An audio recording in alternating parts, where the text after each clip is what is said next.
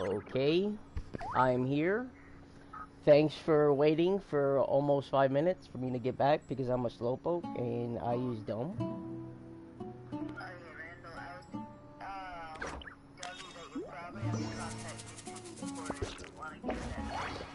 Yeah.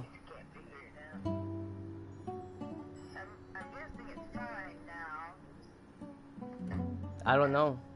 I don't see anybody texting in chat, so. See? Oh well.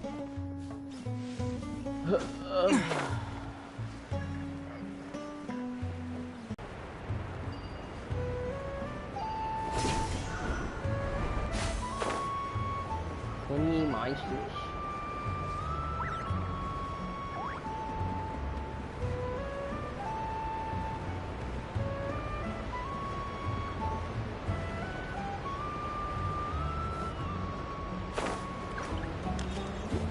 Money! I didn't miss this. I would never.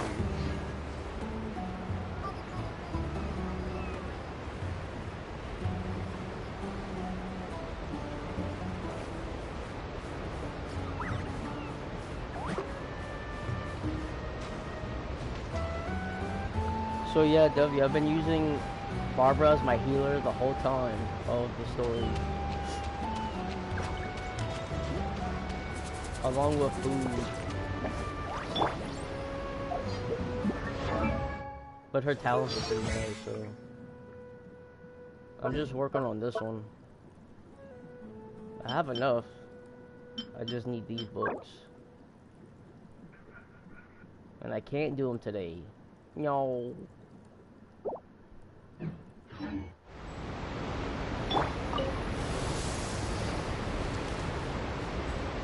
Bro.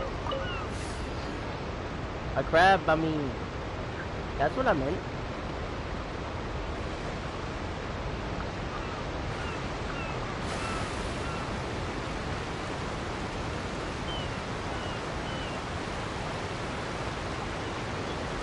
You know, out of everything, I didn't miss that star, I swear. I never came this way, to be honest. I would never miss these.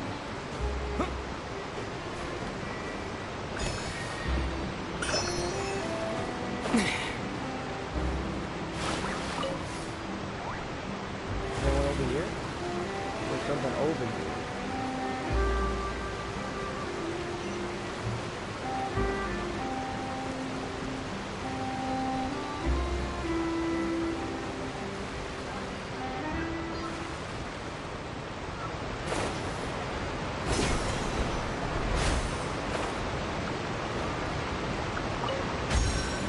Anything over here?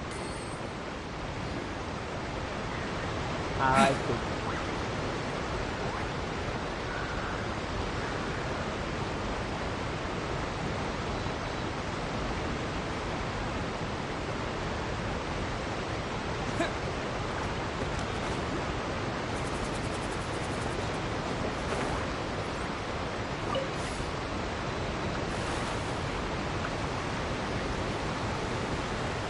I'ma do it.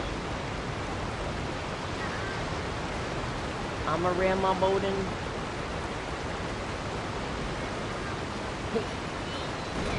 Oh.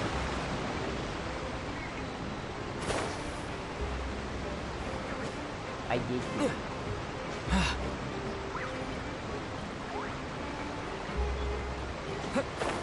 I'ma do it. Let me set my phone up. Alright, I can also charge my phone and maybe people will hear you or not.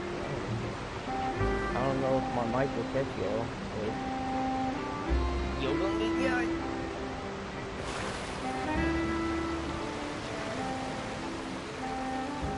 Oh yeah, W, you see that island right there? That never used to be there. That never existed when Fontaine was released. Right, Allison? You know where you go underground? When everybody's like hypnotized or something?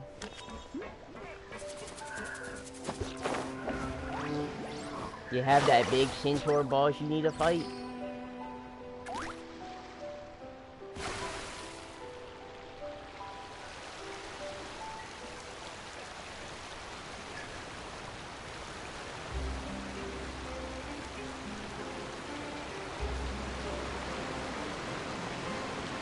Did we ever show W what it looks like underneath water here? Or no? No, because she never got the power, right? Yeah. She has to get the power first, I think, right?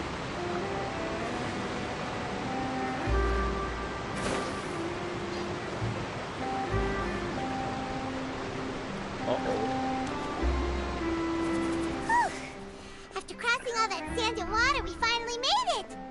Oh, this must be Fontaine's port! Wow! Everything looks so advanced in Fontaine!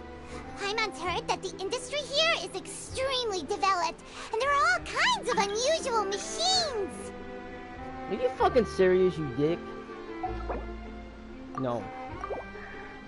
Out of all the times, guys, that somebody could join me when I'm playing by myself or off exploring, you gonna do it when I stream, you monkey butt?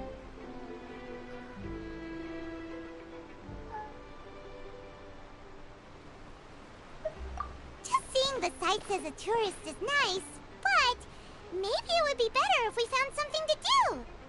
What do you think? Good idea!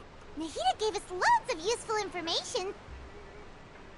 Seeking out the Seven is probably still our best source for information at this point. Allison, I'm dreading all the detective parts I have to do. Because I know I'm gonna mess up on a lot of them because I'm not gonna be paying attention. Yeah! The more we can learn, the better. True. So, what do you think the Hydro Archon's like? Will we get along? Nahida said that she has a very unique personality, whatever that means. To learn about a nation's god, start with the nation's people. There seems to be some locals talking over there. Let's go see if we can join the party.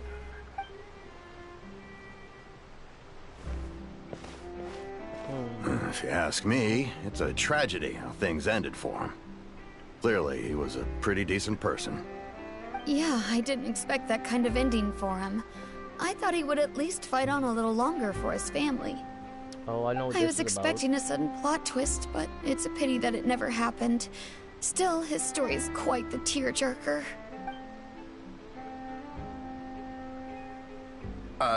Excuse me. Can I help you too? I couldn't help but notice you standing here listening. Hi. We're travelers new to Fontaine, and we had something we wanted to ask, but you seem to be really busy talking about some kind of play, so we didn't want to interrupt. Play? Oh, no. We're talking about something that really happened. In fact, it's a case that was just heard a few days ago. Really? Like, a real trial? But the way you were talking about it and the words you used just now made it sound like some kind of story. Well, good tales are often based on true stories, aren't they? And what you see in reality may also be someone deliberately putting on an act while harboring ulterior motives. Yeah, but a play kind of like twisted some stuff too. Whether something is true or not simply isn't that important. The main thing is whether the story being acted out on the stage is splendid enough. Oh, but it looks like you're not from around here. You probably don't know that the Fontaine Court of Justice is called the Opera Epiclese, or more commonly known as just the Opera House. But, shouldn't court cases be treated a little more seriously than that? Not to question Fontaine's way of doing things. It's just that putting someone on trial is usually a very serious thing. No worries. Other visitors to Fontaine have wondered the same thing. You could say that we just don't want to waste the moving stories behind those cases. And as for your worries about whether the cases are treated with due reverence, we have the absolutely just and honorable Chief Justice Neuvillette. The Otta? As well as the Oratrice Mécanique d'Analyse Cardinal, a machine created by the Archon. Between the machine and the Chief Justice, false charges and injustice are a thing of the past now. Curatrice? Is it some kind of machine, too? Oh, Paimon's curious. We should check it out if we get the chance. She would get judged by eating all the food.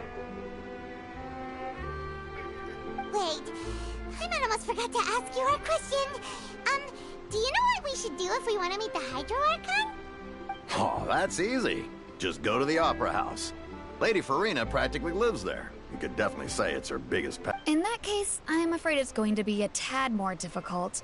You'll have to make an appointment well in advance, and it'll depend on whether or not she has any time slots available. Huh. Make an appointment. Is the Hydro Archon super busy taking care of official stuff? Wait, didn't you say that she's always at the Opera House? No. Lady Farina seldom takes an interest with the nation's affairs. The reason it's difficult to make an appointment is simply because she's incredibly popular. That's right. After all, she is the Archon. Though she may tend to get a little dramatic from time to time, people can't get enough of her. Huh. First time Paimon's ever heard of an Archon being described that way before. Wait! Paimon gets now! The Hydro Archon is kinda like a big celebrity here, right? Yeah, I suppose you could say that. Perhaps you could even say our mascot. Hang on. This is still Fontaine's Archon you're talking about. You should show some more respect. Ooh. Yes, you're right. I guess I should at least try to be a little more respectful in front of visitors. Otherwise, I might get arrested and find myself face to face with Monsieur Neuvillette. Come on. Sure, there's a lot of laws here, but nobody's going to be arrested for saying something disrespectful about the Hydro Archon.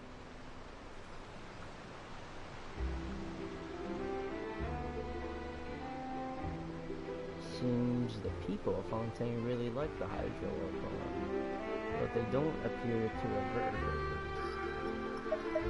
Alright, I think we get it. Thank you! At least we now know that we can find the Hydro Archon at the Opera House. But who knows how long making an appointment will take? Guess we could have a look around the city in the meantime. Hey! What are you looking over there for?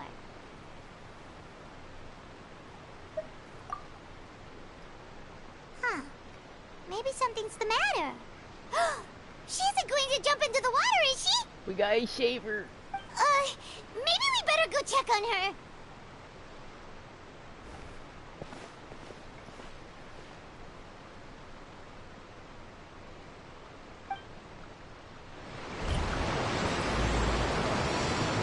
It only took me a couple months to start this quest, Allison. Only a couple months. It only took me a couple months to start this quest.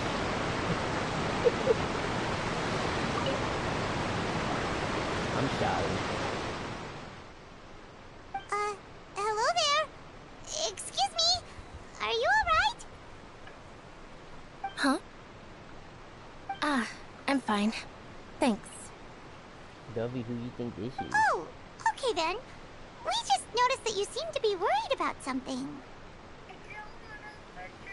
About many things, actually. But there's nothing I can do but just keep my troubles to myself. I was just reminiscing about a place my brother and I would play when we were kids. It was just atop that hill over there. See? You're pointing at the sea. Wait, are you saying that you and your brother lived in the water? No people call the waters around Fontaine a sea. It's actually just an inland lake that's filled with fresh water. And though I can still see that hill clearly in my memories, now it's been completely submerged. He would skip and jump, tossing sand in the wind. The sun shone brightly, and the air was filled with the scent of the sea. But now, the water is gradually swallowing our memories. It won't be long before it swallows us. Sorry. Paimon doesn't really get what you mean. I don't believe we've had the pleasure of meeting. Are you Lynette's new friends? Oh, and you are? This is the character Alice wants to get. Thanks for looking after my sister. She often comes here to reminisce about our childhood, that's all. There's no need for any concern. Oh, allow me to introduce myself. I'm Linny, and this is my sister Lynette. If I had to guess, I'd say you must be travelers from abroad. Nice to meet you. Paimon is Paimon, and this is the Traveler. We just arrived in Fontaine. We were just talking with your sister. Even though we didn't really get what she was saying. Good job. I see. It's unusual for Lynette to be so willing to talk with anyone. You can tell me In about it fact, later. she seldom speaks at all. I'm usually the only one she ever talks to. Oh, really? She says she Then messed you up two the are just name like us. Paimon's always the one talking for some reason. of Lynette.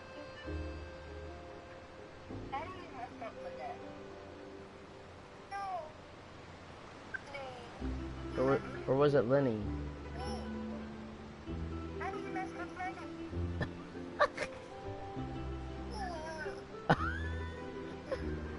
Oh.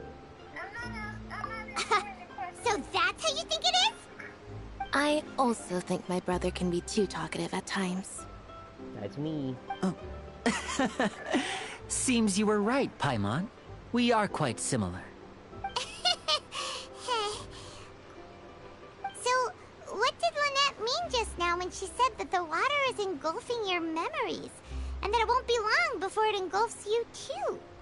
Oh, that. It's from a prophecy that's been circulating in Fontaine for some time now. Well, I suppose prophecy isn't exactly the right word, because that implies a certain amount of uncertainty. There's no doubt about what's happening in Fontaine now. Where to begin? These nuts.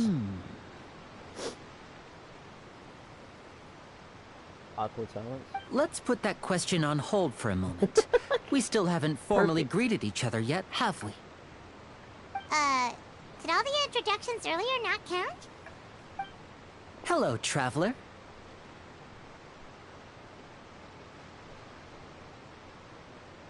Hello, Lenny.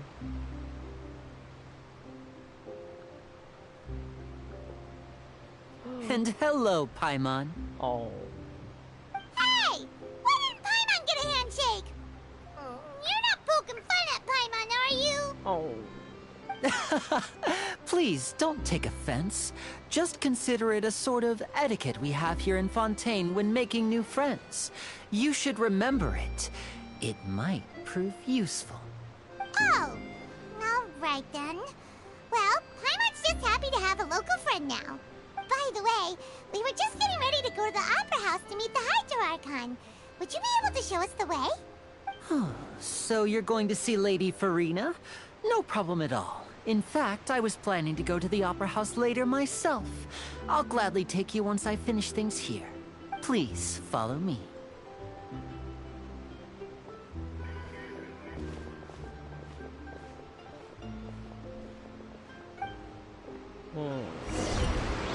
Crap.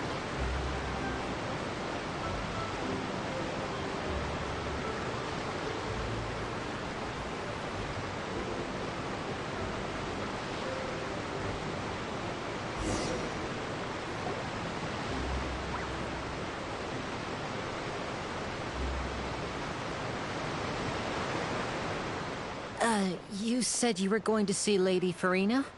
Well, it seems Lady Farina has come to see you.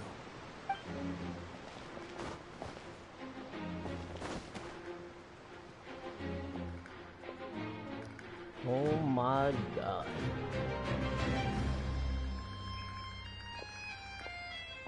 Did you see those bonkers?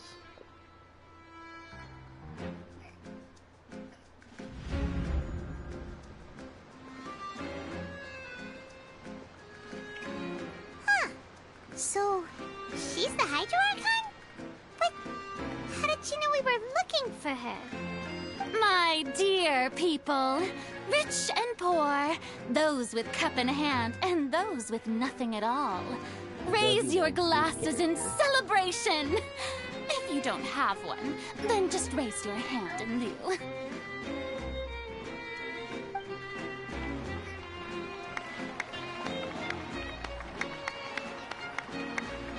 As you can all see, 2 unfamiliar travelers have arrived in our nation. Come, let us make a toast in honor of this traveler and his companion, who have journeyed here from distant lands. No. She talking about us? You gotta do it. I've long heard of the turmoil and chaos you've left in your wake as you visited other nations. But It's okay. I welcome you nevertheless. No, I have come to receive you personally. Fear is for insignificant cowards. I am a god, and I will never entertain the notion of such meaningless wariness. You can be rest assured, I see clearly your sincerity. Of course, seeking an audience with me is the most sensible thing to do. It will allow you to truly behold my power and witness my authority. Intelligent people always gather under the correct banner. Impact though. I, Focalor, hereby welcome you to the nation of Hydro and acknowledge the value and significance of your trip. Yeah, it Now, says Genshin Impact. you may rejoice in 5, this. 15, 20. Yeah, I got confused. I'm like, wait, why is my shit popping up twice? Yeah. Paimon still can't believe it. I'm Feels like taking we've a only been here for a screenshot. few minutes. That is pretty crazy. But the Hydro Archon's That's entrance some pretty was... crazy shit. How should Paimon describe it? A little... over I'm the top? surprised Duffy didn't notice.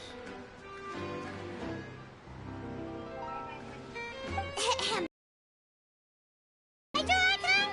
How Now, did as you soon know as we were coming? I clicked on it, I'm like, this isn't Genshin Impact. This. I see. That's why I asked. I'm As like, are you saying Outlanders, Genshin you Impact? inevitably lack even some of the most basic understanding. Don't forget Jesus. that even the gods can be divided into the mediocre and the excellent. Get over I yourself suppose it's for only real. natural for you to be awestruck by my abilities. You had best stop and consider. Farina? Do you really have the noble qualities and etiquette I don't think nobody necessary liked to in the beginning, communicate but with a once you god? learn more about her, All it takes is a flick of my finger for me to know everything about you. I liked her because you got to understand why she is the way she is. And then people didn't like her, like, later on. I'm like, that makes no sense. Whoa. Talk about sounding high and mighty.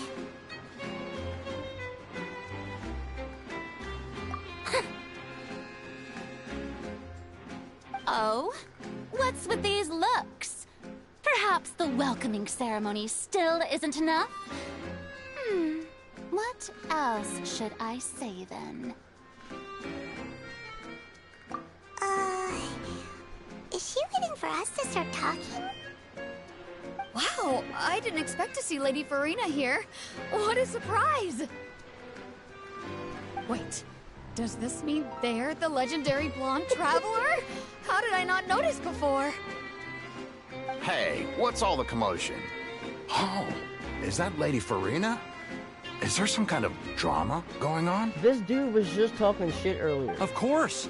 That's the blonde traveler. The one all those stories are about. Lady Farina came here to So this personally dude was see just him. dissing Farina Oh, earlier. I And I was bet like, this oh is my gonna god, be the duel there's of the something going century. on? That's like typical people today. Ooh, I've got to see this. I knew Lady Farina would never disappoint.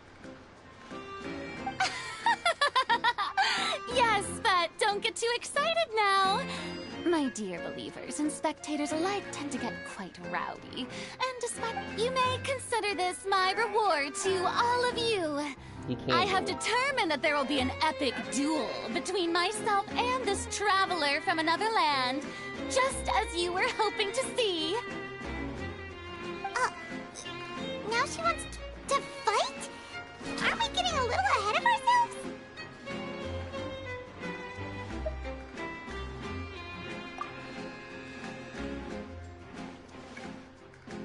big boobas. I know the nose.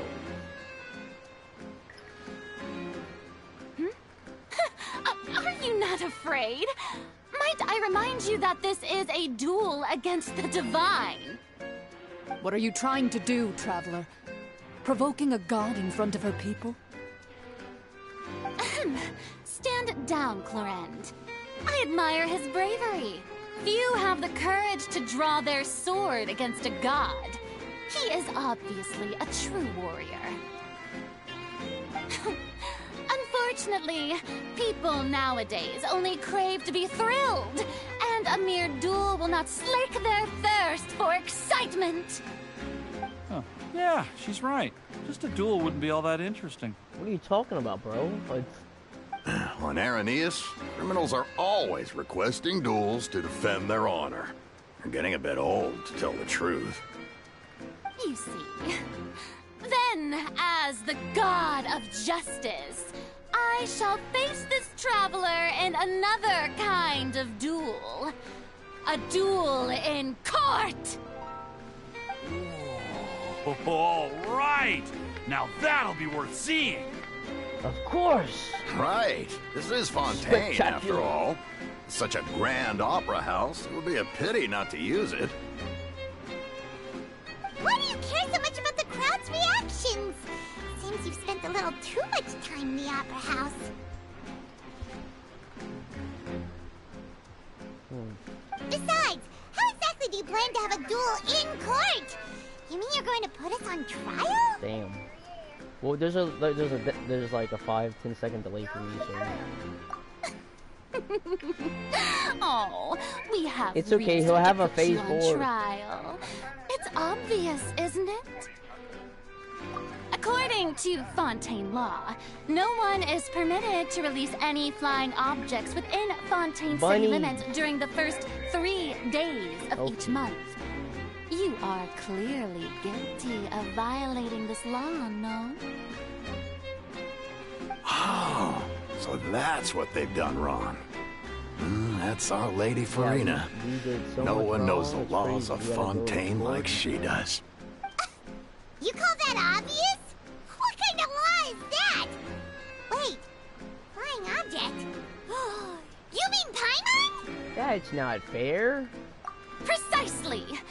Now, if you two have no objections, then in the name of the Hydro Archon, I order your arrest.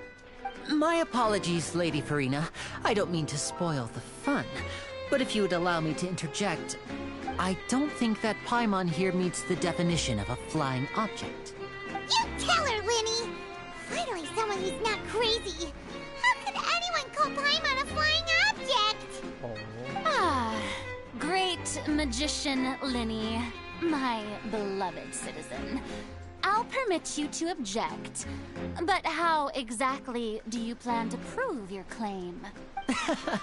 As a magician who just rained on your parade, I naturally should shoulder the responsibility of saving the show. So, with such an audience gathered here, allow me to perform a trick for everyone.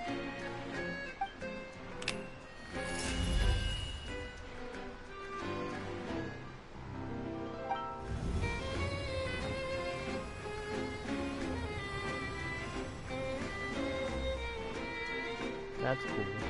Ta-da! What's that on Paimon's back? Hey, when did Linny do that?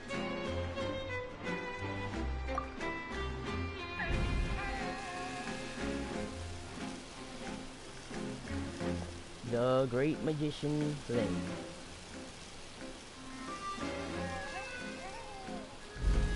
There. As you can all clearly see, Paimon should be classified as, well, something like a balloon. This rope has been in the traveler's hand all along. It was just that no one could see it before. Why? Are you gonna be the new father? Huh? You call that magic? You've got to be joking. No, but Alvecino is the father. That's gonna be you now.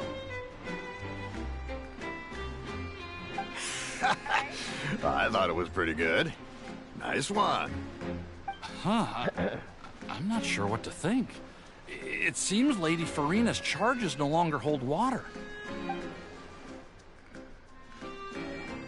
Think about it for a second.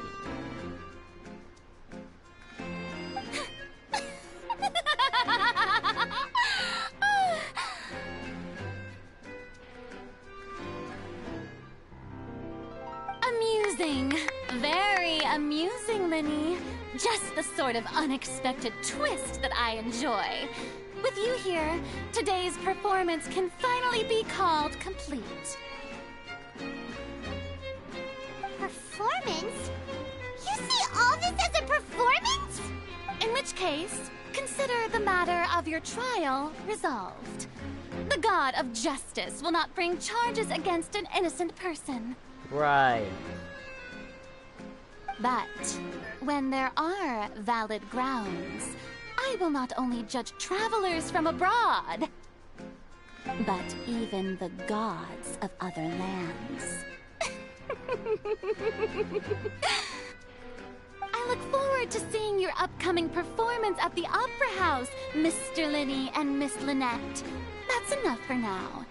Toodaloo!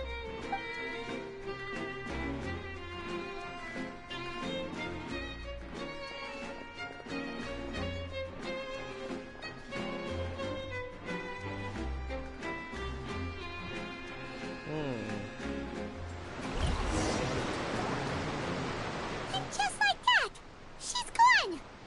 Well, that's the most unpredictable Archon Paimon's ever seen. He never even had a chance to ask her anything.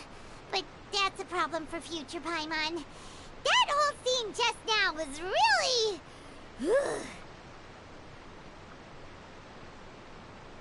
Don't mention it. I just happened to remember that there was such a law, so I did a little preparation, just in case. I didn't think it would actually come in handy. Dang. Lenny for the win. So, now do you see what kind of god Lady Farina is? She can be a bit confusing at times, but she is still amenable to reason. Anyway, Paimon had no idea you were a magician, Linny. It sounded like you'll I'll be performing right at the back. Opera I'm gonna House, put right? it on pause.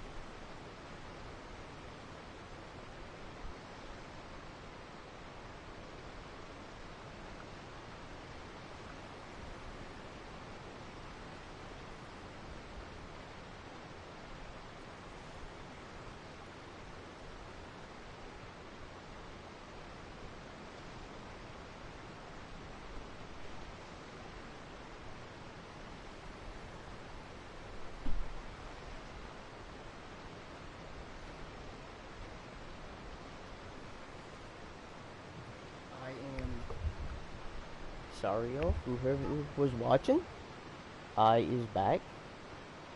And now I is boss. I is the boss. Right? Right, Gelby. I am boss. Fine. I just know a few simple tricks I use to make a living. Lynette is my assistant. Time to beat somebody up. It will actually be my first time performing on the most prestigious stage in Fontaine, the Opera House. I'ma do it. Sure. But isn't the Opera House where criminal trials Nobody are will held in believe Fontaine? you. When there are no public And trials all the being people that held, watch this video, the Opera huh? House hosts a variety of other performances. To the people of Fontaine, the line It was between a just a trial joke. and a performance I can was be a little blurred.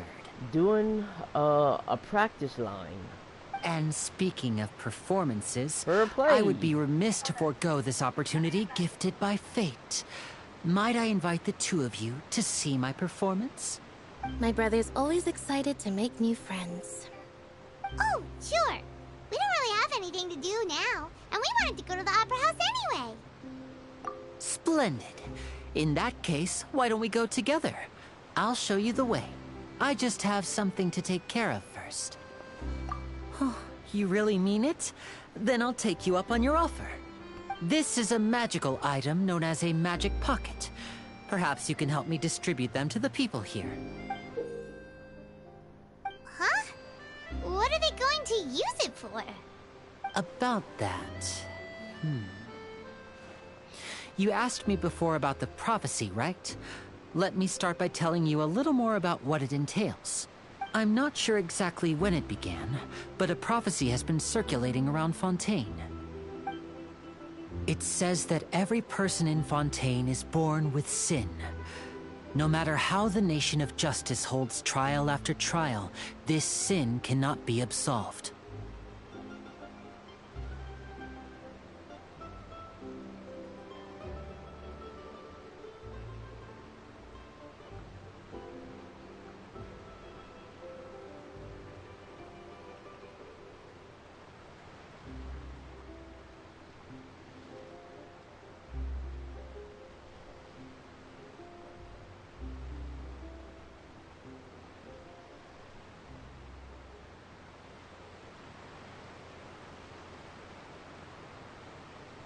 Until one day, the water levels in Fontaine will rise, and the sinful people will slowly be drowned. In the end, the people will all be dissolved into the waters, and only the Hydro Archon will remain, weeping on her throne. Only then will the sins of the people of Fontaine be washed away. That sounds pretty gloomy. Why are people in Fontaine born with sin? What is that supposed to mean? There are lots of guesses. Some say that the ancestors of Fontaine stole the power of the seas and stirred its wrath. Others say that the people of Fontaine never heeded the first Hydro Archon's warnings and offended Celestia. But here in Fontaine, evidence is what matters. There hasn't been concrete evidence for any of these claims, so they can only be regarded as conjecture. If even the people in Fontaine don't know what sin they committed, wouldn't it be better just to ignore the prophecy completely? Why bother feeling guilty all the time? That's exactly what the people did at first. But in the last few years, the water levels in Fontaine have actually started rising.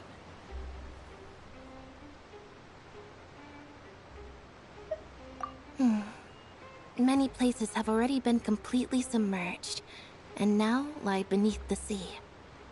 Many people carry on with their lives as before and shrug it off as a natural phenomenon. But my family and I think that the people of Fontaine shouldn't ignore the possibility, which would end up sentencing them to death. We hope that at least the people who reside near the waterfront can move away before it's too late. So, we've started distributing magic pockets to them. As a magical item, these magic pockets have astonishing capacity. I'm sure they will come in handy when people are moving their belongings. Oh, Paimon gets it! It's like preparing for a rainy day! But this is more than a bit of rain.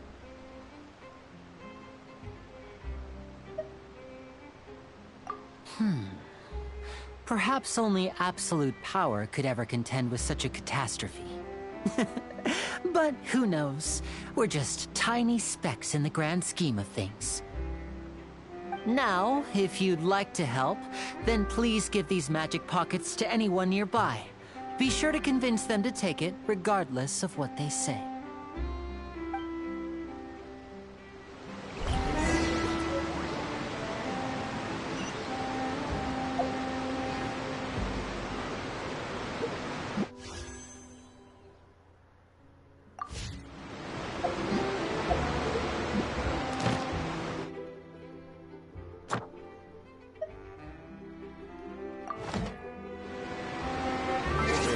I need to do this.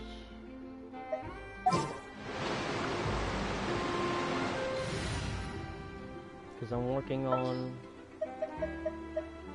his companionship level. Want me to join?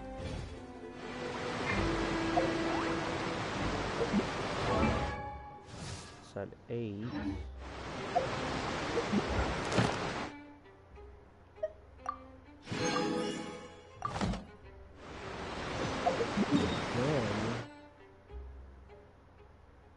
I can go over here real quick.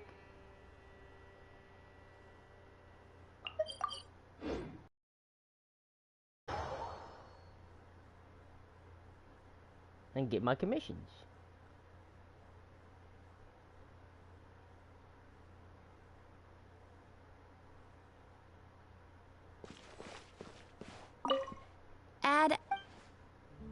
Thank you for complete.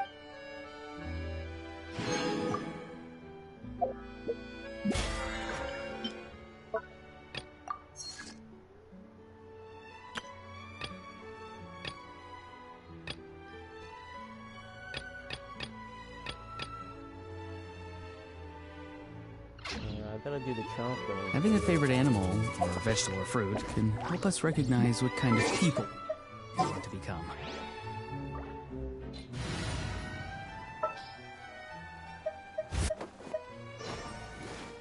This world is full of unsolved... Oh yeah, W, I took Allison's weapon on accident though. I'll show you later when she gets back. I took her pole arm that's meant for Escafir, or however you pronounce her name. So I have a fate point. Watch, I have a fate point. So whenever I get when I get another 5-star, it's automatically gonna be the weapon that I need for Navio.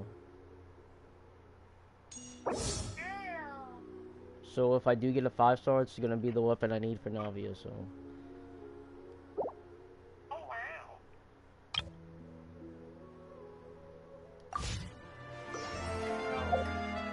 But that's why she wants me to play, so I can get more wishes, cause I don't have wishes really. Well, I have like 4 intertwined, but I don't have enough to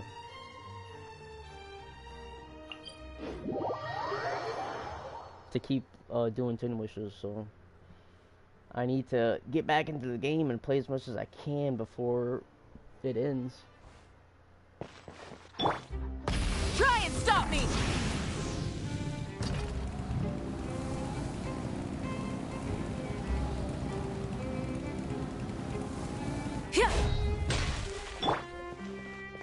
Hello, you ain't see nothing. Nothing at all. So you're the blonde traveler that everyone's been talking about. My apologies for not recognizing you earlier. Oh, a magic pocket? Seems you really thought of everything. I guess it's better to prepare for the worst and hope for the best. Thanks. Please, also thank the magician on my behalf when you get the chance.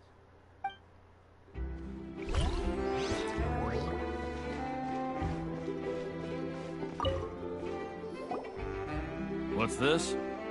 So you also believe in the prophecy. Keep it. I won't have any use for it. What? You mean You don't believe in the prophecy? No, I believe in the prophecy. But I also believe in another story. The story says that people once lived in the ocean. They were one with the ocean and couldn't live apart from it. But as time wore on, people desired to live on land and developed blood vessels, encapsulating the sea within their bodies. Thus could people set foot on land. So, if you ask me, when the water rises and takes us all, it'll be like we're going home. Oh, we hadn't heard that one before. But people can't live underwater. They'll die. You should probably still take it. All right, I'll take it.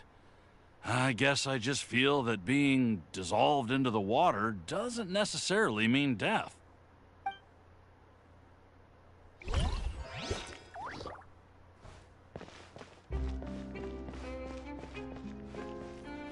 I know how to get over there easily. Terra Smash! I'm not cheating. I would never. Never ever. Huh? I don't want that thing. Way I see it, if the prophecy's true, it's still gonna be a long time before the water can cover everything. Life is all about living in the moment. What use is there in worrying about the future all the time? We'll cross that bridge when we get to it. You should still take it. You never know when it'll come in handy. Oh, all right, fine. Thanks. It's just that if I start moving, that means I've already given up on the life I have now. I'd really rather not.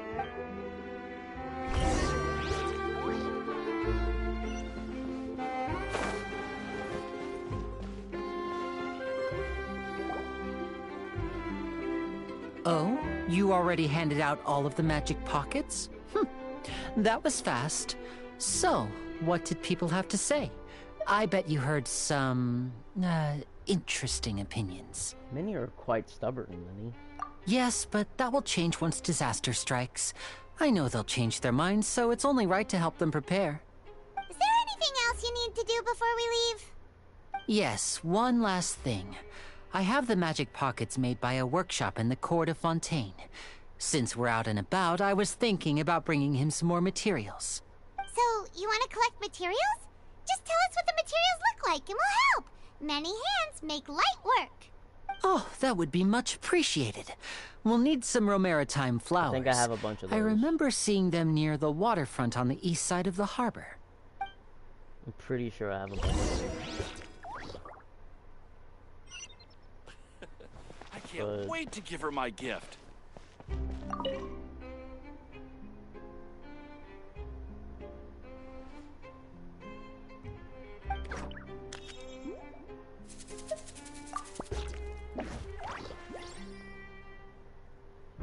To his lady love. Ooh.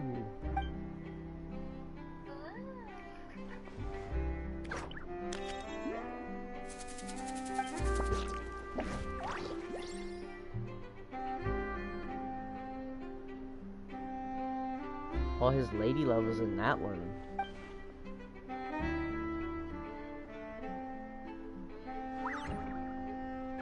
Aww.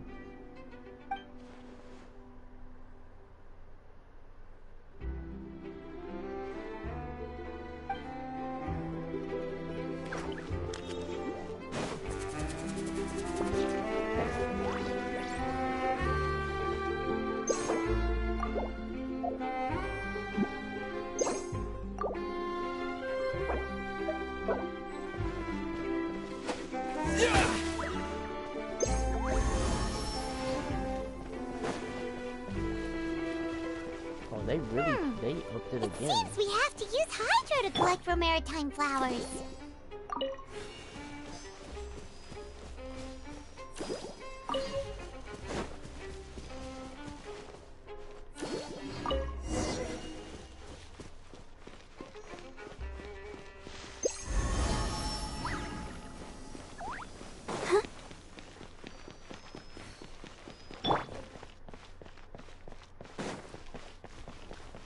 Lenny.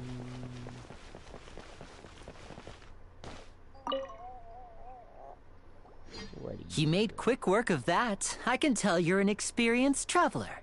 I've also finished collecting a few here. Maybe next time you'll feel like helping too, Lynette. No way. I'm in power-saving mode today. Otherwise, I fear I may not have any energy left for the performance at the Opera House. Fine. Though the performance is still a long way off. Now that we're finished here, we should get ready to head back to the court of Fontaine. So, we're going to the court of Fontaine before we head to the Opera House? Good. Paimon wants a tour of Fontaine's largest city and try... Oh.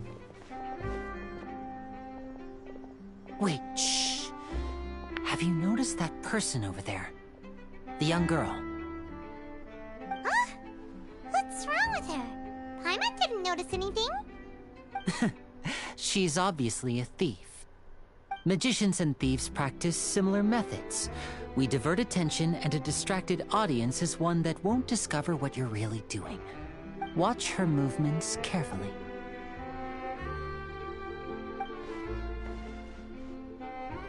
Oh. How dare she? Oh, he's right! Shh, keep your voice down. We need to think of a way to catch her, but it seems she's very alert. Perhaps we should split up. You two can ride the lift over there and wait up top. I bet that'll be her escape route if she tries to run. All right, let's go.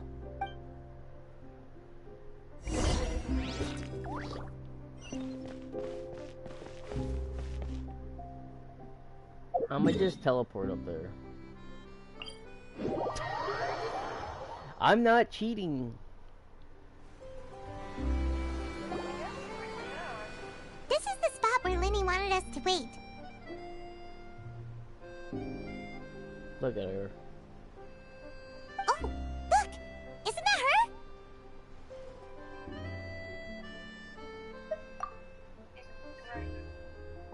Oh no! Did she notice us? She started running the other direction! What should we do? Should we chase her? You're right. She might also be trying to lure us away.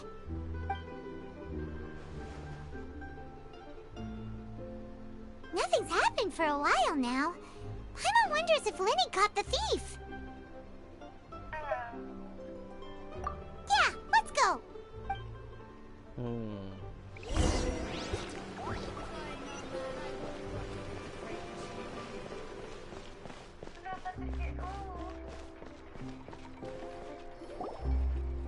Are you sure that's all she took?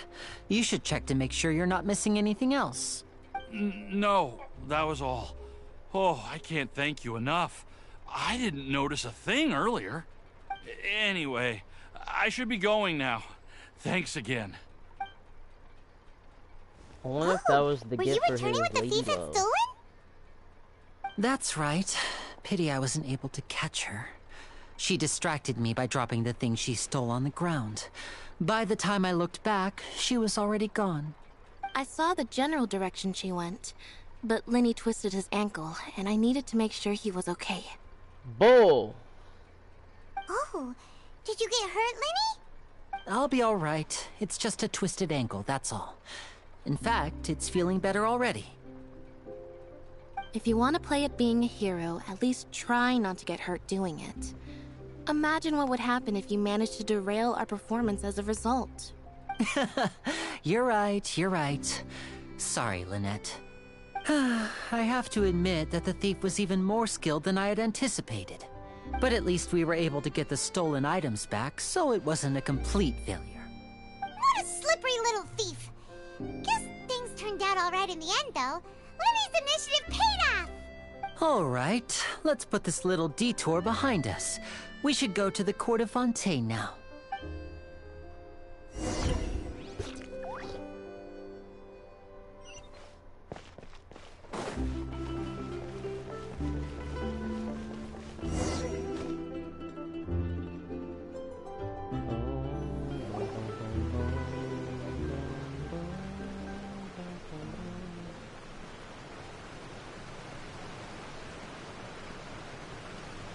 She's doing all flippy moves and stuff.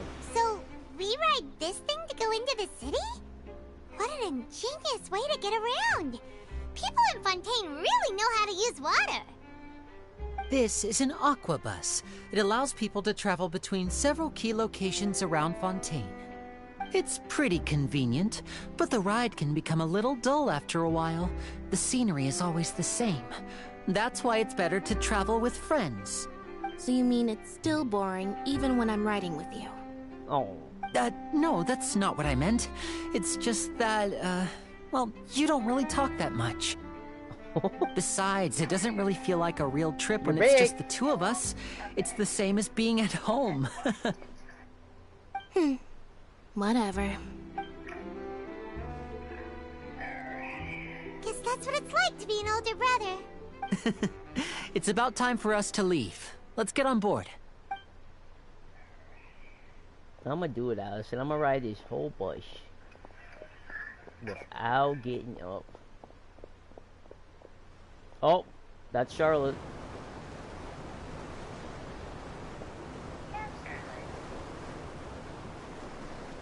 Oh, excuse me! Aren't you the great magician Linny? And his assistant Lynette? Hello. I don't believe we've...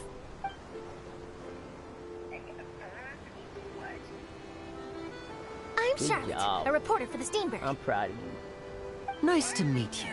From the Steambird, huh? We've often relied on your paper to promote our performances. It's an honor to meet you. Wait, could that be the legendary Really, traveler who's been Steambird? making headline after headline in their journey across Tibet? No. Amazing! You recognized everybody almost immediately! I wouldn't be much of a reporter if I didn't know who's who, would I? Wow, today must be my day! Who knew I would end up on the same boat as so many VIPs? Could my vision finally be showing me some favor? So, Charlotte, what do you usually report on? Well, when there isn't any breaking news, I mainly cover the trials at the Opera House. You can still manage to keep readers' attention as long as you tell things from a clever enough angle, even if it's the same old topics. For example, reporting on how a scammer once deceived vulnerable girls into relationships, or how a financial criminal was once so poor that they ate a single piece of bread for 5 days. Damn. I hear a Hilly show in the background somewhere. I heard it slightly.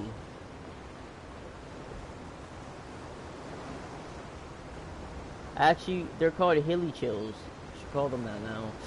I have a good friend that That's fine and all, but what I'm really after call them is Hilly Chills. exclusive, Hilly Chills. sensational news pieces that could So, shake the country. we gotta call them These Hilly smaller Chills from stories now are a on. waste of my talents. Right, Allison? Oh, I just remembered. I've been following a case lately. Well, a series of cases, actually. You mean the serial disappearances of young women case? That's right! These stories are the talk of the town right now, and it's probably the most mysterious case we've ever seen. If I'm the first with a draft ready to publish when the case is finally cracked, and it's the headline story in the Steambird, oh, when that happens, I bet all the other reporters will shed tears of envy. I've already gathered all kinds of materials. I just can't wait for the truth to be revealed. So, what is the serial disappearances of young women case? You mean the culprit hasn't been found? That's right. The first missing girl case happened almost 20 years ago. And ever since, after a period of time, another girl disappears. What the cases have in common is that the girls are all of a similar age, and that they've all vanished without a trace. But the scariest part is that to this day, none of the girls have ever been found. Many suspects have been arrested over the years in connection with this case, but shortly after each arrest, another disappearance would always happen.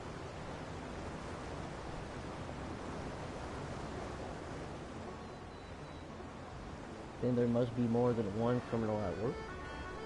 Yes, it's possible. But either way, I believe that every case has some precise truth behind it, waiting to be exposed. Yes, I agree. Can't shoot that gun. And at the now. very least, the family of those missing girls deserves some sort of explanation.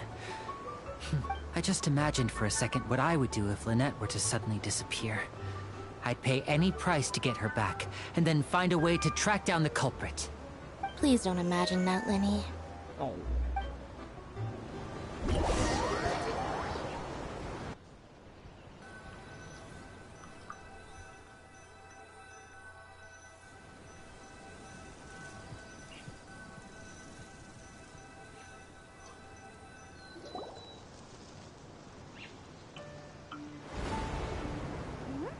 Hey, we're almost there! Look!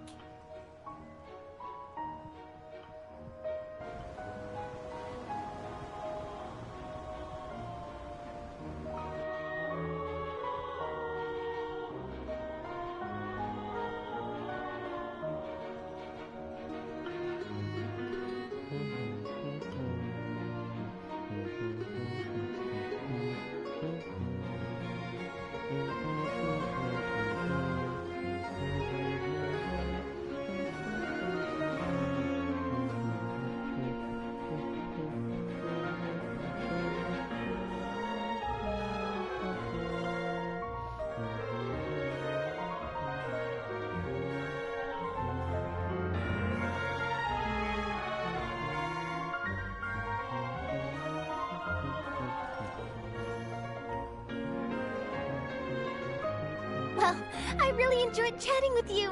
Life should be full of pleasant little surprises like this. Yeah, us as well. The ride went by too quickly. Ah, I have an interview to get to. I should get going before I'm late. Okay, Hyman hopes we can chat again soon, Charlotte. See ya! Bye now. Oh, be sure to stop by and see me at the Steambird when you have time. What a tough job. Always running around and interviewing everyone. Well, where should we go now? If you don't mind, how about we stop by my home first? Besides, I still have all the materials we collected. Sure, we wouldn't mind at all. This city is so huge, Paimon wouldn't know where to start anyway.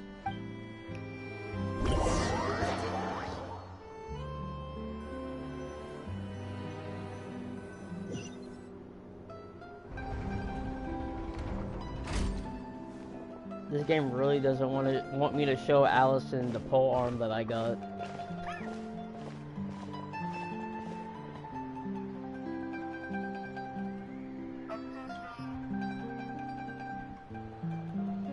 W fell asleep.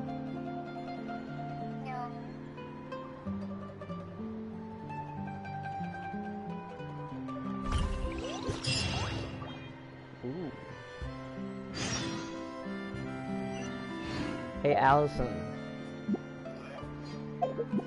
watch my stream for a second. I need to show you something.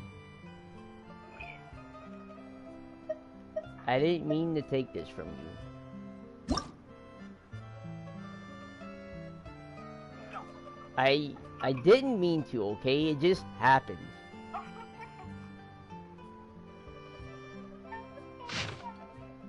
I didn't mean to take your pole arm.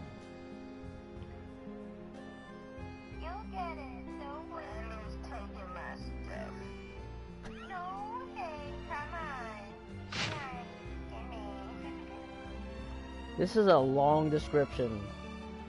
Oh yeah, W, I don't know if you know, but every item in the game has a description, like a lore behind it, so...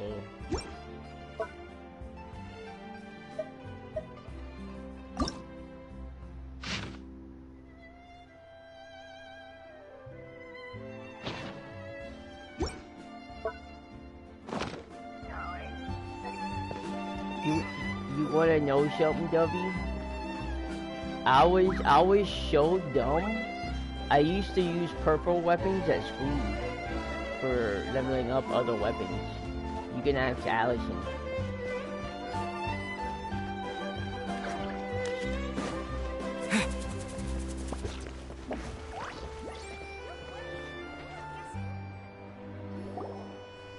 This is our current abode. Ah, Fremine, you're home. Where did everyone else go? I have some new friends that I would like to introduce. Oh, they all just went out a moment ago. I see. Everyone is getting busier now that Father will be returning soon. I suppose that can't be helped. Allow me to introduce you to my little brother, Fremine. He is a phenomenal diver. Hello.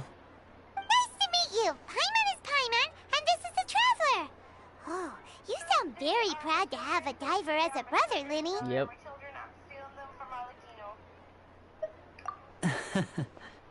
Allison Dovey is apparently going to be the new father.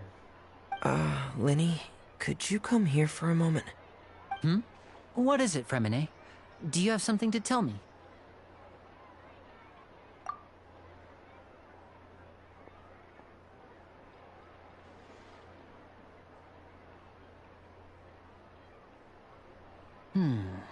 Okay, I see.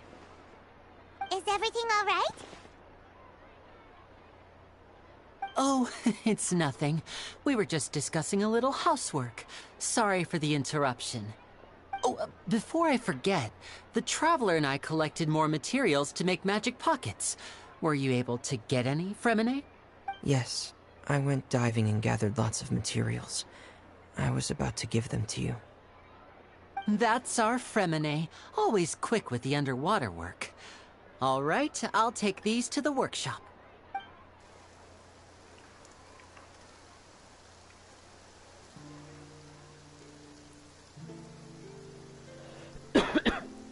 Sorry.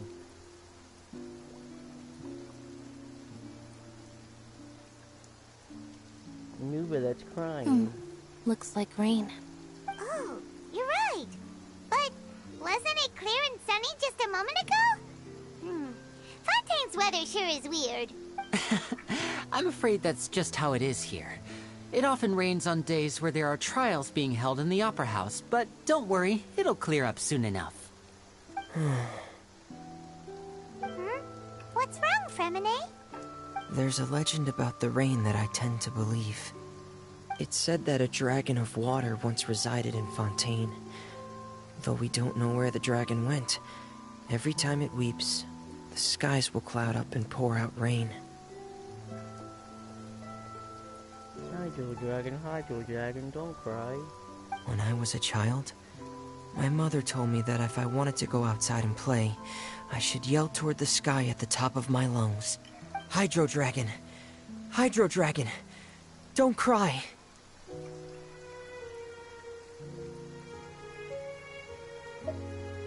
If it's an elemental dragon, then having the power to make it rain wouldn't be very unusual. Let Paimon try something. Hydro Dragon, don't cry!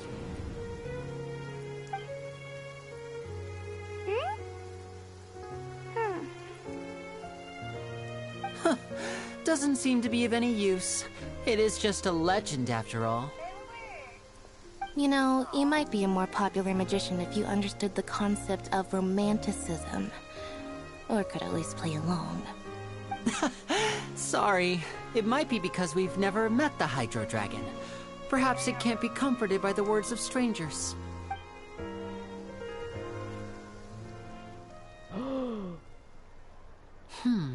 It rained for longer than I suspected.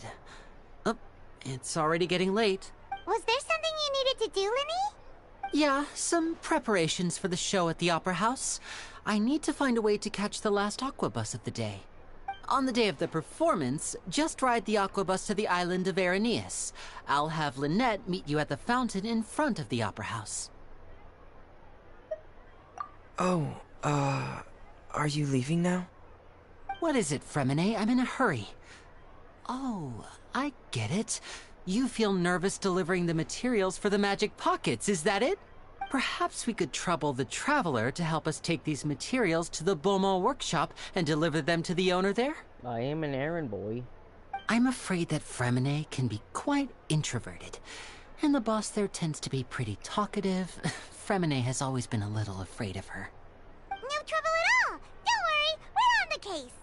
Sorry for the inconvenience. I'm quite useless when it comes to such tasks. I'll think of a way to make it up to you. Oh, no need! This'll be a walk in the park for us.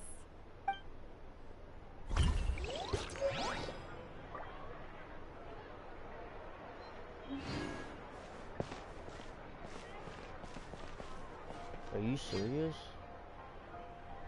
No! It's telling me the quest location is currently involved in the quest in Overnight Fantasyland. Please complete it first. Fuck. Yeah,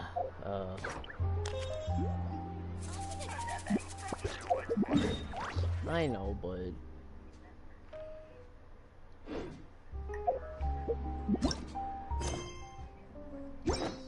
oh, this is what you get, Dovey, when you switch to water. I don't think you ever tried it yet.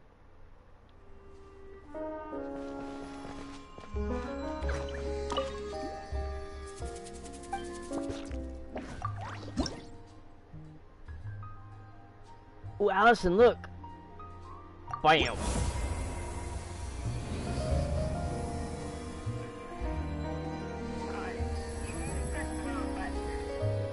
No, oh. I'm at 7 now. In Fontaine. Oh, I can upgrade my, my water now. Again. Wait, did you leave the stream? I'm sorry.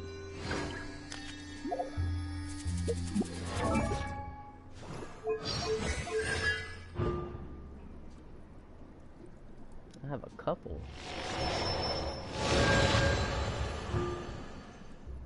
So picking up was 2 energy.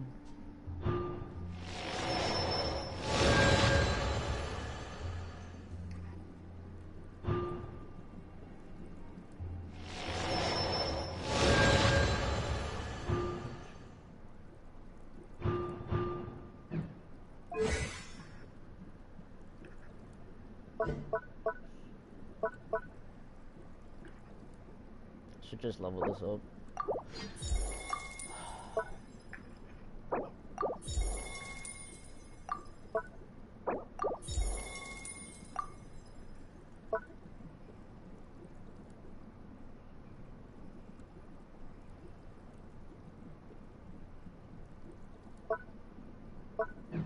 So this is what it looks like.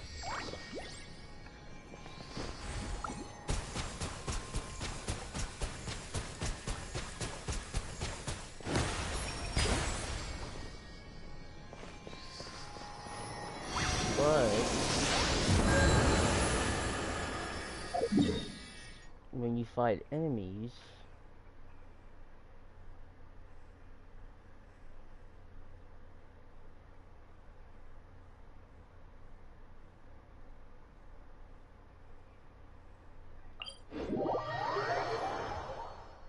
I'm probably not going to do a lot of damage anyway because I'm at a high war level and I haven't worked on Hydro Traveler.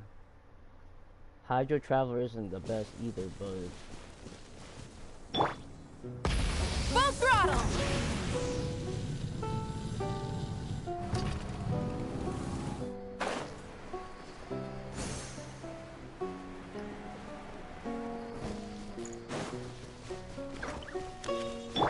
Let the show begin.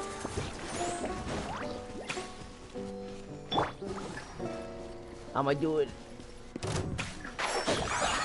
Well met.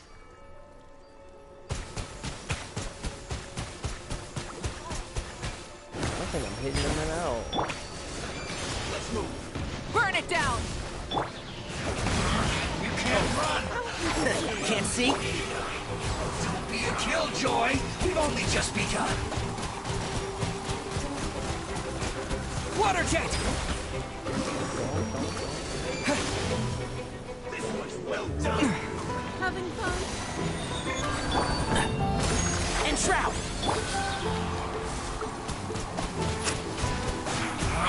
You can't run. Well, don't be a killjoy. I asked you, just you didn't do begun. that. I didn't die. That would never. Well done.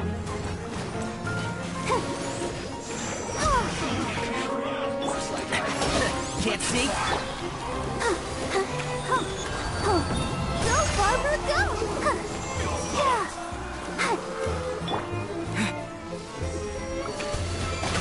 warned you! Bam, bam, bam.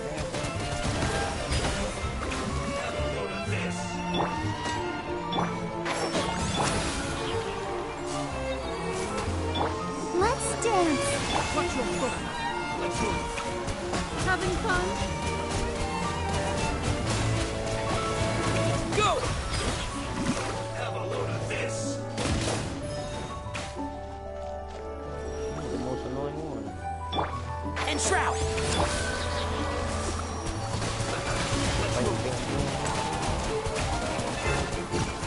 Water jet! Wipe out!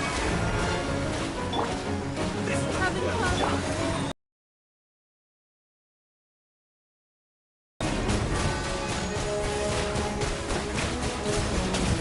Go! I can still... I got it. Ow. You need to hurry up! Roast! Fuel's clogged! Let the show be.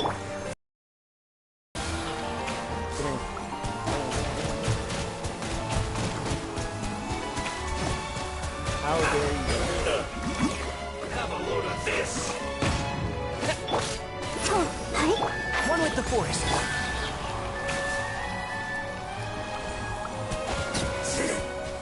Cut this through. I got him. Yeah, all by myself. I just did it.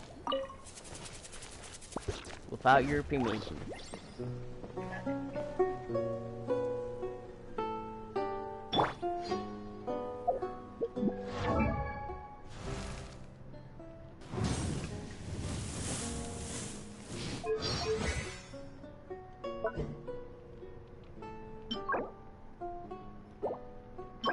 So I can make 3 of these and level up her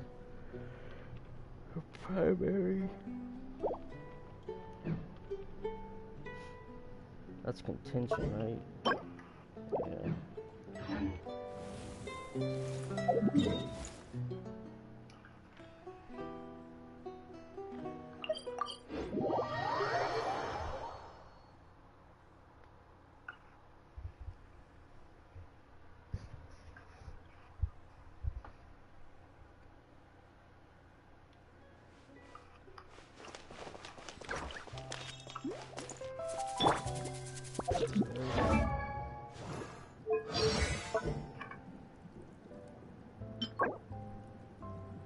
This is justice.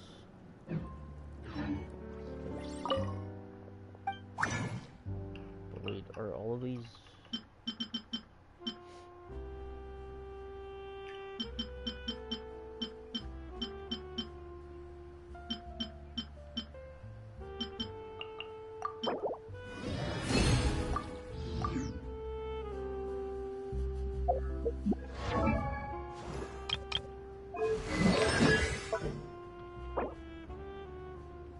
I have just enough. Bam!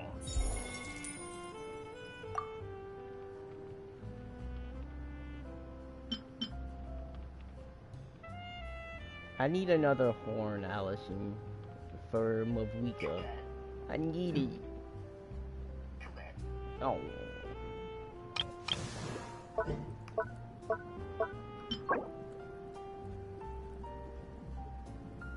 So I need 9. I can craft 6.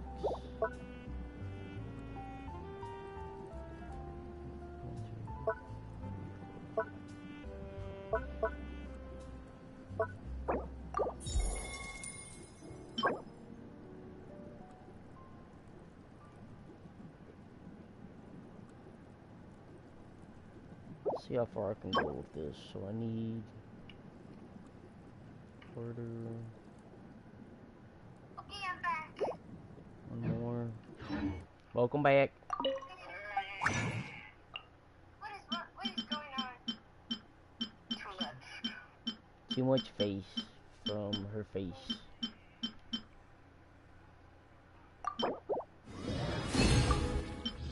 Justice, I need 1,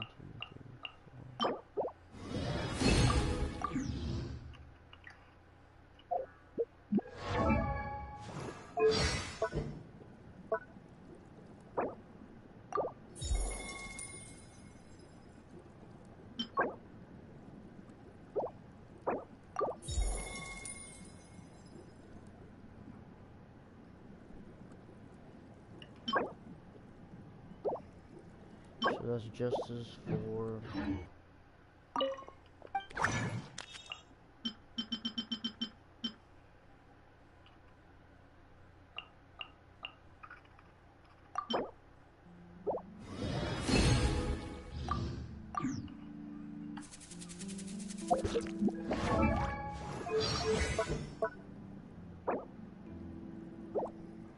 He's dumb.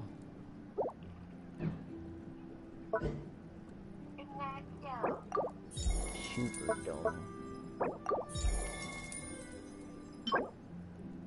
So order for... So 8.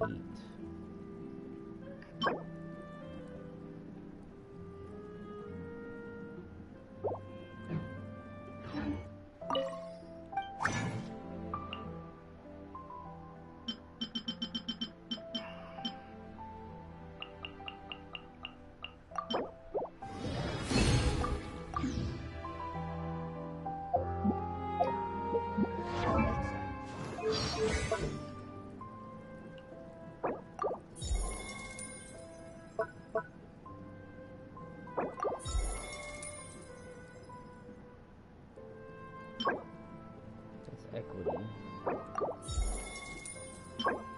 So that's justice. That's justice. So I need 3 more of those.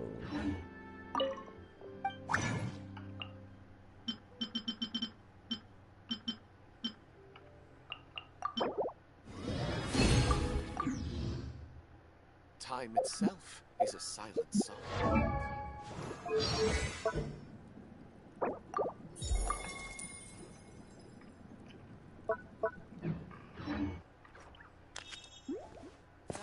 Yep, you're right. Yep.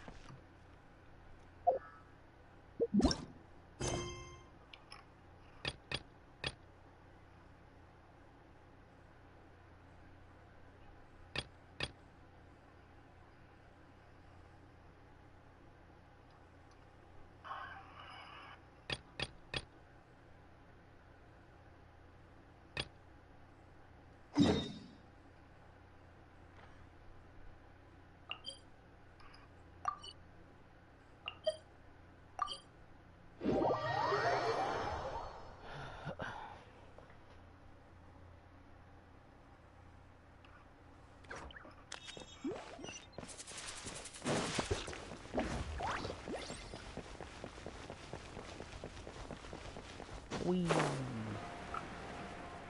I am the boss.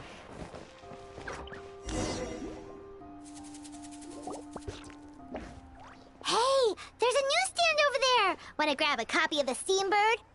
We know our Fontanian friends love a little drama. There's no way they let their readers down. Isn't that Charlotte? I didn't miss that Standing radiant next to spin her, crystal right surely there. that can't be Kaniche? No.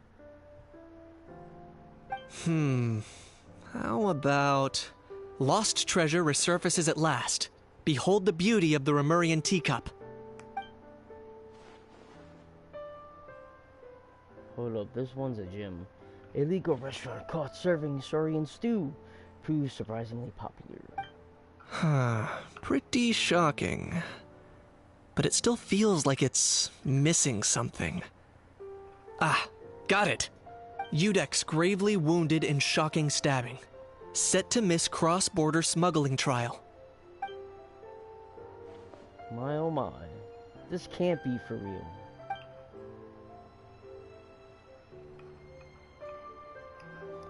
Fine. I hate to admit it, but you've won this one. Huh? What? Did Paimon hear that right? Neuvillette was stabbed and gravely wounded? No, surely that can't be right. Can it?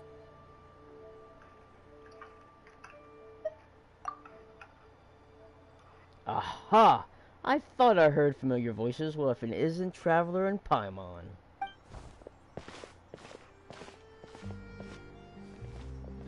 What a coincidence, Mr. Kaniche. And I were talking about you two just a few minutes ago. Unfortunately for me, he's a very loyal friend. I pressed him for some juicy details, but he remained lipped about you. So, anything you want to share with me about the great Traveler's Triumph exploits in Natlan? Modest as ever. Anyway, I'm getting a bit ahead of myself. Sorry. Let me backtrack a little. Hi, you two. It's been ages. What brings you back to Fontaine? Hey there, you two. Fancy running into you here. Yeah, that, and also a less than pleasant shock. What the heck was all that about a Saurian meat restaurant and the eunuchs getting stabbed? Please say you weren't being serious.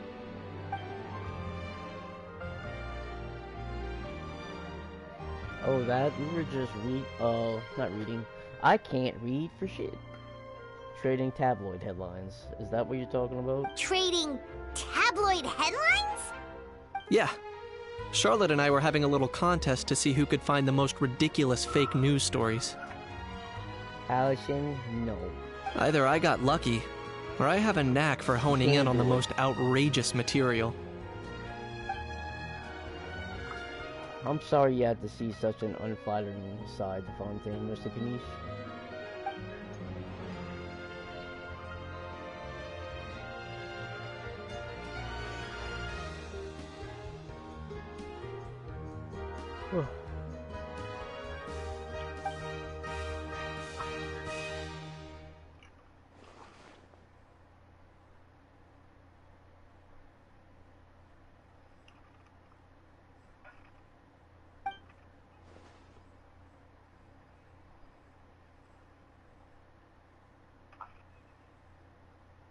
If I had to quantify it, I'd say about 1% of what they write is the truth.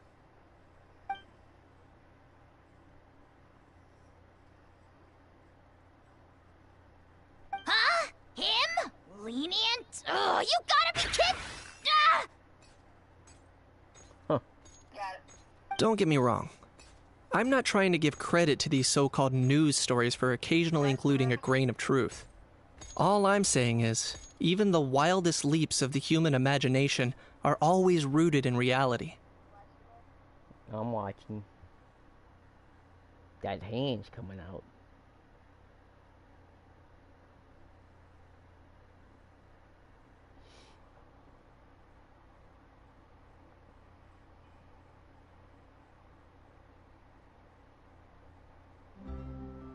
Did he just suck him as energy?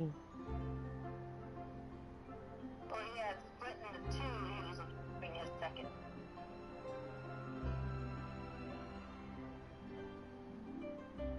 You mean all those fake headlines you mentioned actually do have some basis in fact?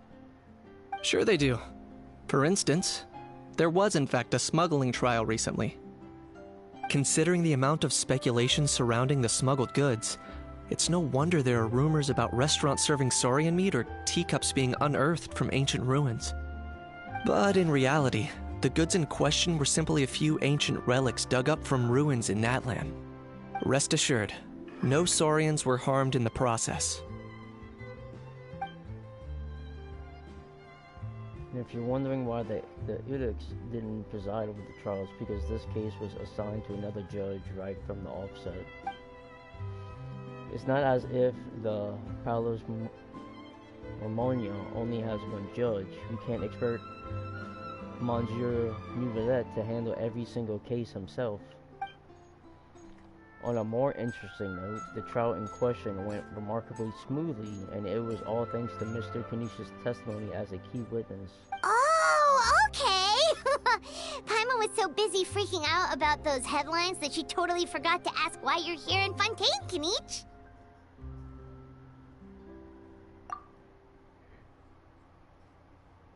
Maybe not, but it's been an even better world for me if Mr. Kanish here would agree to another exclusive interview with the Steambird. It was a pretty open and shut case, and my testimony in court was clear enough. But I'm guessing, Mademoiselle Charlotte, that you're less interested in the case than you are in trying to uncover some news stories about Natlan.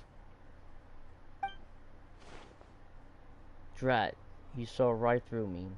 Guess I'll put it down on the keen instincts of a renowned saurian hunter Any response to that, or... I appreciate your kind invitation, but like I said, storytelling isn't really my forte. Kaniche the speechless! Kaniche the tongue-tied! Huh? If you're dead set on doing an interview, why not talk to the Traveler instead? Back to me again. Ah, of course, that's a brilliant idea. But that also means I'll need a bit more time to prep. Let me put together a thorough list of interview questions. Well, I know I can be persistent, but at the end of the day, it's your call. Anyway, I should probably be getting back to work. I also need to go track down a gestionnaire and report these increasingly outrageous tabloids. Farewell, my friends, until we meet again. Charlotte never stops, does she? Anyway, Paimon just has to ask. That owl thing that popped out before, or was it a howl? It kind of looked like a howl, but at the same time... Oh, that thing. Yeah, that was a howl. Huh? What's up with him? Like, he's still noisy, but he's way quieter than before.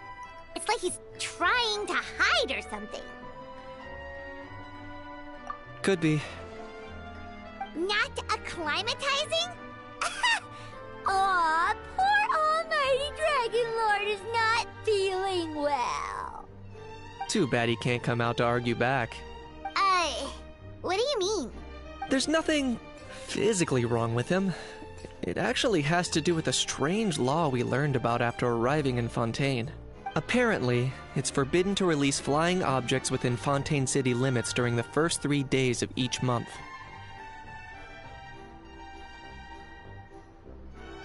Paimon sure does! Paimon's been down this road before. There's an easy solution. As long as Kaniche holds onto a house tail, he'll be considered an Almighty Dragon Lord balloon, not a flying Almighty Dragon Lord. Not gonna lie, I was considering that. But Ahau wasn't too thrilled with the idea of huffing and puffing away in the form of a mini helium balloon. That said, it's pretty annoying how he keeps randomly popping up all of a sudden. Anyway, this morning I saw a notice outside the Palais Mermonia about an event that's set to take place outside the city soon. Something to do with filmmaking. I hear that's all the rage here. I was planning to stay here and do some exploring for a few extra days anyway, so I think I'll go check it out. It'll be a good chance to let that noisy helium balloon out. He might even learn a thing or two. If you're free, why don't you come along?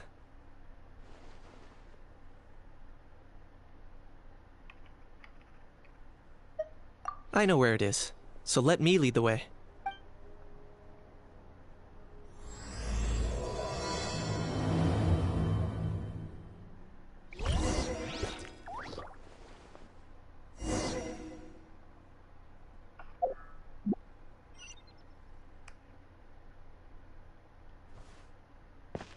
I didn't miss a spin crystal, Allison, I swear. I'm definitely not picking it up right now. Investing too much motion puts you at risk of doing something irrational.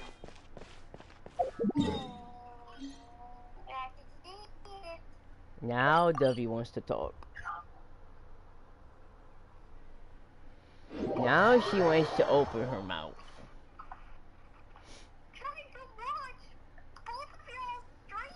Boy, Allison asked where you were and you ain't say nothing.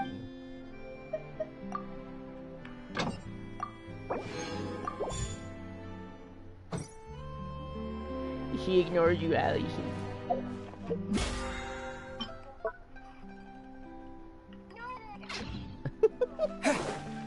Joking.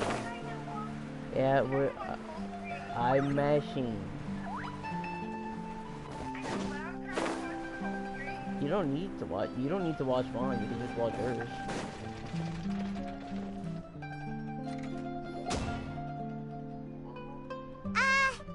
Hello? Yep. You don't. Is need there to. anyone here? Oh, hello there. New customers? Looking to buy, or do you need something made? Or perhaps you're just looking for a chat with me. Oh no, we're just here to deliver some materials. Here they are. They're for making... what were they called again? Ah, these must be for magic pockets! I could tell right away. I've already made several orders worth now. No need. They've already prepaid several batches worth. But they insisted on paying the full amount, saying that I had a business to run. It seems both their hearts and their pockets are made of gold. Wow. I can't say for sure. Hey! Is this machine what you use to make stuff here? It looks really advanced. Why use your hands when a machine can do the work? It would be a waste not to use the latest technology. And wasting is... But where does a big machine like that get its power from? Well... It's a little complicated. I'm not sure I can put it in layman's terms for you. But basically, everything we usually use here in the city is powered by indemnitium. It's a type of energy that's produced from trials. Huh? How can trials produce energy? Well, I'm not completely sure of all the details myself, but basically, when a trial is in session, the Oratrice Mécanique d'Analyse Cardinale harvests people's belief in justice and converts it into energy to be used all around Fontaine. So that's what its other function is? Paimon heard that the Oratrice was created by the Archon to make judgments. But Paimon still doesn't get it. How could something unreliable like people's beliefs be turned into a stable power source for these machines? Oh, yeah!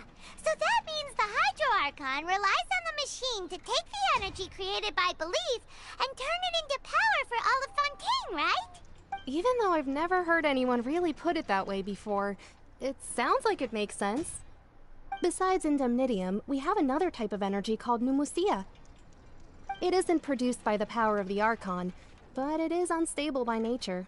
Even now, it still cannot be widely used by civilians. I thought I'd find you hard at work, but here you are chatting the day away. Since you're already talking, I'm sure you wouldn't mind a few words with me. You again? Didn't I already promise you that I'd have the more I owe to Confrérie of Cabriere by next month? Why are you hounding me now? Yeah, but how do we know that you won't go running off by the end of this month? I want 50% today. Wait, no? 70%. Huh? You... Seems business isn't so great for the workshop. We've already finished our job and delivered the materials. Maybe now's a good time to leave?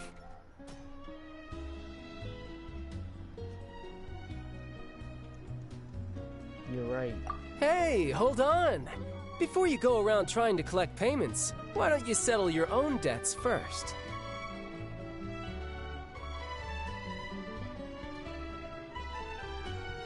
If Confrérie of Cabriere wants to poach clients from Northland Bank, that's fine.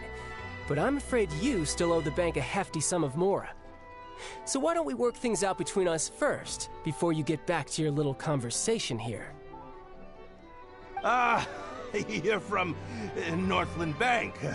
But we said we'll pay everything we owe next month. Why are you hounding me now?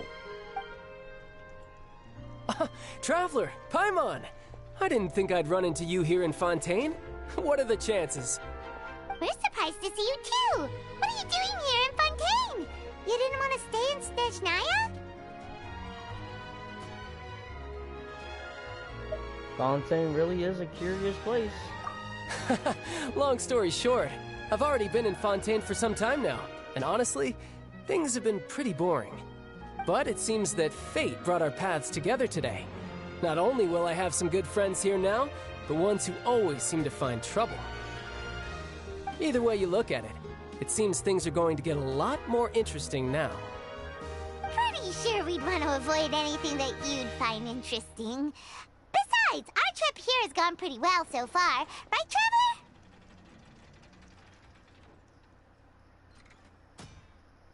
Traveler? I don't mind a little excitement every now and then. Hey, you, Northland Bank boy. Aren't you forgetting something? Don't interrupt. It's not often I run into the Traveler like this. Why don't you wait for me over there for a while? You kidding? Aren't you the one looking for us? You really expect us to sit and twiddle our thumbs while you catch up with your friends? Listen to me, boy. If you want your Mora, fine. Why don't you come and take it? Hey, I just said not to interrupt. Oh, by the way, Traveler, the last time I took Tonya and Tusser ice fishing, Tusser said... Hey! That's way over the line! All right, boys, let's see who has to pay up now! Can you at least let me finish one sentence? Fine. Though the bank told me not to get rough with our clients, you're the ones who started it. This is an act of self-defense. You two will have to be my witnesses, okay? I'm sure this won't take long. Yeah.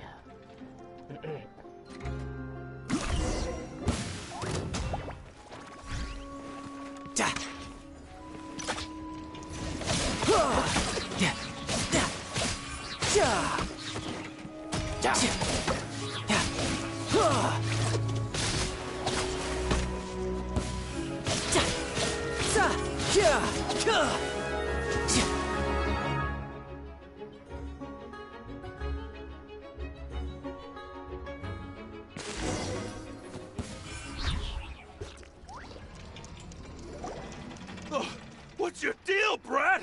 How are you so strong if you're just a staffer from Snezhnaya's Northland Bank? Wait, don't tell me you're... Oh, now you notice. It's a little late, don't you think? Just make sure you understand that you don't mess with Northland Bank. Got it?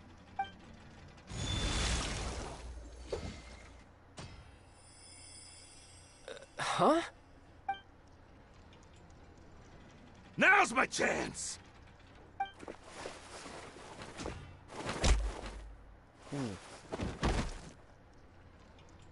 Huh. That was weird.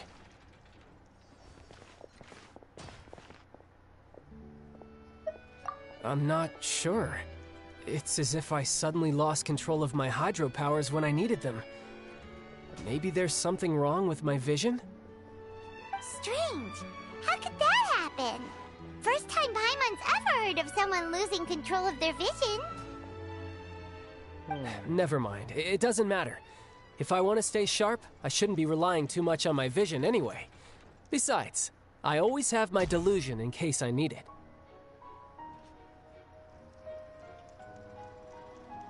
So what are you doing in Fontaine, child? I don't see it's work for Northland Bank. Well, I guess it's because I've been in a bad mood lately. Huh? What kind of reason is that?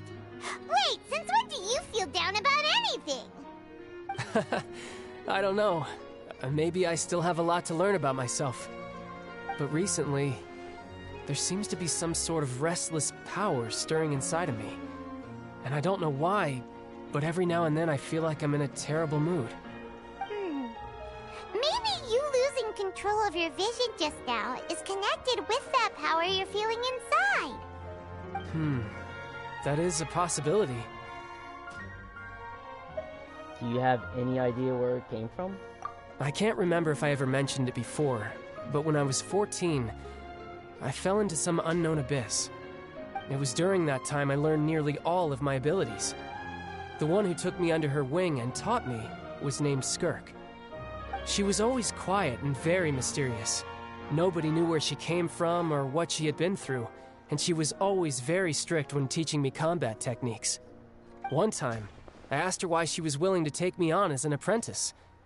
From what I could make of her answer, it was because I had awakened it, and traces of it remained on me.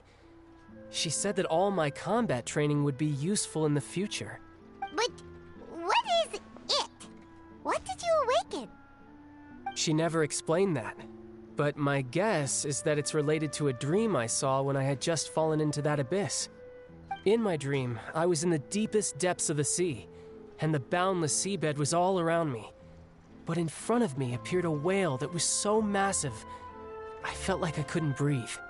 A whale?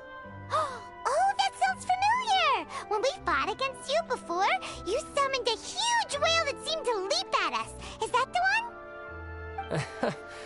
That's just an abstract form of a whale that I create using my elemental powers. It takes that shape because the scene I dreamt of the whale has always been stuck in my mind. I'll never forget it. So you used the whale as inspiration for one of your moves? Huh. Seems a little twisted to Paimon.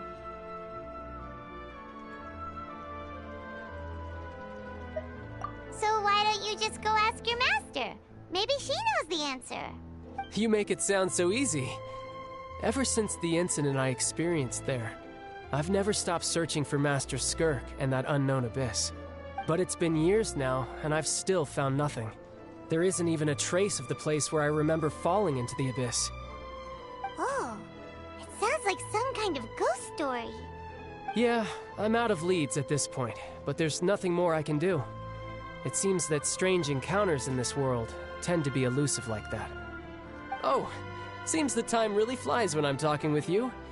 I just remembered I have somewhere else I need to be, so I should get going. What? More work for the Northland Bank? No, it's more of a personal appointment. Lately, I've been sparring with some of Fontaine's official champion duelists whenever I'm feeling bored. Official champion duelists? You mean it's their job to duel? Yep. In Fontaine, before a criminal goes to court, they're given one chance to defend their honor by requesting a duel with an official champion duelist. The champion duelists are all-powerful fighters selected from among the nation's best. And the duel itself is a no-holds-barred fight with no specified stopping point. So engaging in such a duel is regarded as a symbol of defending your honor. If a criminal manages to win the duel, they'll be acquitted.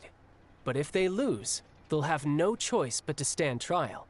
And the worst-case scenario is that you're simply killed in the duel.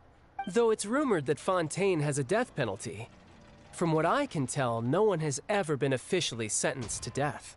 So really, the only people who opt to duel are those who have suffered a grave injustice in being accused, or those who greatly value their honor. Otherwise, why gamble with your life? So, do many people actually get out of their trials by winning the duel? Apparently, it's exceedingly rare for anyone to actually win. Fontaine probably enacted this system as a way to show that the nation respects the honor of its citizens. Besides, none of the champion duelists are to be trifled with, which is exactly why I was itching to face them as soon as I got to Fontaine. Apparently, the one I'm meeting today, Clorinde, is the strongest of the champion duelists. I had been asking her for some time before she finally agreed to face me today. Well, that's child for ya. Paimon feels like we heard that name somewhere before. Clorinde. Huh. When we met the Hydro Archon. Oh, before I forget, I want you to have this. Huh? Your vision? You're seriously just giving it away? I'm just worried that it could become uncontrollable again. I'd be pretty upset if it got in the way of my duel, so I think I'll be better off without it for now. Besides, I just need you to hold on to it for a short while. I'll come retrieve it when I have some time later. Paimon knows what you're up to. You just want an excuse to come talk to us again, don't you? Whatever gave you that idea? I'll be in touch later. That sneaky guy. He said he's been feeling down lately, but he seemed the same as ever to Paimon. Well, since we don't have much to do for now, we might as well walk around and see the city before Lenny's performance. It's Pom Pom.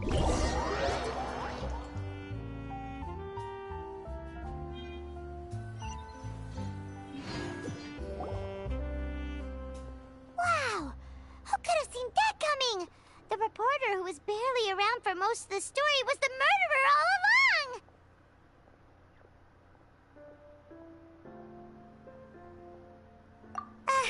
Sorry. Paimon was just surprised, that's all. Paimon never saw that twist coming. The murder mystery novels here are amazing! whodunits here in Fontaine are a lot different than the light novels you see from Yai Publishing House. Both have their merits, but Paimon thinks this style of novels are more, well, novel. It's so exciting to reach the moment when the mystery is uncovered, especially in the one Paimon was just reading. You should buy a copy and read it too. I'm good. Oh, sorry about that. Paimon will be more careful next time. Hey, shouldn't we be heading to the Opera House to see Linny's performance soon? It's almost time for the show to start, so we should get going. Linny said that the Opera House is on Aranias, so let's go ride the Aquabus!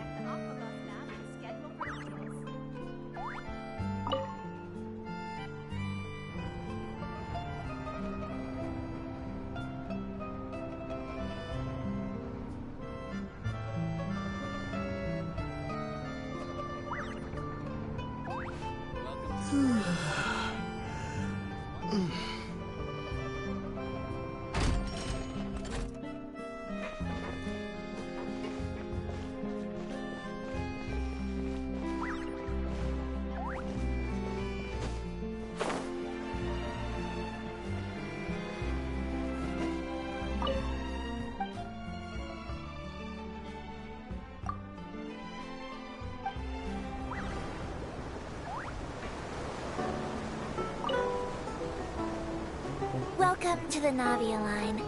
I am Elfan. The boat will be departing imminently. Please do not stick your head, hands, or other body parts outside the boat. The Aquabus operator is not responsible for any accidents or injuries resulting from doing so. Also, please remember to buy the Steambird, though I don't read it myself. The destination of the current tour is Aranias.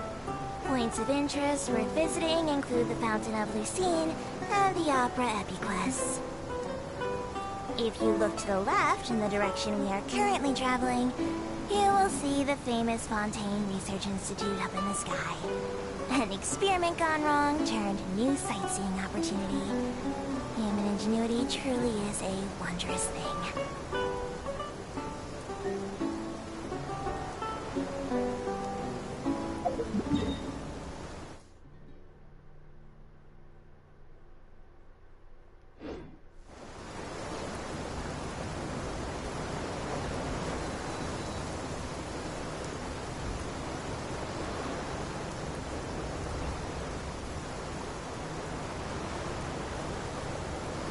Approaching our final destination.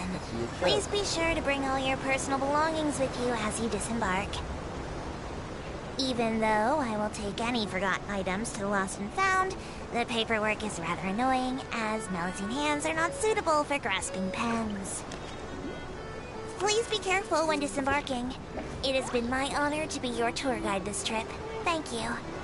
Okay.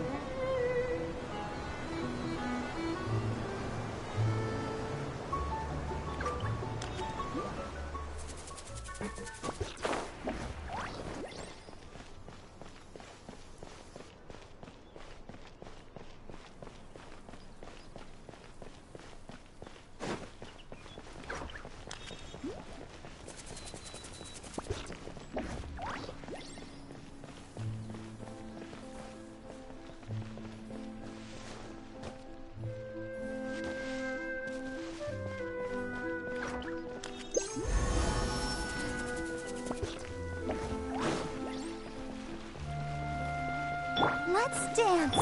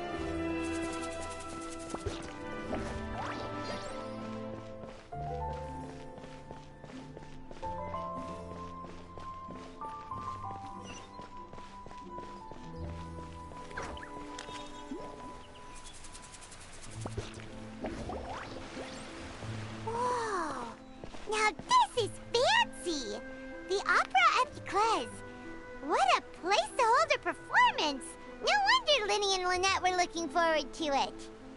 Huh. Looks like there's a lot of people standing around the fountain up ahead. Oh, Archon, please bless us with a bright and healthy child. We pray. I don't know why you always feel the need to ask so much. I'll be happy as long as our child is healthy and lives a peaceful life. I guess if they're our kid, then there's no doubt they'll turn out smart. Maybe this is one of the customs in Fontaine. There sure are a lot of couples here. Vache. What's wrong? Vache. Vache. Did you just say something, Paimon? No, Paimon didn't say anything. Are you hearing things? Whose voice was that just now? Welcome to the Fountain of Lucine. All the water flowing through Fontaine converges here. It's customary for newlyweds to come here and wish for children. Ah! Lynette! You scared Paimon! When did you get here? When he asked me to wait here for you, remember? Right. I seem to hear a voice just now. What do you mean? There are a lot of people here right now. The voice was coming from the fountain. Hey! You're not trying to scare Paimon, are you? Besides, it's the middle of the day! It's not the time for eerie things! I see. I might be able to tell you something that could help explain the voice you heard. In fact, you might not be imagining things at all. I suspect that what you heard is a result of your hypersensitivity to the hydro element. Others in my family have had similar experiences. It's because of his sensitivity to the hydro element? But what would hearing a voice have to do with elemental power? When do you cry, Paimon? Wait, what? What does that have to do with anything? Just answer me. When do you cry? When Paimon's really sad? Oh, and when Paimon's super happy. Oh, and also when Paimon's really, really scared. Then you should understand that tears contain your most intense emotions. Like I just mentioned, the Fountain of Lucine is where all the flowing water in Fontaine converges. Even the tears that fall to the ground will eventually gather here. So maybe what you heard was the intense emotion coming from someone's tears.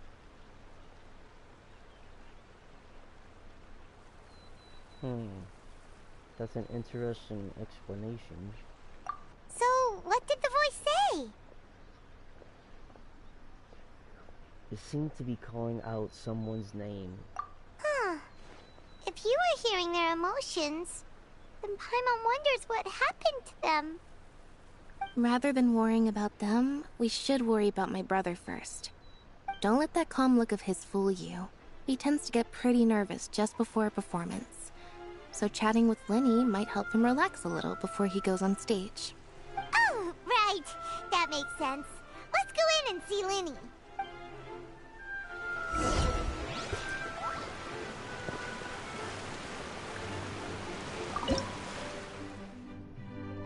Bam.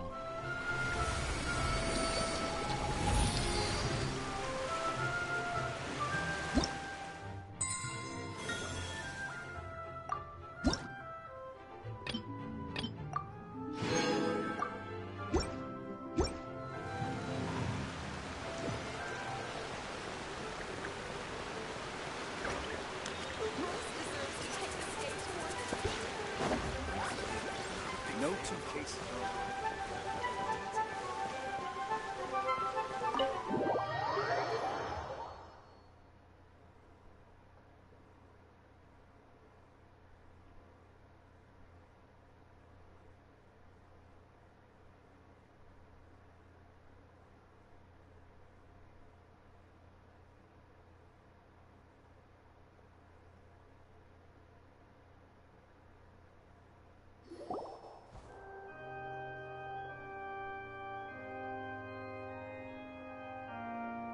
Traveler and Paimon, good to see you.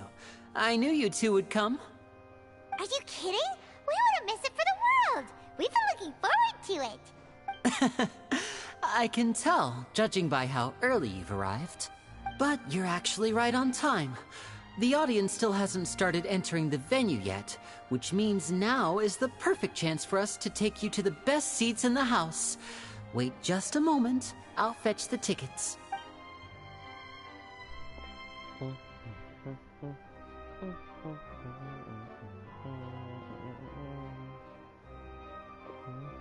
The Opera House has assigned seating, so you always have to make reservations.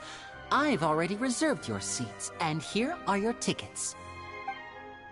Ooh, front row seats! Thanks, Lenny! Don't mention it. There's no need to keep thanking me. Hey, Lenny! Could you come over here and take a look at this? Oh, I'll be right there. Seems there's an issue with the stage props over there. That's Cal, my assistant, calling me. I'll go lend him a hand. Yeah, we'll just go to our seats. You go ahead, Lenny.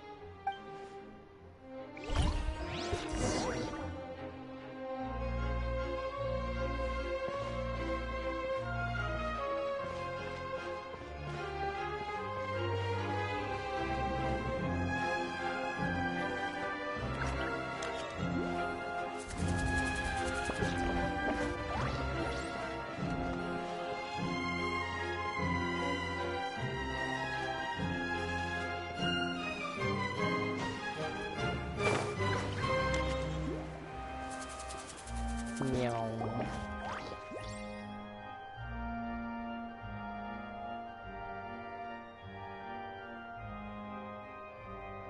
Oh, these should be our seats. Come on, let's sit down.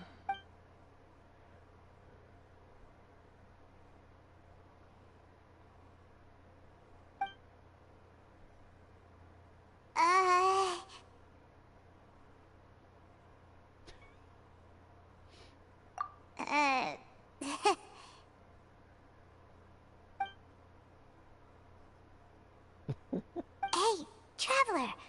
Maybe we should strike up a conversation with the person next to us. Since we're sitting together and the rest of the place is practically empty still.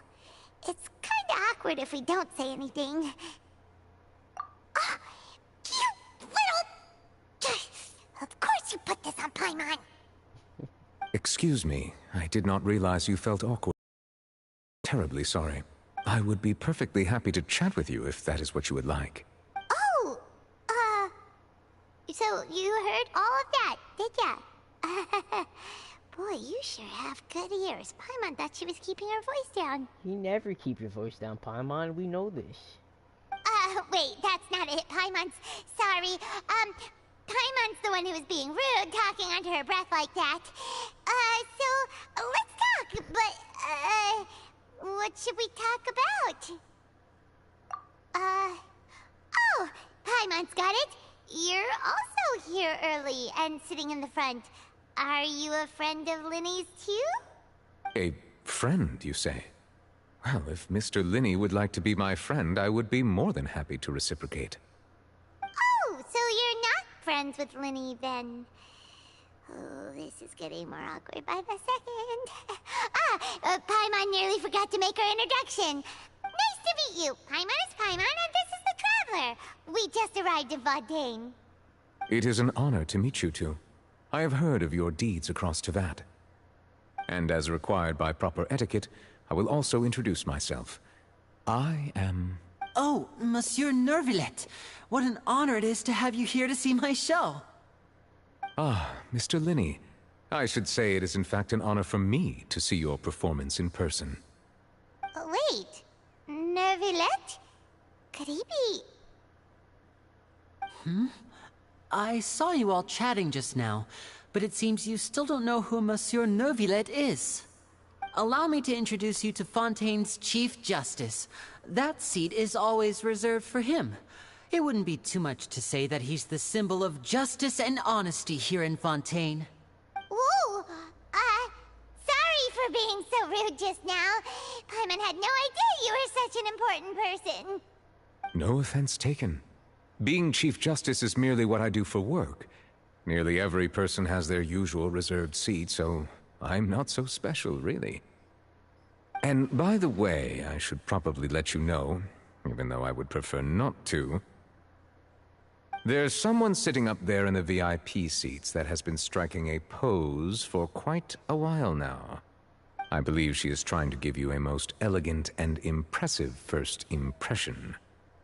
So I think you should take notice of her sooner rather than later. Otherwise, she may become flustered.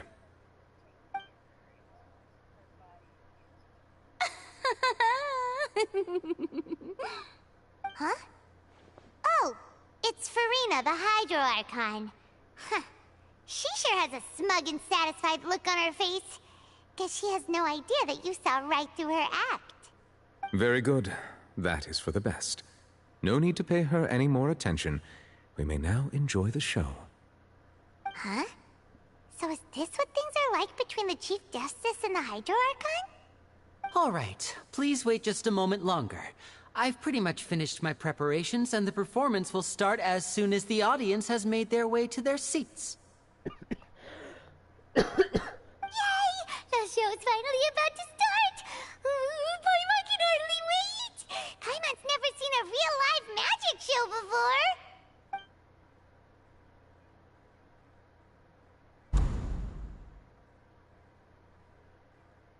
Ooh! They're dimming the lights! The show must be starting!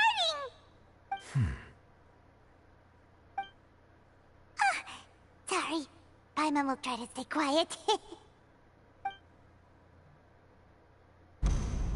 Welcome, one and all, to the Opera Epiclese. I am the star of today's show, Linny. And over here is my sister, Lynette, who will be working as my wonderful assistant. Please, let's give her a warm welcome. Hello, everyone. I know she may seem to be a little sleepy right now, but that's just a sign that she's nervous. Whatever. Now, some of you may be thinking, two vision holders who can freely manipulate elemental powers performing magic is not true magic at all. So, I would like to take a moment to assure you that elemental powers will have nothing to do with what you will witness on the stage today.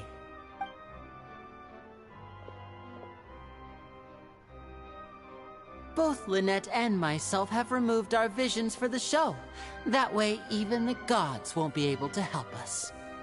Without further ado, let the show begin. Lynette will now exit the stage to make some preparations. I know you might miss her, but don't worry. She'll be coming right back on stage momentarily. Perhaps in an unexpected way. I'm sure she'll be stealing the spotlight soon enough. Oh, and before I forget, there's one more thing I should say. You never know what can happen in the blink of an eye.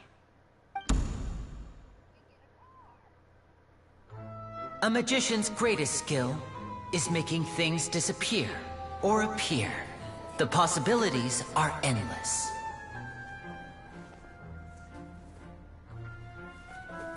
Huh?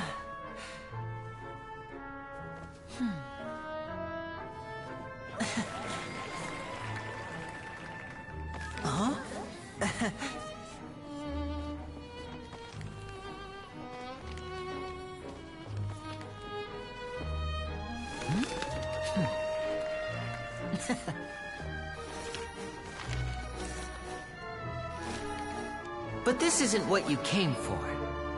These little tricks, you've seen them all before. So it's time for something truly extraordinary, don't you think? This one's a little tricky.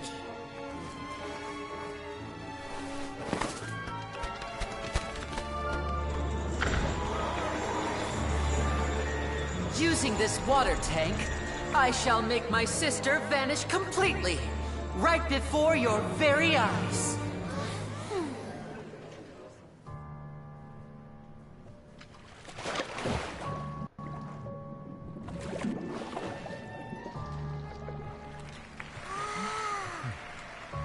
It's actually quite simple. She'll just turn into air bubbles and float right out of the top.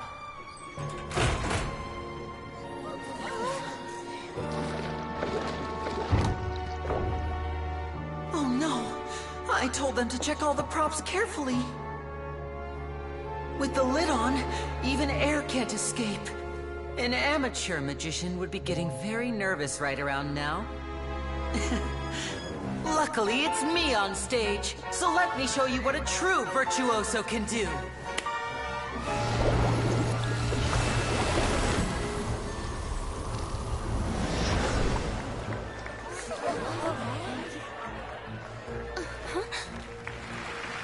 Lynette, are you still there? Don't go too far. We don't want to use up all our magic. Hi, I'm back. Uh-huh.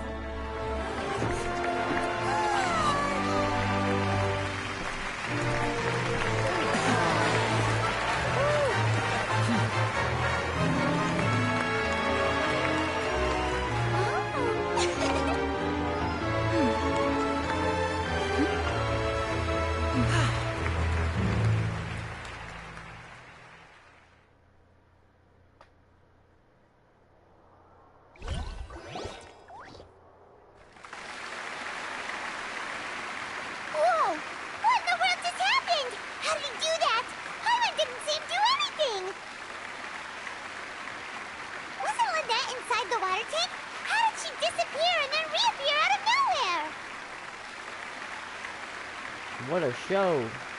If we could see easily through his tricks, then that would mean that his skills are still lacking. To appreciate magic, you should focus on the show happening on stage, rather than getting caught up in trying to see that which has been intentionally hidden. Guess you're right. Paimon couldn't believe her eyes when Lynette reappeared. Amazing! Thank you everyone. I'm glad you enjoyed that performance. In her face. But our magical journey has only just begun. I've prepared even more astonishing surprises for everyone here. The magic of transformation and disappearance can go far beyond what you've just seen. I'm sure many of you are thinking that escaping the water tank was impressive enough. But Lynette is still my assistant after all. In which case, I have ample time to make all necessary preparations. So, for my next trick, I will require the participation of one lucky audience member. Please, if my assistants could bring out the magical boxes now. There are 2 boxes and only 2 boxes. One is here, and one is there in the aisle among the audience. I'm sure many of our clever audience members have already guessed our next magic trick. A swap! Our lucky audience member and I will each enter a magic box. After 1 minute, we will each emerge from the opposite box. Now please, everyone pay very close attention to the box you see here. Don't give me any chance to make a move. Wow! How's he gonna do this? Hey, do you think this is all magic tricks, or does Lenny have actual superpowers? Let's watch and see. The lucky audience member will be generated by this random number selector. It selects numbers entirely at random. Even I don't know who will be chosen to participate. Now then, let's begin.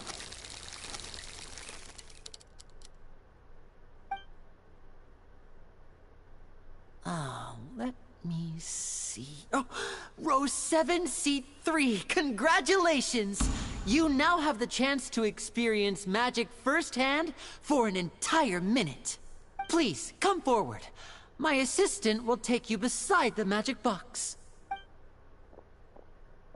I'm sorry, it might be a little cramped inside, but no need to feel nervous.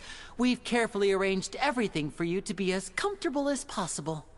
You don't need to do anything, but no matter what strange things may happen, don't come out of the box. If the magic is interrupted, who knows where you might end up? You might even find yourself in the Fortress of Meropide. Oh, okay. All right. Before I enter the magic box, there is one more thing I need to ask the audience to do. Could you all give me a countdown? Like this. 60, 59, 58. Just keep counting down. You can go a little faster or slower if you like. I won't be able to see anything in the pitch-black box, so I'll be relying on your voices to know when time is up. Oh, and no tricks now. If you quickly count from 60 in just 30 seconds, then I'll be in a tough spot. Ooh! Paimon kinda wants to count faster after hearing him say that! Aww. I'm sure Lenny's prepared. No, that won't do. I can see it in your eyes. You still can't be trusted. Let's practice together. Come on, repeat after me. 60, 59, 58. 60, 59, 58! That's right, perfect. Keep it going. All right, I'll see you all on the other side once you've finished counting. 54, 53, 52? Why aren't you counting, Nervalette? I am counting in my head. I think things are exciting enough in here as it is. Merely a consequence of my identity and personality. Do not worry about me. Just enjoy the show. Oh, alright. You look so serious that Paimon thought you might be feeling uncomfortable or something. 40, 39, 38! Mr. Lenny, are you all right in there? Is everything ready? Yes, I'm fine. I'm just double-checking the direction of the magic. It would be a disaster if we get sent to the wrong places. For example, mid-air right above the audience.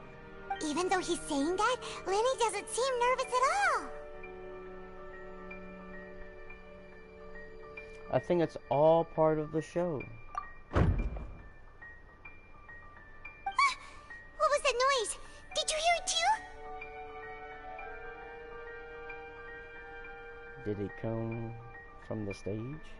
Not sure. Anyway, it doesn't seem like anyone's worried about it. 25, 24, 23! What's wrong, Mr. Lenny? I can still hear you moving in there. I seem to have accidentally knocked over a decoration. I'm trying to fix it, but it's pitch black in here. I can't tell left from right. Never mind the decorations. There's no time for that. The show is what's important. No, that's unacceptable. I want my show to be perfect. Don't worry, we still have 20 seconds. Hear them counting? 19, 18, 17! It seems things aren't quite going as planned. I apologize, everyone. It feels like you're all starting to count faster, but that's all right. I know it can be tiring to do such a long countdown. 10 seconds and change is still plenty of time. 10! Almost there now. Whew. Swapping two people is harder work than you might think. Even a master magician like me can't guarantee I'll get it right the first time. Hey, wait! Is this the back one? I can't tell. They both look the same inside. Huh? No, that's not it. I'll try again. 7! Hey, slow down! Honestly! 5! 4! 3! Whoops! That doesn't count! 0!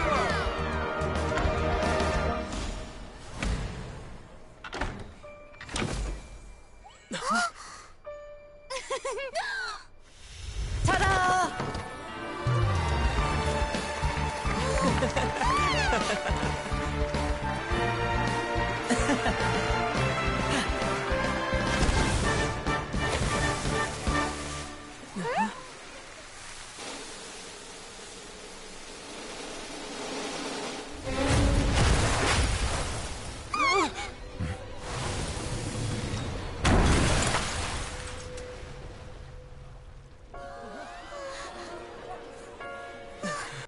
What happened?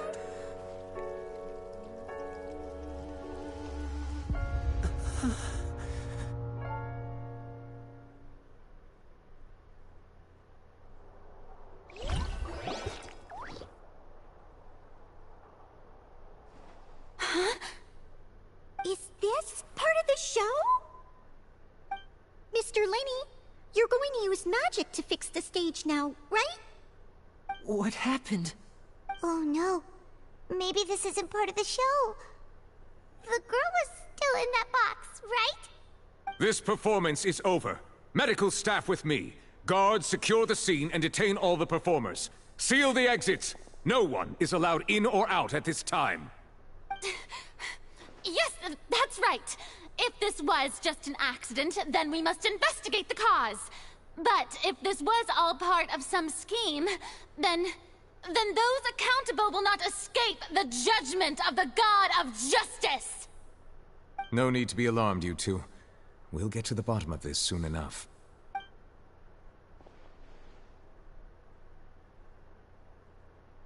Unfortunately, the person who is in the magic box has been pronounced dead.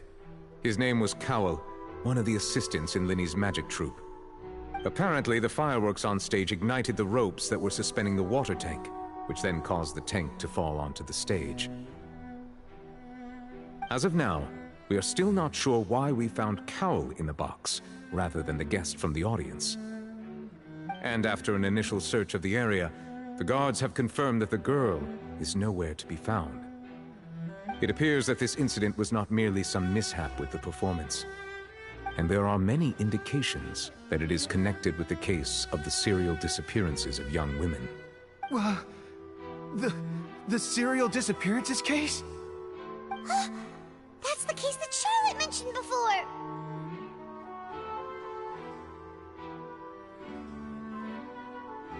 And to pull it off like this, in front of an audience, including the Archon and Chief Justice. I know the truth. I can see through the whole thing. Really, using such a shallow and obvious mystery as his finale.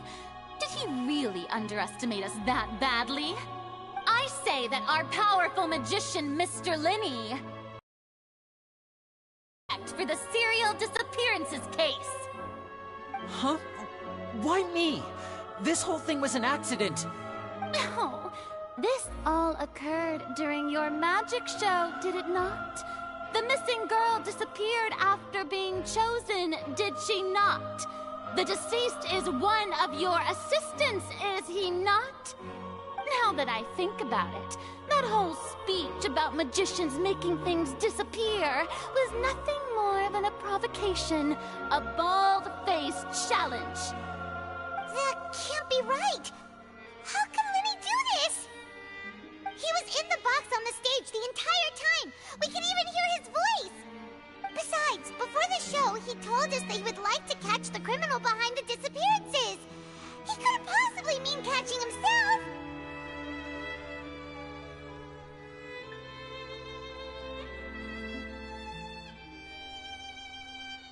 It's hard to believe all this happened during the show. Save discussion for a later time, please.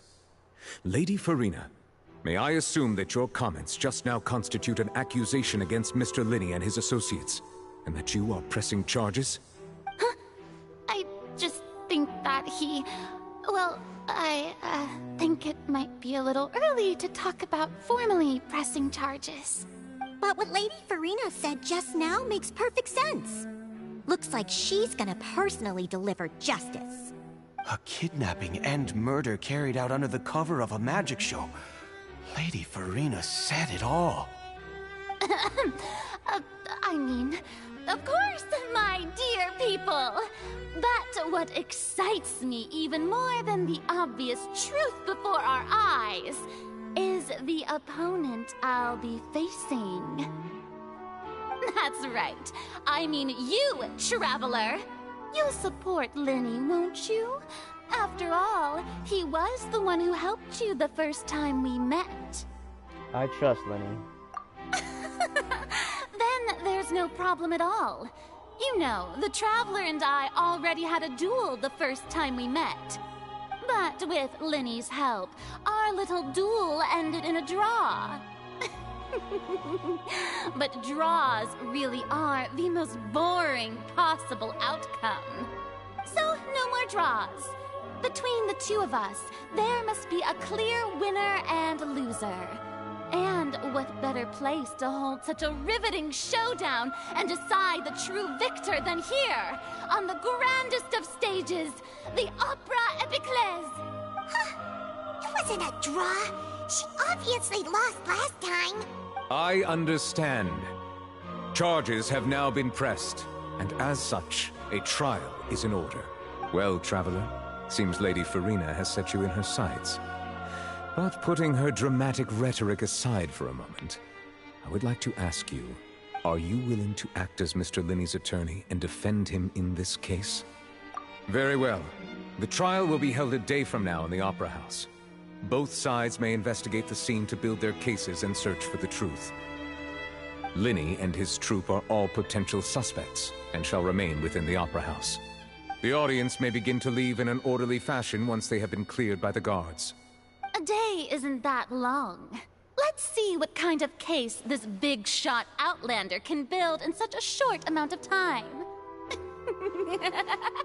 I'm really quite looking forward to hearing it.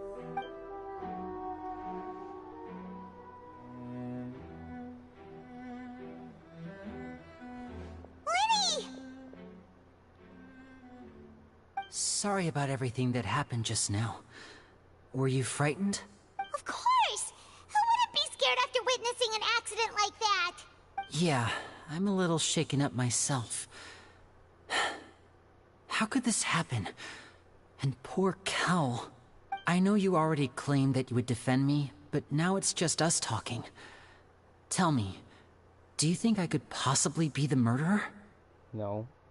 Good to hear. Thank you so much for trusting me.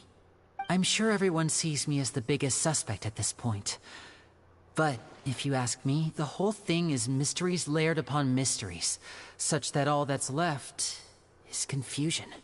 I don't know whether what happened there on the stage was purely an accident or not, and I don't know why poor Cal was in the box. As for how that girl chosen from the audience could suddenly disappear, I'm afraid I don't have any answers either. If someone tampered with my performance, then we need to figure out what they did. Even a skilled and knowledgeable magician like myself couldn't pull all that off in just 1 minute.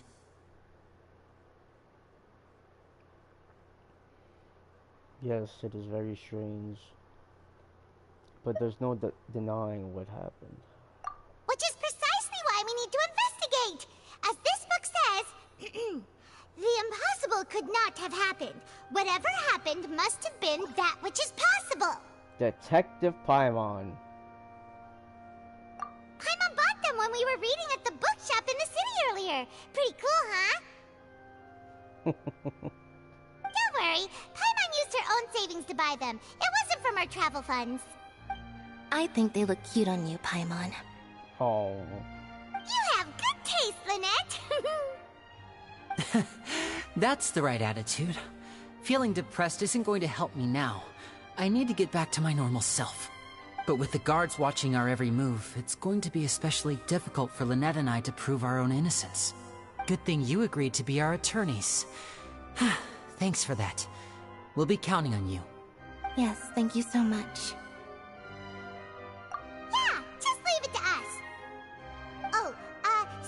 we're going to start investigating, Paimon has a question first. Where did Lynette go during the performance? Ah, well, I'm afraid that would involve some of our essential trade secrets as magicians. The secrets behind our magic are past saving, Linny. I suppose you're right. The truth behind our tricks is going to be important evidence that will be weighted during the trial. 'Tis truly a pity. As a magician, our magic show is a work of art. We've poured countless hours and spared no effort in perfecting it. But if revealing our secrets will help you uncover the truth behind what happened, then it will be well worth it. We should go somewhere else if we're going to discuss our magic tricks.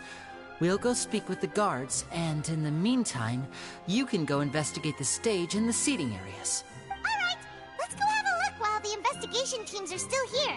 Detective Paimon is on the case! Yeah.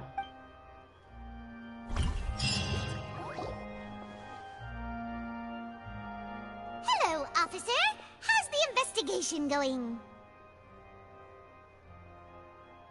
Ah, I see. You must be the traveler that Lady Farina mentioned. Listen, I'll be perfectly honest with you. I'd avoid getting mixed up in this whirlpool of a mess if I were you. Huh? What do you mean? Come with me and you'll see.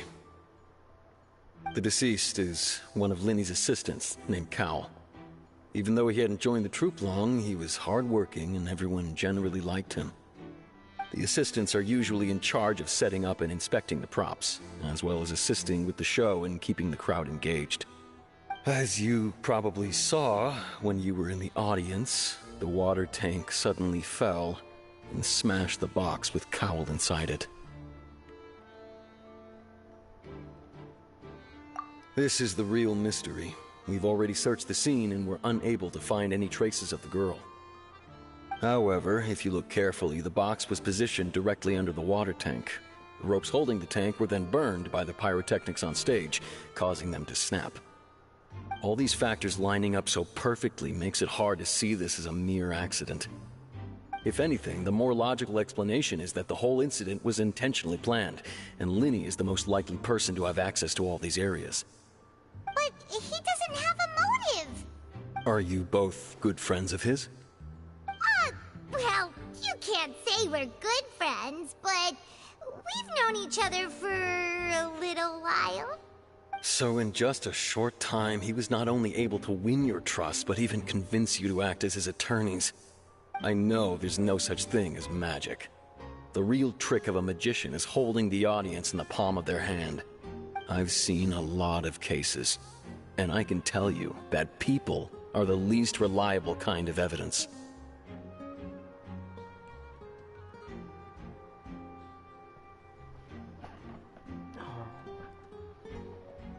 But that's not always true. People can also be the most reliable evidence. Sorry, I tend to be pretty straightforward. Just know that I'm warning you for your own good. Anyway, you may investigate the scene of the crime yourselves if you're curious. Who knows, maybe you'll be able to come up with some new evidence.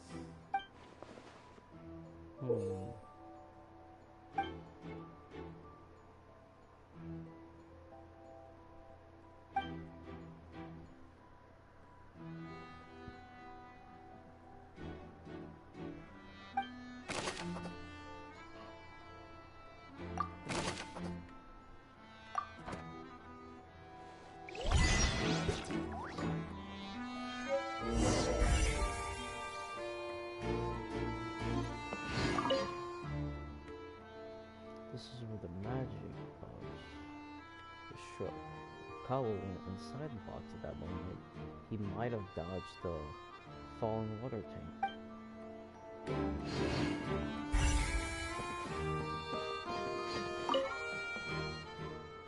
The broken magic box was left in the scene after the guards completed their investigation. Looking at it now, the water tank must have struck it really hard.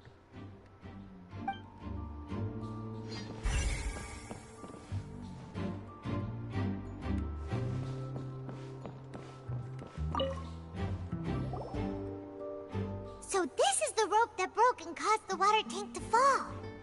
The rope looks pretty durable. How can it be burned through so quickly by fireworks?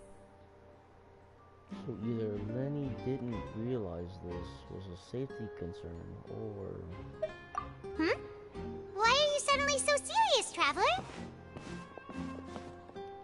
I'm just looking at where the rope snapped.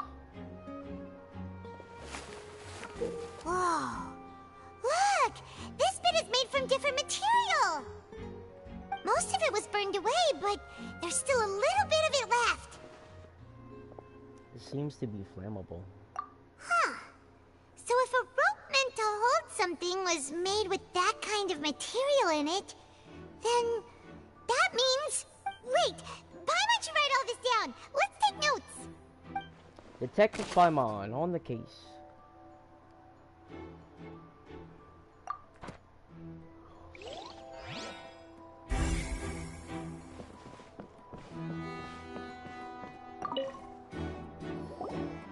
Hello there! What are you investigating?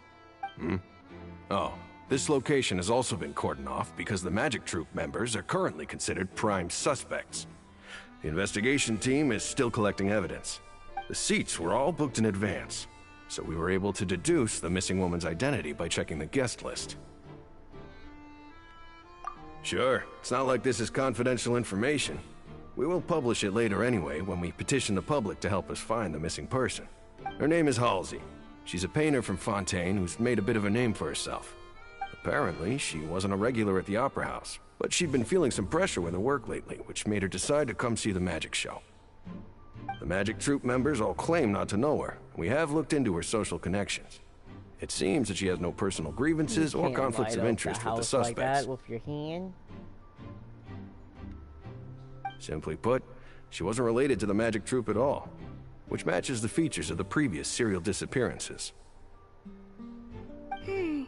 Were the victims of previous cases also chosen at random? That's how it seems to us, in any case. Apart from the fact that they were all young women of around the same age range, there really weren't any other connections between them. Okay then. No need to be so formal. If you do happen to see the missing girl, please be sure to contact us. It is of utmost importance that we get to the bottom of these disappearances.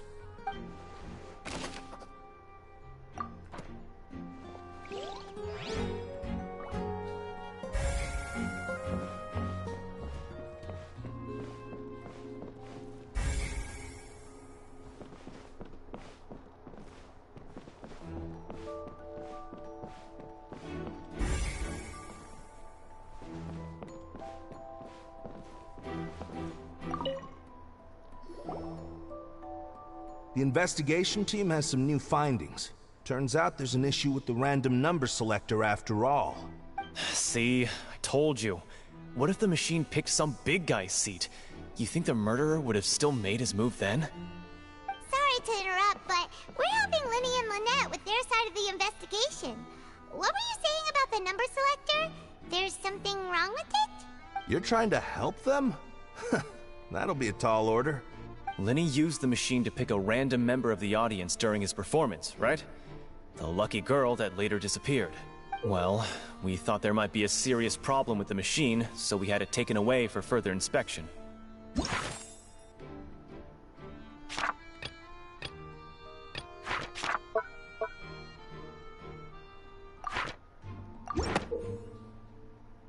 It turns out that the seat number it picked wasn't random at all. The machine picks that same number every time.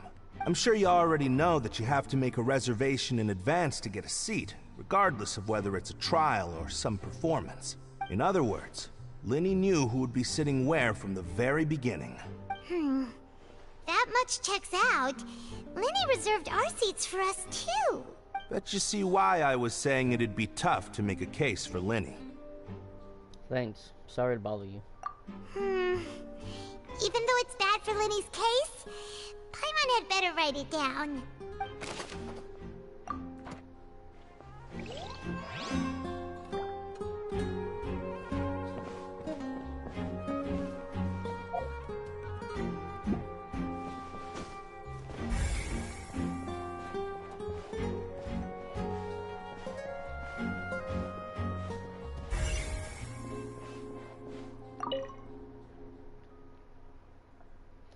looks like an ordinary box, but Lenny somehow moved instantly from the stage to being inside of it.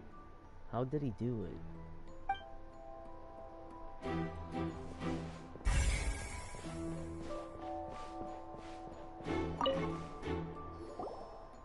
I see that you're investigating the area. Well, it just so happens that I'm interested too. If you find any new and interesting leads, be sure to share them with me, alright? We don't have too many thoughts yet.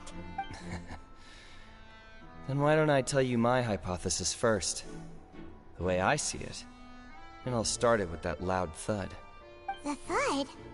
Oh, you mean the sound that happened during the countdown? Yes, exactly. It wasn't terribly loud, but I suspect that most people heard it.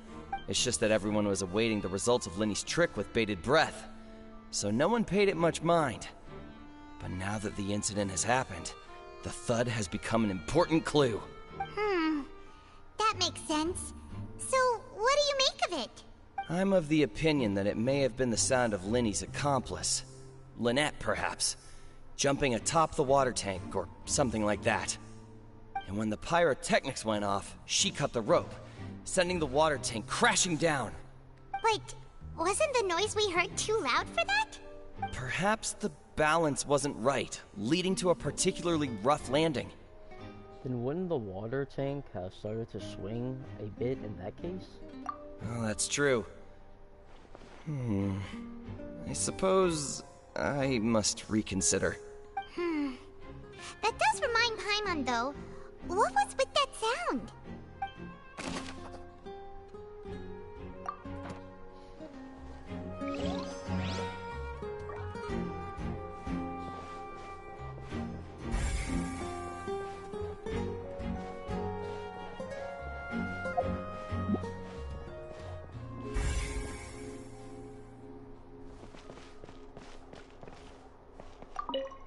Lenny's still talking to the guards. It seems he'll have a lot of explaining to do. I think someone will be assigned to monitor us later, but that's alright.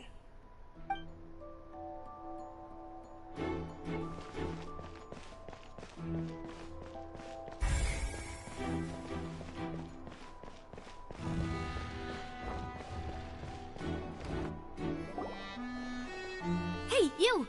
Yes, both of you! Over here! I've been keeping an eye on you for a while now. Huh? You mean us? That's right. If I'm not mistaken, you're also among those who wish to cut down the thorns and pursue the truth. No? And by the looks of it, you're not from Fontaine. Well, you're right on the more about that one, but who are you?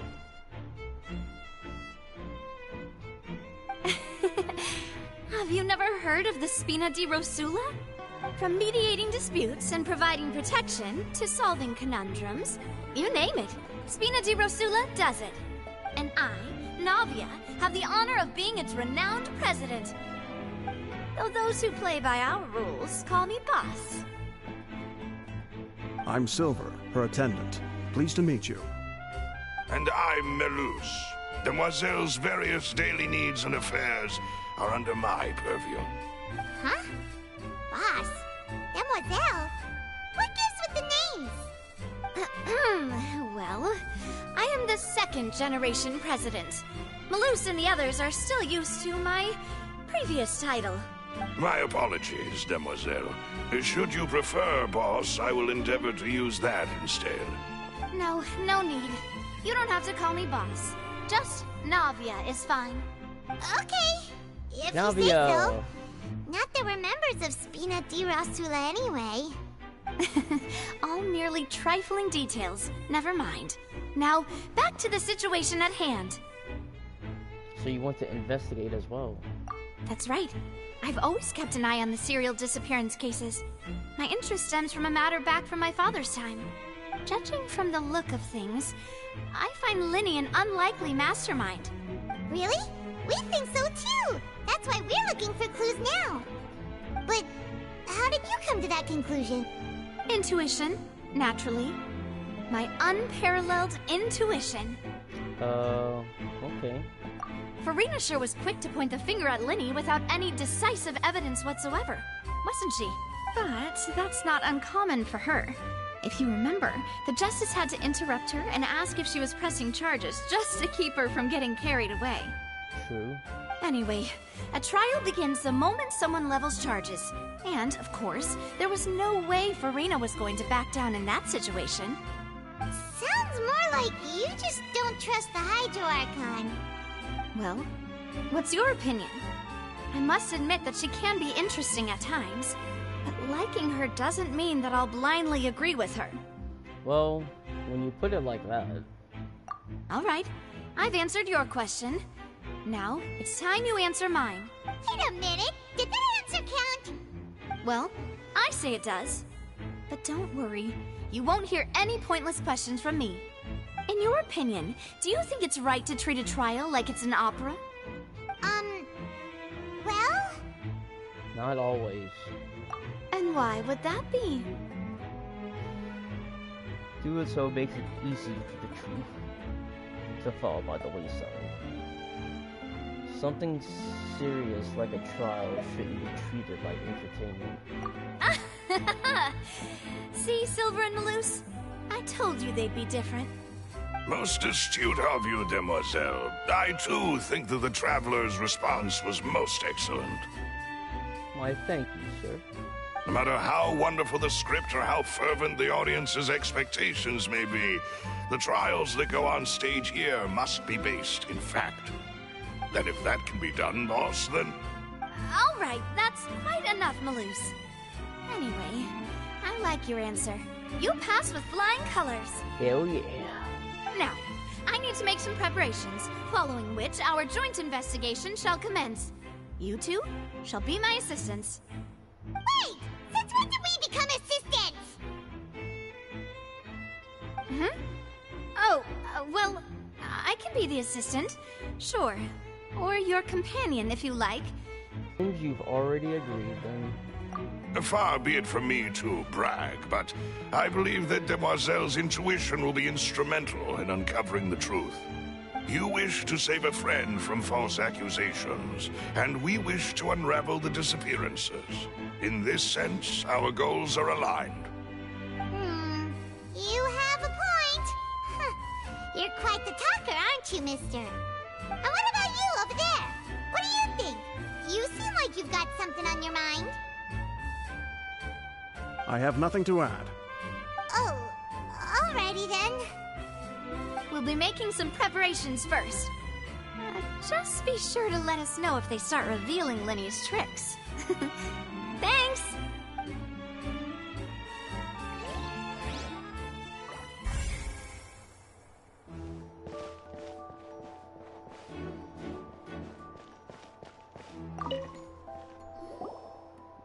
Sorry, but no one can freely enter or exit the Opera House at the moment. If you wish to leave, you must register your identity with us first.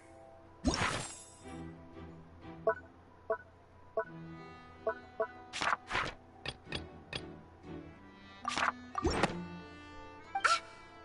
we're not leaving.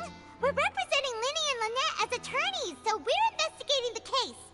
Were you always guarding this entrance? Yes. After the Chief Justice gave the order, everyone coming in or out must undergo a strict inspection. So, the missing girl couldn't have left from here. At least, not from that point on. What about during the show? I doubt there was much opportunity then, either. How can you be so sure, Well, because I was in charge of security near the entrance at that time. I couldn't see Linny's performance from here, which was quite a shame. Just my luck. But still, I did not abandon my post. And I stayed put no matter how loud the applause was. If someone had so much as even approached the door, I would have noticed it, let alone if they had tried to leave. We Melusines are good at that sort of thing, you know. So, it's safe to say the girl couldn't have left through here. Alright, thank you for your help. This'll be useful info.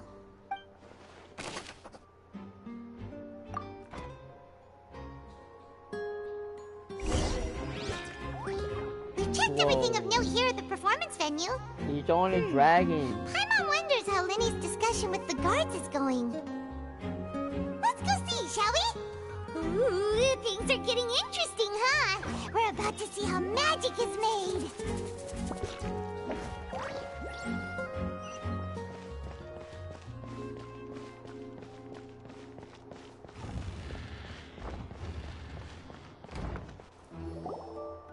Understood. Then I will be going with you. Just so you're aware, I will be monitoring your actions and making notes as necessary. Very good. Thanks for being so agreeable. I'd pull a rose out of my hat as a gift for you if I could. You may spare the pleasantries. I'm just doing my job. You've arrived. Who's this? Me? I'm Spina di Rosula's guardian angel. If you've got a problem, I've got the firepower. Yeah, I love her outfit. It's beautiful.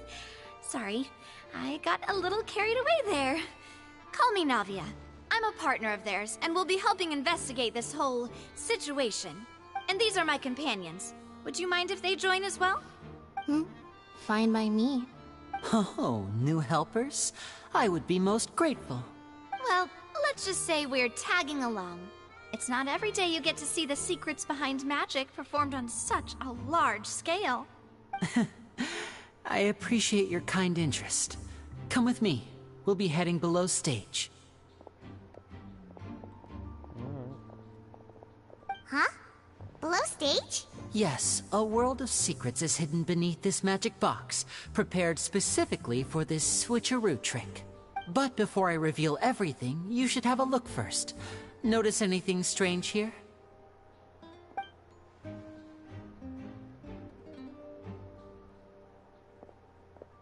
I'm not trying to be dramatic. Remembering the details of a trick will help you understand the methods used to perform it more easily. Huh. Weren't there balloons and other decorations here? Yeah. Where did all... Ah, good eye. That said, you're still far from discovering the answer. The back of the door isn't the same. The back? You mean the inside of the door? What's different about it? Paimon didn't notice anything. Very good indeed. I thought you might not be able to catch that, given that you were sitting in the first row. The back of this door was patterned.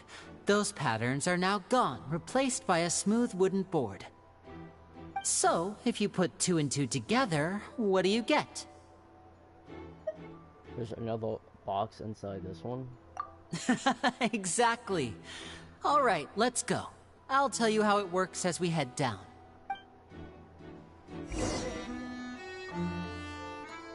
Oh, so there was a passageway under the magic box! And this passage linked the 2 boxes together. I knew you'd figure out most of it as soon as you saw this place. The 2 magic boxes are positioned right above the 2 entrances of the tunnel. See this flatbed trolley? The box with the lucky audience member in it would be shuttled over to the other side using the trolley.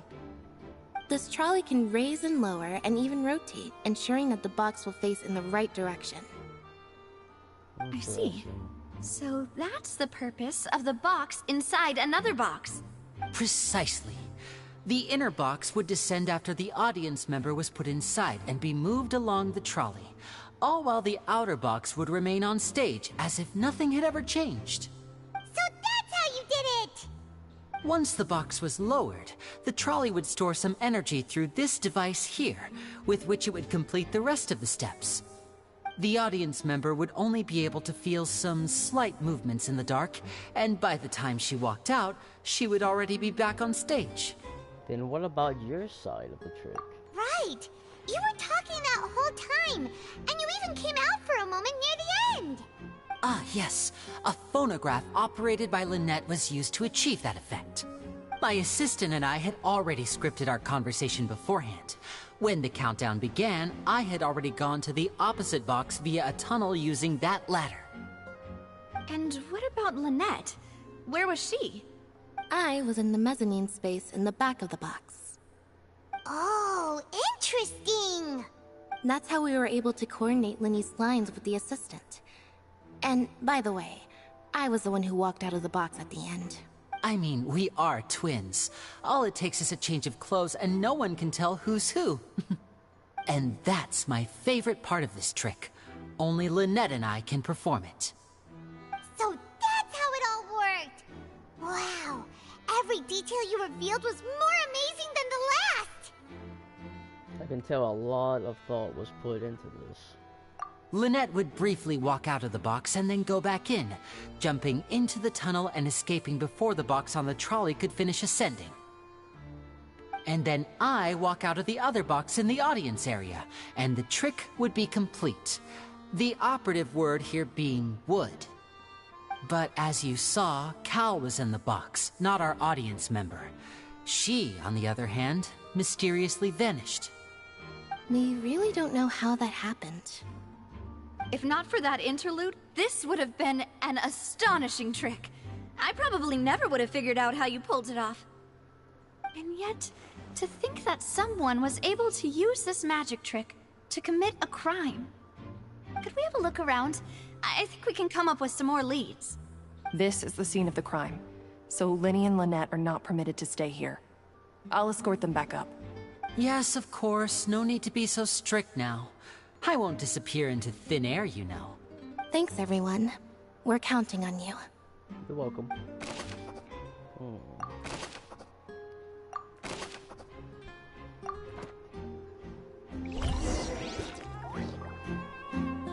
This is for more food.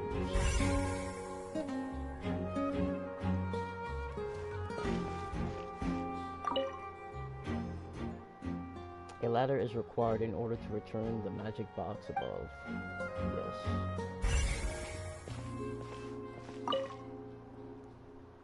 This should be the control device for the trolley. It seems to be able to operate automatically.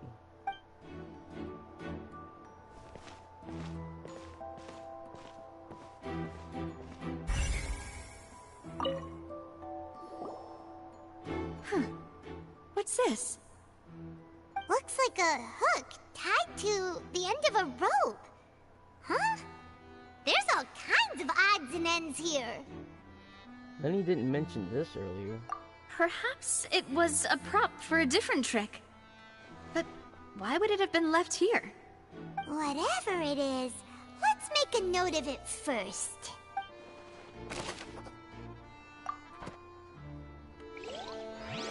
Looks like one of those spy gadgets.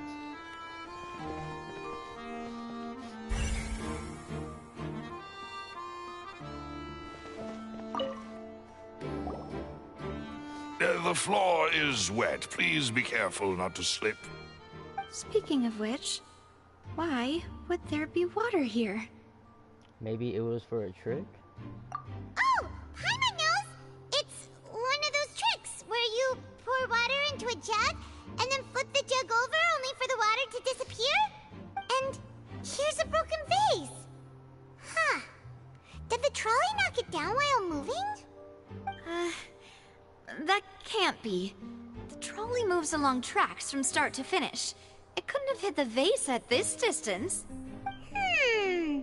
Let's note this down too and think about it later. Yes, Detective Paimon.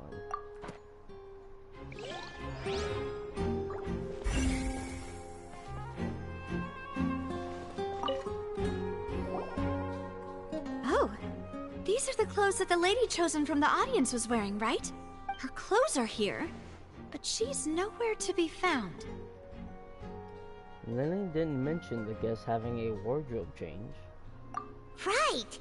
And do you really need to do that if you're kidnapping them? Ugh, this is so confusing. Paimon doesn't want to be a detective anymore. Oh.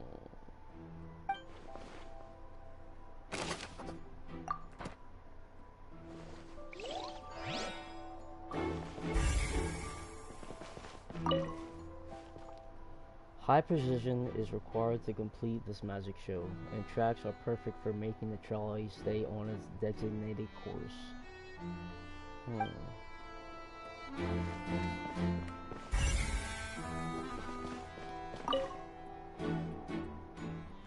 All kinds of props and costumes are haphazardly stuffed inside.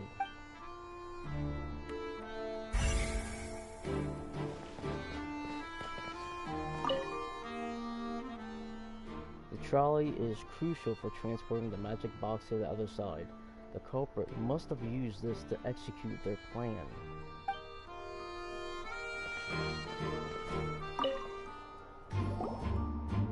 What is this place? Looks like a vent. It seems someone could fit through here. Huh. Could this have been the suspect's escape route? Alone, perhaps. But if they had to pull another person with them, the space would be too narrow.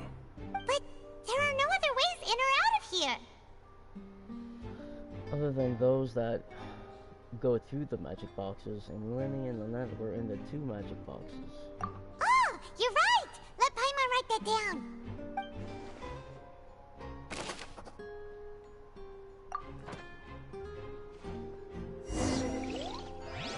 Seems we're just about done investigating down here. Yes, let's head back up.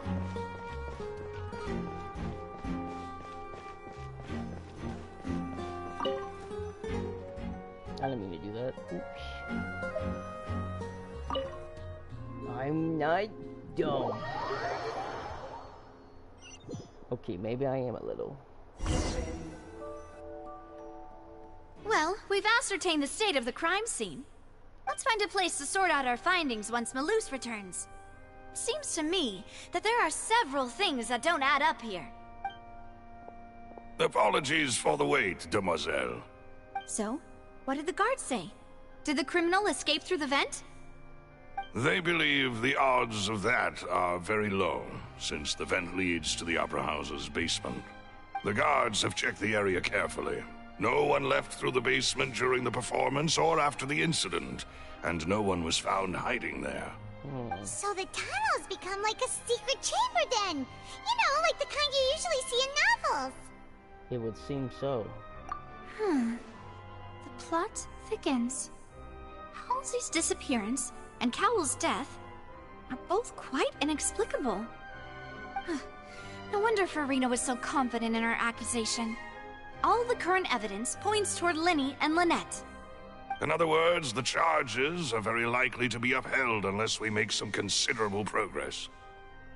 Charges and then trial. So if the charges are upheld, they'll announce a sentence? That's right. This is how a trial goes in the Opera House. During the proceedings, the Chief Justice and the Oratrice will hear statements from both sides. The Oratrice will too? That's right. This is how indemnitium is produced. The statements from both sides, the defenses from attorneys, witness testimonies, and even the audience's emotions will all be projected on the Oratrice. To put it simply, it's as if the Oratrice has its own will, and is a judge in its own right. This also precludes any kind of favoritism on the part of the Chief Justice. And not that this has ever happened anyway. Fascinating. Once both sides have finished speaking, the Chief Justice will make his final decision. This, too, will be used by the Oratrice as a reference. Then, finally, the Oratrice will be consulted by officials. The result it returns is the will of justice itself. Huh? So that machine is the one that actually decides? Paimon thought Neuvillette called the shots. In practice, there is very little difference. Both have always come to the same judgment. Which is why people have great faith in the Chief Justice. Ah, yes, the guards also asked me to convey that none of us will be allowed to leave this place before the trial. Huh? Why? Because we've chosen to act as the twins' proxies. That makes us persons related to the case. Yeah. They're concerned that we might be colluding with outside parties, or that we might find outside help to disrupt the case. And even if that were not so, it could prove problematic if we happen to spread key information about the case ahead of time. I'm ready to break out at any time. Whoa! There's no need for that! Paimon thinks they have a point. That said, are they providing food? Of course, Paimon. Always thinking about that delicious food. Of course. I just hope you don't mind the lack of options. I'm afraid that catering to all tastes is not in the cards, nor is any guarantee of balanced nutrition. Now's not the time to be picky. In that case, let's just sort out our findings together here. Pity. I was hoping to take you to try some of Fontaine's famous desserts, too. I mean, what better way to properly think through our findings than over some tea and sweets? Yes. Huh. Breaking out suddenly doesn't seem like such a bad idea after all. Paimon. Just kidding! Just kidding! Paimon will still do her best, even if there are no snacks. Hmm? What do you mean, no snacks? Of course we'll have snacks. If we cannot buy some, then we'll simply make some. What? Huh? Here? But how? Understood, Demoiselle. Everyone, please come with me.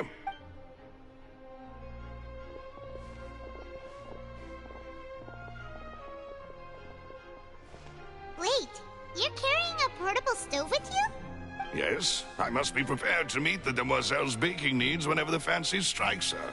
I have eggs, sugar, and almonds at the ready. Good work, you two.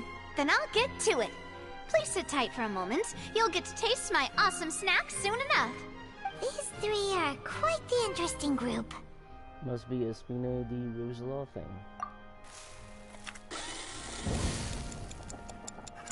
Nice. And Paimon thought it smelled good while it was still in the oven! From the way you had these two guys wanna go make carrying some all coffee that stuff now. around, Paimon thought you'd have them do more during the baking process. But you ended up doing the entire thing by yourself! Beating the egg whites, grinding almonds, everything! I was applauding. And I was giving encouraging smiles. That's not quite what Paimon meant, but okay. Paimon was just thinking, aren't you worried about getting your fancy dress dirty, beating egg whites and baking like this? Well, I don't think it's carved in stone anywhere that fancy ladies can only read books, sip tea, ride horses, and play the piano. I just really enjoy making snacks. Don't underestimate beating egg weights, by the way. It's a real arm workout. You also need to beat them to just the right consistency, or your macarons will crack. Anyway, give these a try, fresh out of the oven. There's 3 for each of us. What? Only 3? But they're huge. They're like sliders. Well, eating too many sweet treats might send all that sugar to your head. You wouldn't be able to think clearly about the case on a sugar rush, would you? Tea is ready to be served as well. This is Demoiselle's favorite, strong black tea with a floral fragrance that clears the mind and lifts the spirit. Why don't you take a break as well? No need for concern. I'm merely doing as I should. Nom, nom, nom, nom. All right then. Down to business. As Paimon mentioned previously, the tunnel seems to be something of a secret chamber. However, we can assume that Linny and Lynette were not alone within it. Some criminal also occupied its sealed confines. The magician twins could have committed the crimes, of course, but they lack any logical motive. Exactly! Why would they do such a thing right when everyone was watching? So apart from the twins, we're left with 2 other people, the missing girl and the deceased. The flower vase and the thud we heard during the performance could indicate some altercation between Halsey and the criminal in the tunnel, resulting in the shattering of the vase, the discarding of her clothes, and her abduction. Perhaps the criminal thought that since she was chosen from the crowd, she would be too easy to identify if she was still wearing the same clothes. But there was also water down there too that should not have been there. Paimon thinks that makes sense, but the real trouble is... There's no evidence that this third person even exists. True. None of the clues we found thus far support the existence of this third person. But the only people left to consider are both technically victims, whether it's the missing girl, Halsey, or poor Cowell. Huh. Could Halsey have secretly made modifications to the magic props in order to murder Cowell before making her escape? But she had no way of knowing how the magic trick worked. That's right. And even if she had tampered with the setup, she would need to understand the entire trick to pull it off. Nor does she have any motive. The guard said that she has never had any dealings with the magic troop's members. Were we not thorough enough in our search? From the sound of things, this is turning into an impossible so, Navia. They smell great! They're nice and crisp and super sweet! They are my specialty after W's all. gonna make me all of this I see sugar-free you've treats already had that 5 she of can them. think of. What? 5? Oh, that can't be right. Paimon only counted 3, honest! Please don't worry about it. At my age, a few less sweets might actually be a good thing. No. Being greedy is one thing, but Paimon knows how to count. Besides, Paimon knows that if she ate too many, then others wouldn't have enough. It's fine if you ate them. You ate them. Wait, even you don't believe Paimon? How could you? Oh. If Paimon ate those 2 extra macarons, then may they turn into stone in her stomach! Oh. All right, we get it. Well, I suppose one of us might have gotten too engrossed in our chat and eaten them by mistake. No big deal. Maloose, set up the stove again if you would. Huh? What are you doing? Making sure everyone gets 3 macarons, of course. Oh, there's really no need to do that. Exactly. We don't want to trouble you. As you wish, demoiselle. And I have the egg, sugar, and almonds. Well, this really is your hobby, huh?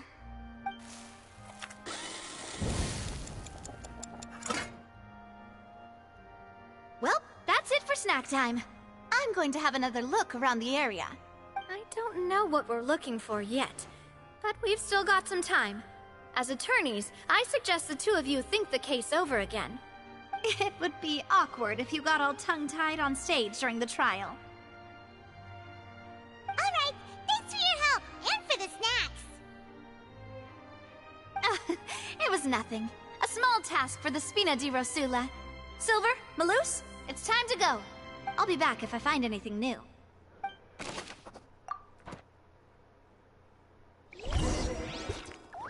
Alright, it's time to put our heads together. We've got to get our defense ready for the trial. Oh, it's probably gonna be a long and difficult case. There's no point in worrying about that now. We just need to prepare. Here, take Paimon's notes. They should help you review the situation.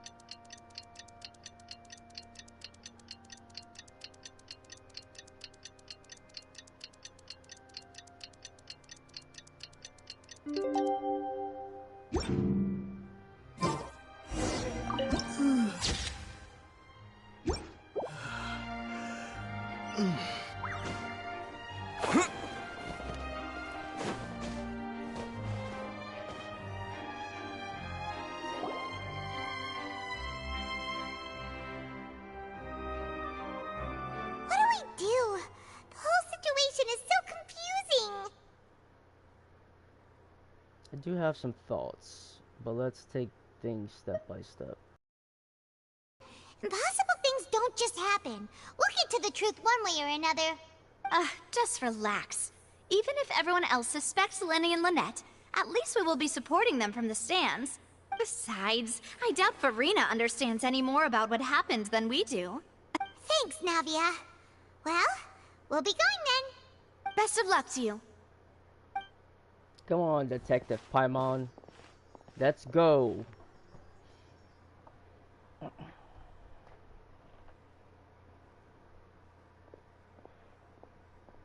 Ah, finally, you're back.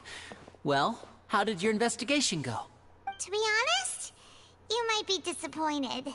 No. We're already very grateful that you were willing to help. Well now, don't you all look disappointed. Don't tell me that your investigation came up empty-handed. That was to be expected, of course. The guilty can never produce proof of their innocence. But don't let that stop you. I shall be terribly disappointed should you, my most anticipated foe, concede so easily. Just you wait. Since both parties are present, I declare that the trial regarding the magic show incident is now in session. Firstly, in order for the audience to understand the causes and results of the incident, could we please have Mr. Linney explain the trick? Yes, of course. I will explain while Lynette demonstrates on stage. All the necessary items have been prepared.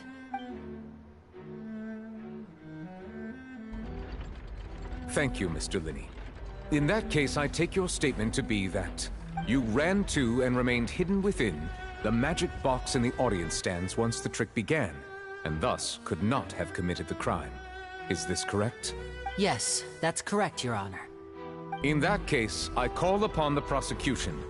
Lady Farina, do you wish to refute his statement in any way? Why, of course I do. Allow me to take the first shot and break this case wide open. Mr. Linney is clearly lying. There is no way you could have been in the box the whole time if you were to abduct Halsey and murder Cowell. In fact, I'd say you were hardly in that tunnel at all. That is simply your hypothesis based on the presumption that I'm guilty. Oh, is that so? And if I may ask, what did you hear while you were inside your box? The roaring countdown of the crowd, of course. That's how I kept track of the time and built anticipation for the finale. And you didn't hear anything else at all? Nothing that might leave an impression of any kind? No, nothing. I see.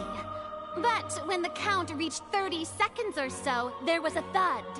One so loud that I believe practically everyone heard it. Huh? Hey, hang on. Something's not right here. How could Lenny not know about that sound? Yeah, I'm sure he could have heard a noise that loud from inside the box. I was right by the box and I definitely heard the thud. Look at those scales. Could those mean... They probably represent the Orch's stance on the trial, so it depends on what the public thinks. The sentencing is based on the public, and the Orchis reacts to that. Well then, ladies and gentlemen, allow me to use the words of the magician himself. You never know what can happen in the blink of an eye.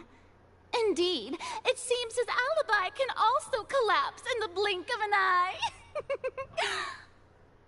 Of course, I have armed myself to do far more than smash your alibi. Confidence cannot go unfounded, and my foundations are rock solid. Tell me, aren't you and Lynette actually from the House of the Hearth? The House of the Hearth? They're Fatui? No wonder they did something like this. So the serial disappearances were the Fatui's doing. Now it all makes sense. I've got a feeling that what happened on stage probably wasn't just an accident. That's irrelevant. Our identities have nothing to do with what happened. Indeed. Then perhaps you could tell us everything that happened during that 1 minute. Your first priority is to prove yourself innocent after all. I'm sure there is little that needs to be kept secret now. Unless your script already has holes in it. The Outlander is speechless. My, oh my, don't they look flabbergasted? Now comes the infighting and discord, I suppose. This was almost too easy. Good thing I made all those preparations. Seems the all-nighter I pulled last night is really paying off. Hey, Linny! Why didn't you tell us this before? Lenny and the network. Order! Order! Mr. Linney, allow me to re-establish the facts. Lady Farina has raised 2 points. First, when the thud was heard in the Opera House, you were neither in the box nor the tunnel. Second, you and Ms. Lynette are both members of the House of the Hearth. Are these claims true? There's no doubt about a magician's ability to con others, given how Lenny has concealed his identity. This could all have been set up beforehand. Plus, Child is here in Fontaine along with other house operatives. There must be some scheme at work here. I've been a victim of such schemes before, and now... Please answer my question, Mr. Linney. I'm sorry. Yes, they're true, Your Honor.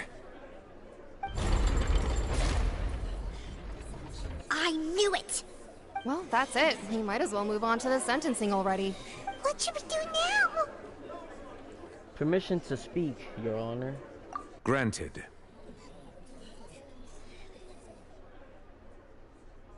My client has withheld some key information. In that case, what is your request? I request a brief adjournment. There are things that must be discussed. Is that really necessary? They're already as good as guilty. The defendant deceived their own attorneys. What is there left to discuss? Order! Order, I say! Your request is reasonable, and we shall adjourn. This trial will reconvene in 1 hour. So you would stick to Mr. Linney's defense even after knowing what you do now?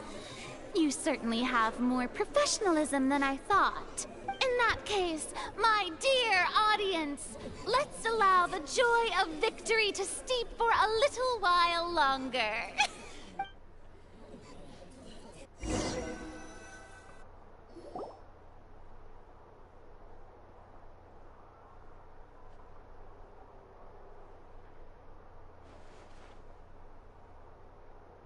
Well, this is awkward.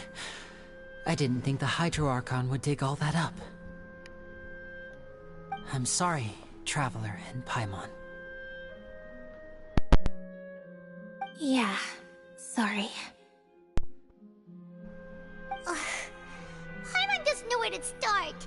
We trusted you two. We based our entire reasoning on the assumption that you weren't bad guys. Not to set the wrong tone or anything, but Paimon's really mad! I'm very sorry. I know you're angry, and reasonably so, but please, let me explain. I know you've clashed with the Batui several times before. I wouldn't be surprised if just hearing the word is enough to make you upset.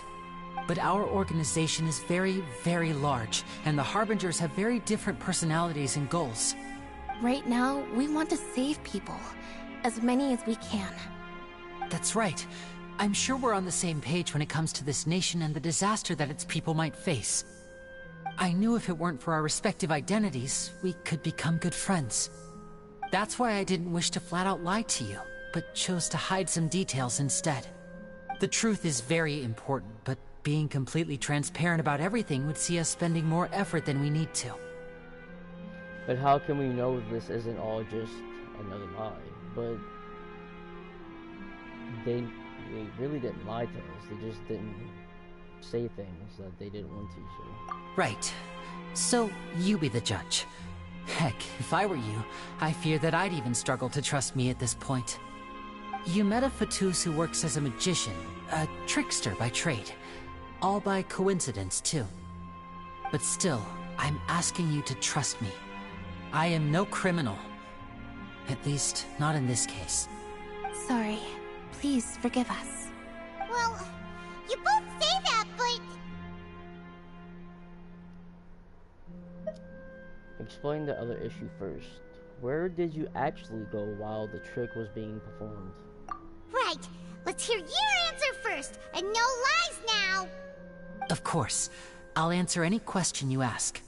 We've been trying to find out how the Oratrice operates. We want to know why it has a consciousness. Why can it deliver sentences accurately? During our investigations, we learned that the machine's core is beneath it. From that moment on, Lynette and I have been designing this box swap trick with the objective of getting close to the core. Is that why you needed a whole minute? That's right. In truth, the audience would take about 75 seconds to count down from 60, while I would only need 15 to get to the opposite box. So, after jumping into the tunnel, I accessed the Opera House basement via the vent, and went to investigate the room in which the core is stored. That air vent was created during the construction of the tunnel specifically to execute this step. And what did you find? Well, nothing. As soon as I reached that room and was about to investigate, I heard someone's voice. Which should have been impossible, of course. I was quite certain that I was the only one in the room. That voice seemed to recognize me and tried to speak to me. I chose to err on the side of caution and retreated the way I came. On the way back, I saw the broken vase and the clothes on the ground, but the countdown was almost finished, so there wasn't time to give it any thought. After that, the homicide occurred just as you saw. Well, that explains why you didn't hear the thud. But why do you want to understand how the Olatrice operates? Because of that prophecy I told you about, of course. We must know all we can about this nation's secrets in order to deal with that prophesized crisis. That's the only way we can save everyone. So, there you have it. The whole truth. I swear, I didn't hide anything from you this time. It was never my wish to proceed under this cloud of mistrust either. But like I said earlier, you can be the judge. If you want to leave because you don't trust the Fatui, there's nothing I can do to stop you. Well, Traveler, you decide. Paimon will follow your lead however you choose. I believe in the facts. I would defend you from these charges. Okay, thank you. Thanks for giving us a chance. The current problem is that the scales are tipped pretty badly against you two. If we want to refute the Hydro Archon's accusations, we're gonna need a seriously watertight defense. Actually, you already have the key evidence we need. Huh? The adjournment's almost over. Let's go back. Oh, Paimon thinks she gets what you mean.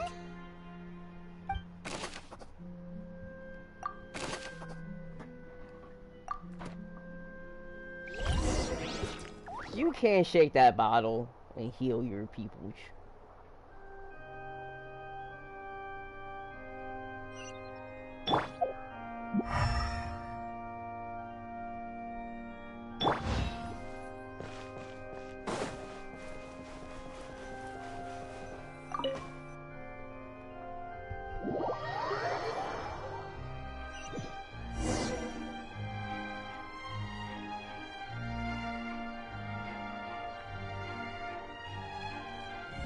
Both parties have returned to their positions. Let us continue the trial. When last we left off, Mr. Linney acknowledged the new evidence presented by Lady Farina as fact. Therefore, Lady Farina may continue stating her reconstruction of the events. Ugh, that took long enough. Now then, if everyone would lend me their attention. At this stage, let's revisit that scene from Linney's perspective.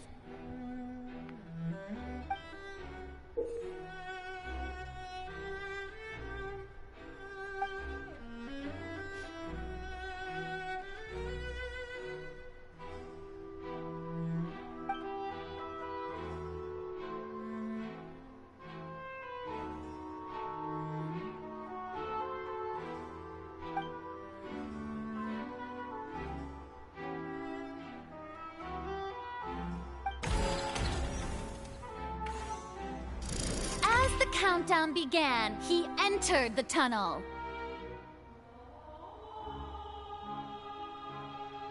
When the flatbed trolley passed, he opened the box and got into an altercation with Halsey, which caused the loud thud. He did not realize that the sound could be heard by everyone in the Opera House, which is why he claimed earlier that he could not hear the sound. Finally, he used the vase to knock her out, before making her change clothes to prevent others from recognizing her. At this time, Cowell arrived in the tunnel, having heard that strange noise, and caught Linny red-handed. So Linny proceeded to knock him out too before stuffing him into that box. Afterward, Linny passed the unconscious Halsey to his accomplice through the magic box in the audience stands, before operating the devices such that Cowell's death would be ruled an accident. And there you have it. That's the truth behind what happened. Does the defendant's side have any objections to Lady Farina's description of the events? The key to refuting Lady Farina is the order of events, what Linny experienced, and what he saw.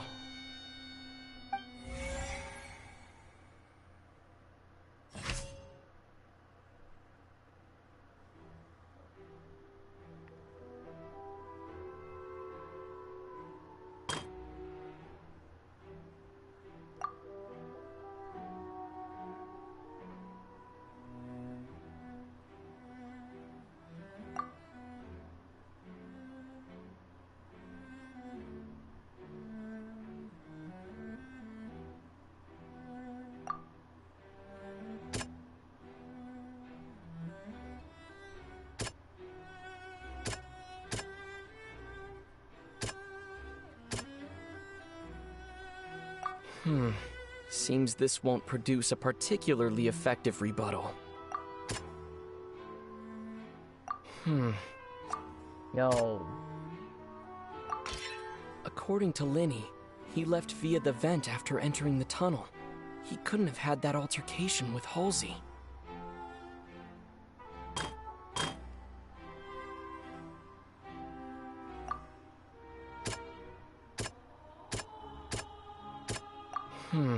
Seems this won't... Linny went to the room that contains the Oratrice's core. This is the actual truth.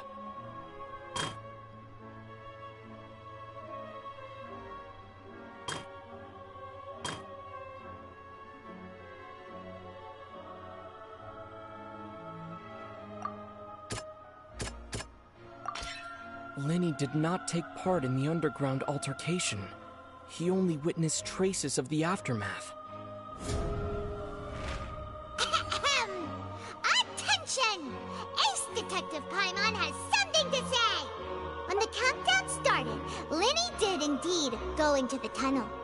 But he immediately used a vent to access the Opera House basement, which is where the underground core of the Oratrice is stored. Once he reached that area, he heard a voice in what should have been an empty room. Since he felt something was amiss, he returned immediately. The crime scene had already developed by the time he reached the tunnel again, and in order to complete the magic trick, he did not remain there for any length of time. Finally, he reached the surface, and that was when the accident happened from his point of view. Therefore, he's innocent!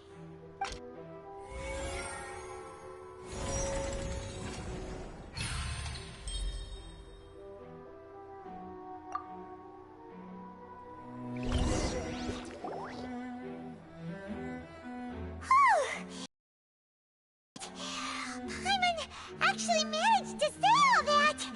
Oh, wasn't it awesome? It was amazing, Paimon. In other words, you believe that he knew nothing of the incident? That's right! Moreover, I believe my opposition's reasoning is flawed. My reasoning? The onstage equipment was clearly tampered with in a pre-mediated fashion. If that's the case, then if Cowell hadn't entered the tunnel, who was the entire setup meant to kill? Assuming that what you say is true, Linny only needed to kidnap the young girl to cause a new disappearance case. What would the point of killing someone on stage be? Oh, they have a point. That's right, you tell him! And that's why they're partners of mine. They've managed to turn things around. Oh, well, Your denial is very strident, I'll give you that. But what proof do you have to back your claims? Do you happen to remember how you refuted Lenny's alibi intentionally? Of course I do. If he had been in the magic box the whole time, how could he have not heard that sound? Why do you ask? You're saying that he wasn't?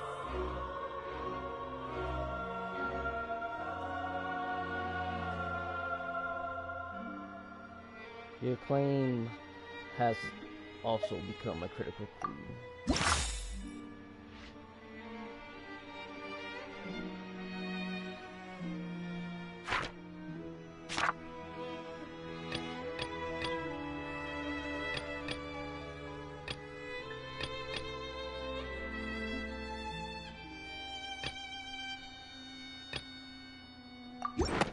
Are you sure we don't need to give this more thought? Paimon thinks there's something off here.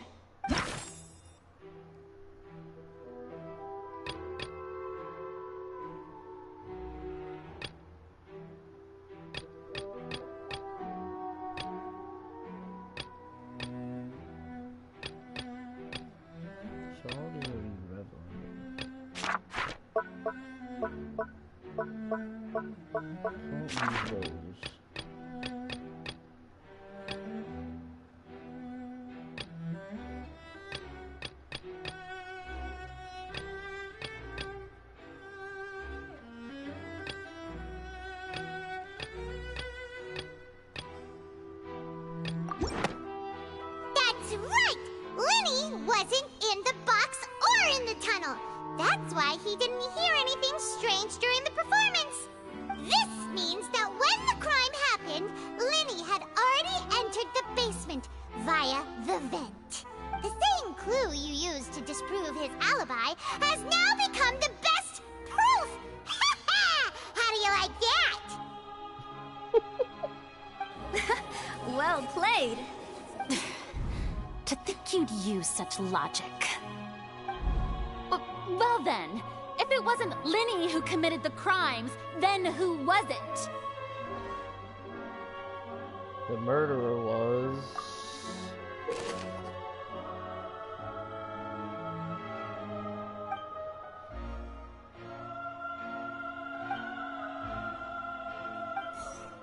Oh. The investigating report indicates that the fireworks released near the end of the show ignited and burned through the ropes, suspending the water tank above the stage. This caused the water tank to fall and kill Paolo in the box below. If Lenny is no longer under suspicion, only the other members of the troupe would have been able to tamper with the props. Lenny gave a detailed account of how the trick was supposed to work. By using a box inside a box, the idea was for the box containing the audience member to be transported across via a tunnel underneath, and Lenny himself would also use this tunnel to get to the other side. Having changed her outfit, Lynette and her assistants would take charge of on-stage interactions. The clothes belonging to Halsey, the lady who went missing, were found in the tunnel. The reason for this remains unknown.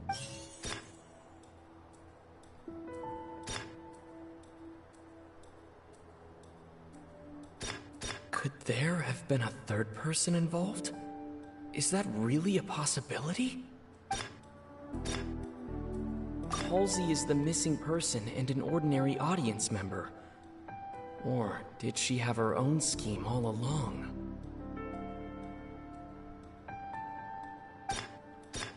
The deceased's name is Cowell, Lenny's assistant. He would have been able to tamper with the equipment.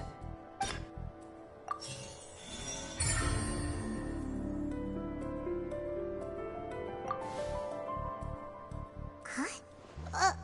That can't be right. Are you serious? The killer was, in fact, Cowell, the deceased! Oh, is that so? How interesting! Let's hear your reasoning then. What I must do next is recreate the truth. What Cowell did, and how he went from would-be perpetrator to victim.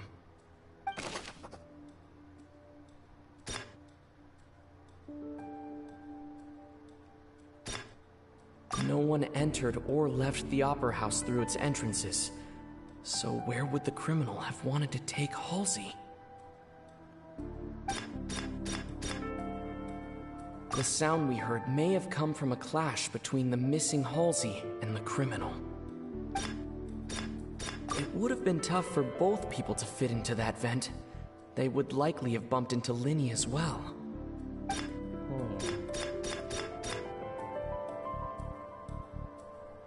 No one entered or left the Opera House.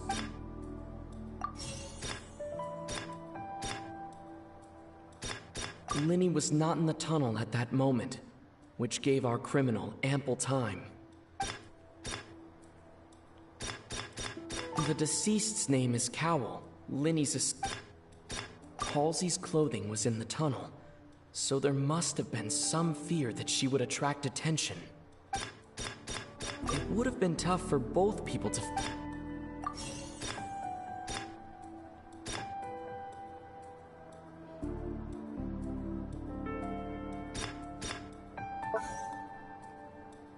No one entered or left the Opera House through its entrances.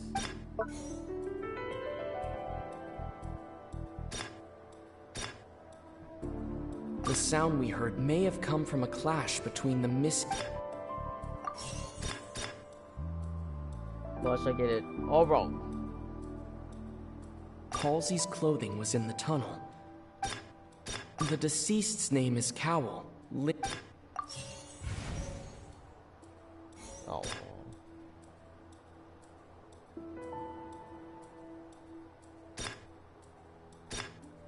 The sound we heard may have come from a clash between...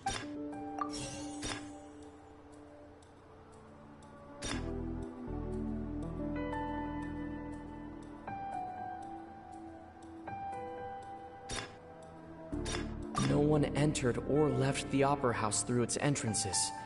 So where would the criminal have wanted to take... Halsey's clothing was in the... Linny was not in the tunnel at... Dang it!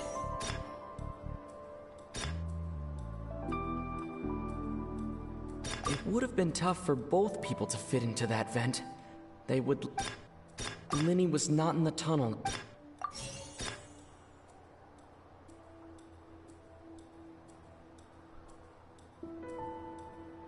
The sound we heard may have come from... And then this Halsey's clothing was in the tunnel.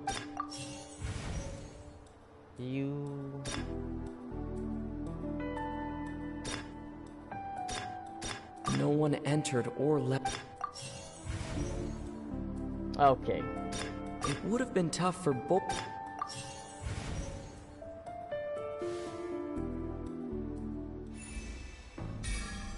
The criminal must have understood the methods behind Linny's magic trick. Must have been in a position to easily modify the equipment. Leaving aside how he died, Cowell had all the means to commit the crime at his disposal. The strange noise could likely have been the sound of Cowell and Halsey struggling. Linny was not in the tunnel for 1 minute. This would have given the time for Cowell to bring Halsey out of the magic box in the audience stands. But according to the guard's testimony, no one entered or left the Opera House, so even if he had taken her, there'd be no means of exiting. Exiting from the box would have been in full view of the audience, pretty much guaranteeing that they would be discovered. What's wrong, Traveler? Are you still having trouble figuring things out? Where in the world would Hazley go? I see how it is. So this was all just a bluff. And here I thought you had something to show for it. But it seems you're still far from the truth. Look, since we're at a dead end, why not consider a different track? Just like the trick as it transpired, the end result must have been utterly different from the magician's initial design. If only we knew how Halsey disappeared. Well, that would be nice, but the tunnel only has 3 exits, and none of them seem very likely. And it's not like this is a magic trick where you can just make a real live person disappear. You You know, like you did from that water tank, Lynette. Escaping from the water tank. Excuse my interruption, dear opponents, but do you not see that the crowd is growing impatient? There is no greater sin in this opera house than an awkward delay in the performance.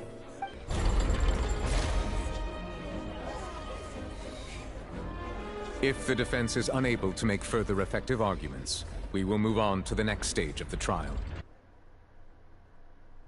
Hold on a second. Lenny was not in the tunnel at that moment, which gave our criminal ample time. The sound we heard may have come from a clash between the missing Halsey and the criminal. The deceased's name is Cowell, Lenny's assistant. He would have been able to tamper with the equipment. And then the dress after? The vase was not broken by chance. It was used to cover important evidence. The water.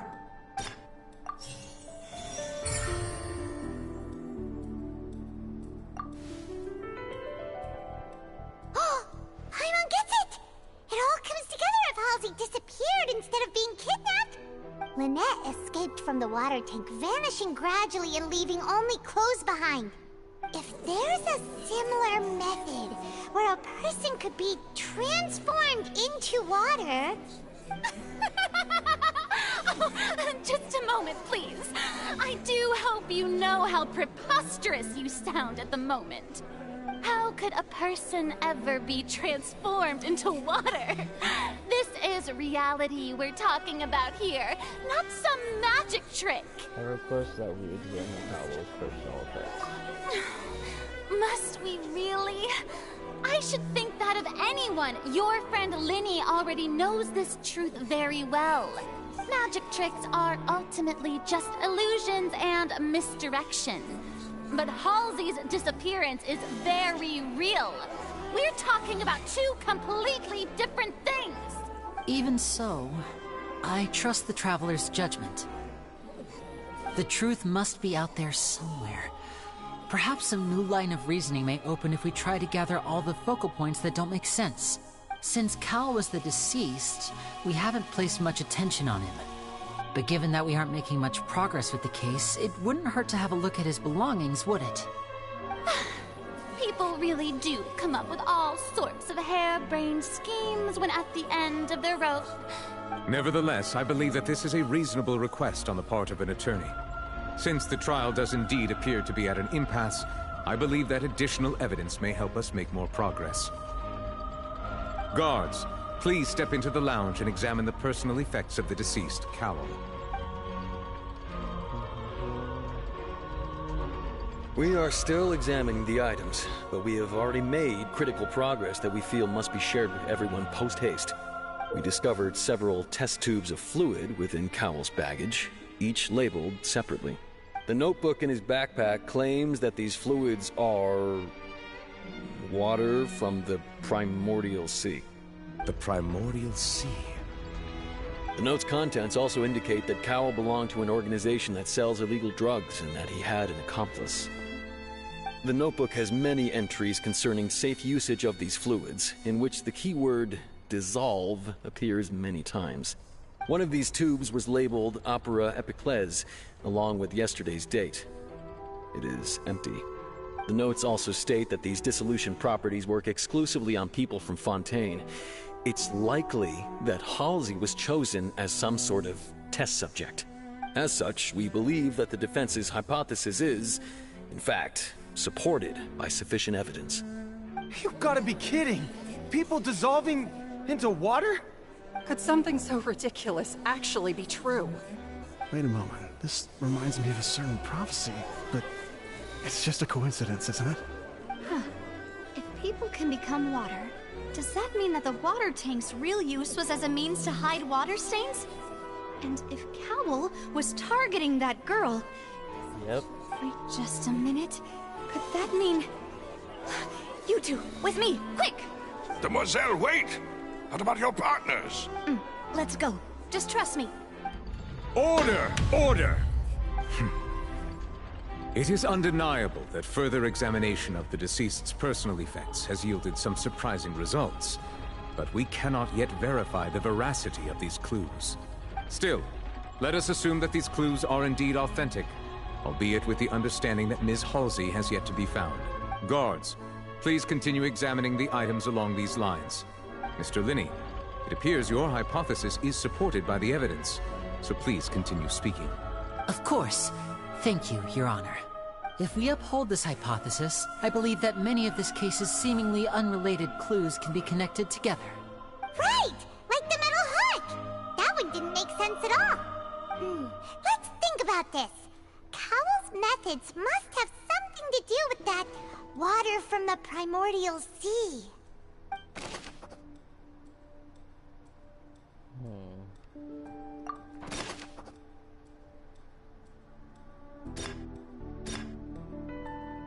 Now it seems like the hook rope was not meant for another magic trick, but was instead some form of triggering mechanism. Bam! The water from the primordial sea should already have been prepped. Bam! The rope that held the water tank up was... Bam! The deceased's name is Cowell, Linney's assistant. Bam! All wrong.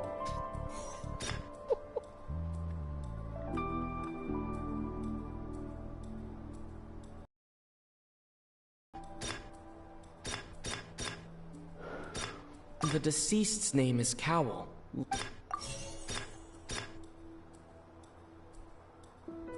The rope that held the water tank up... Lynette was in the magic box on stage the entire time. I remember there was something else within the inner layer of that box.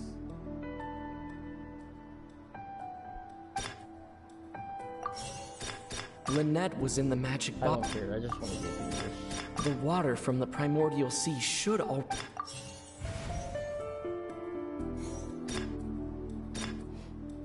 Lynette was in the magic box on stage the entire time.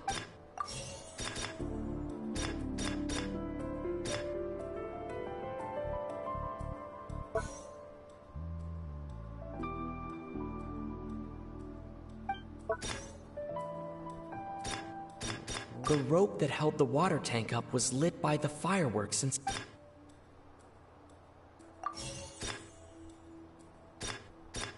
I remember there was something else within the inner layer. Now it seems like the hook rope... Okay.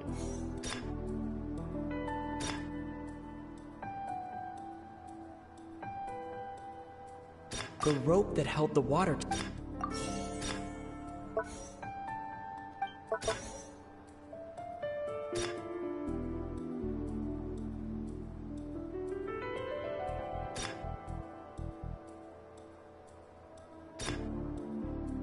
Now it seems like the hook rope was...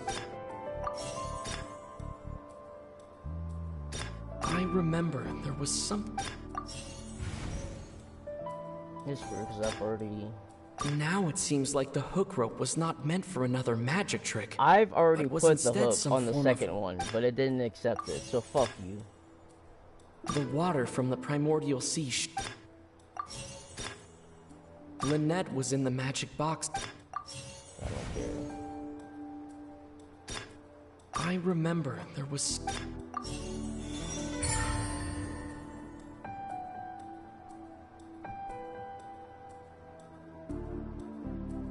The only one I had missed was the paper on the third one, but the second and fourth one I had put and it said it was incorrect, so fuck you.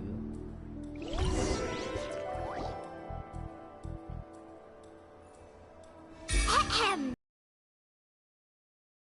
Shine again! Yeah. In the original plan, Cowell would tamper with the water tank rope and the number selector securing his target.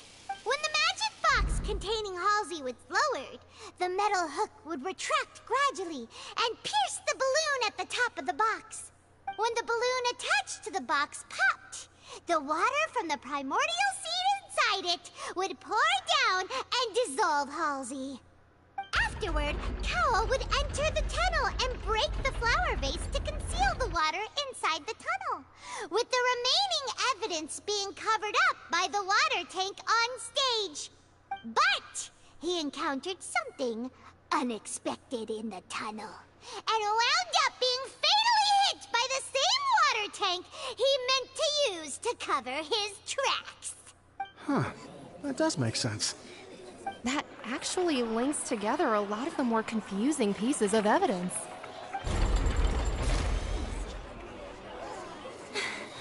Oh dear, what do I do? Even I think they sound convincing now. Have I falsely accused an innocent person? What a humiliation. Now, it seems like the only point of contention remaining is the exact circumstances that led to Cal's death. His notes mentioned he had an accomplice who could be related to the situation. On that note, the guards have just contacted me indicating that they uncovered new evidence. I shall now invite him on stage to share it with us. Thank you, Your Honor. We were just inspecting the luggage of the other people involved in this case. And we found an identical sample of the water from the primordial sea among Linny's personal effects. What? That can't be. Oh, I see. Well, how wonderfully comedic to have your own counterattack only to come back and wound you. Does this not clear all doubt? My dear citizens, my loyal audience, allow me to present my reasoning and bring this performance to a swift close. Linny did not need to take part in the dissolution of the young woman at all. Indeed, he did leave the scene via the vent. Having made modifications to the props beforehand, his accomplice Cowl then caused Halsey to vanish using the water from the primordial sea. But upon his return, in cruel avarice, Linny desired sole credit and prepared to do away with his partner in crime. Ultimately, he knocked Cowl out, and the tool meant to cover the crime up also became a murder weapon. Now, as much as I regret having come to such a viciously straightforward conclusion, it does seem that the famed Fatui is quite the cold-blooded and ruthless organization. Am I right, Mr. Linny? We've used up all the evidence we collected. There's no way for us to make a rebuttal here. Is this the end of the road?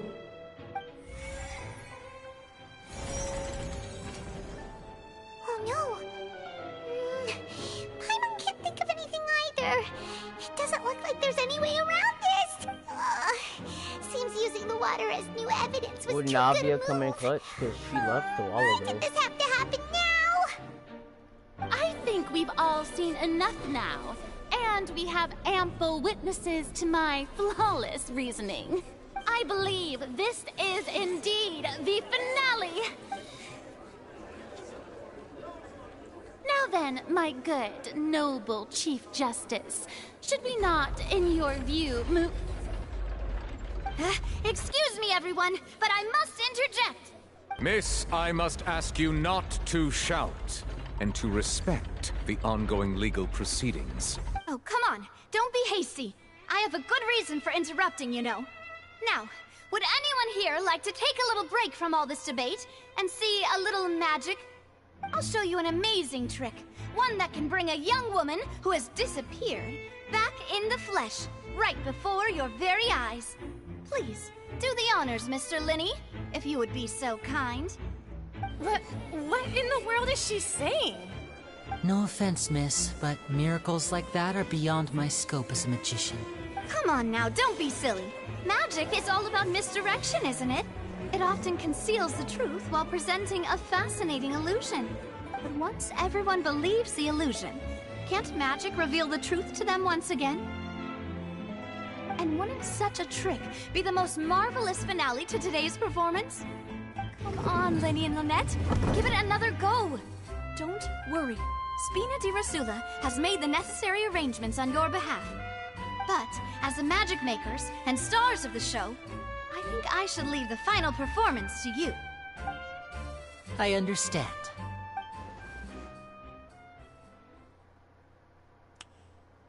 And voila.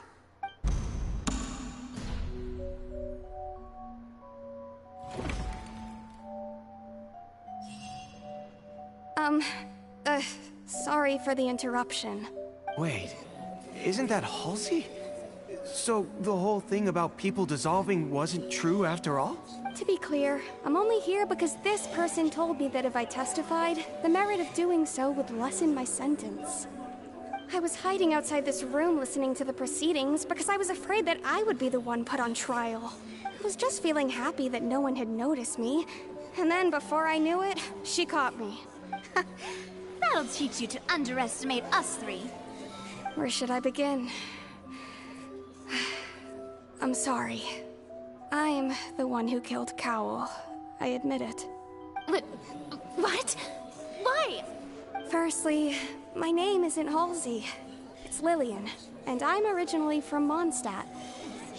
I heard that Linny's show was gonna be a real thriller, but I missed the chance to buy a ticket, so I stole one. That's how I make a living. I steal stuff here and there. And I'd never been caught before. But I was noticed at the harbor a few days ago, and I barely got away. Lenny was the one who caught me in the act. Hey, no wonder you look familiar. So you were the thief! Liddy even mentioned that you were pretty skilled. Well, and I thought that would have been the end of it, but then the number selector chose me. He even mentioned the Fortress of Meripede. That's a prison, isn't it? So you can imagine how shocked I was. I thought he was onto me for sure. So I played along with the show while looking for an opening to flee. But then I got water poured on me for no reason, and then someone jumped into the tunnel to nab me. I wasn't going to take that lying down, so I knocked him out and stuffed him into the box. There was nowhere to run from there, though, so I had to change my clothes and hide in a box containing performance costumes. I slipped out after the first guard arrived at the scene and continued hiding inside the opera house. Can a person even hide in there? If they've practiced hand concealment properly, a professional thief could make it work. But I swear I didn't know that the water tank would fall down. Really, I swear it. Had I known that, I wouldn't have put him in the magic box. I may be a thief, but I'm no killer. Well, that makes everything pretty clear now, doesn't it?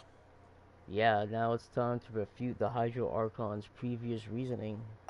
This time, we need to tell the entire story from Lillian's perspective.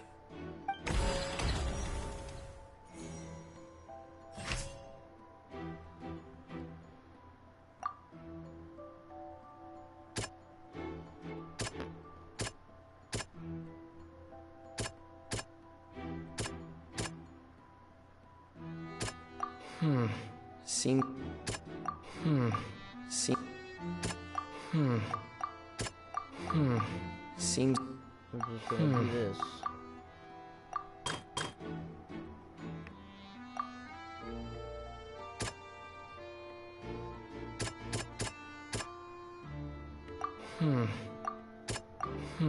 I'll eventually get it if I force my way. The strange sound.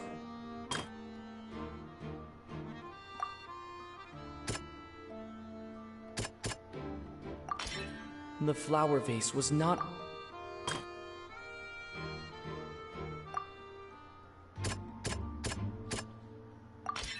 Lillian was afraid. And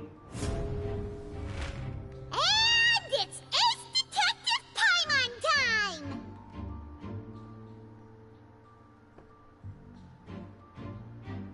Having been selected out of the blue, Lillian panicked.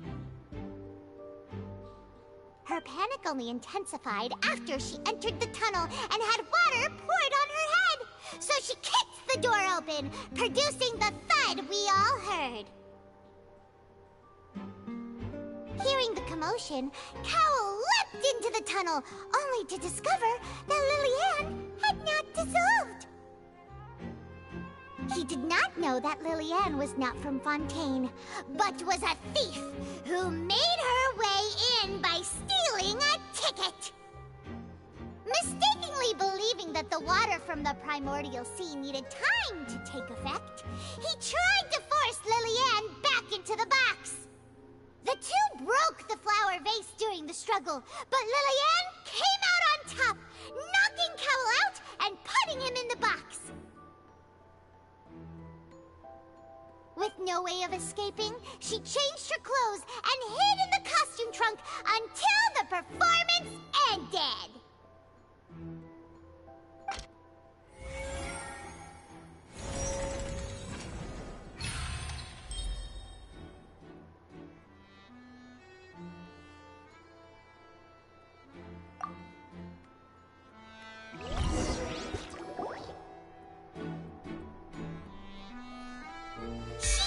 That she would have to go through guard inspection if she tried to leave afterward. So, she has been trapped in the Opera House these last 2 days. She had already become desperately hungry by the time we were chatting over macarons. So, she swiped 2 of them right under our noses. Talk about a sneaky thief. At this point, all the events that happened in the tunnel have now come to light. Ah, so that's the whole story. Bravo! Bravo!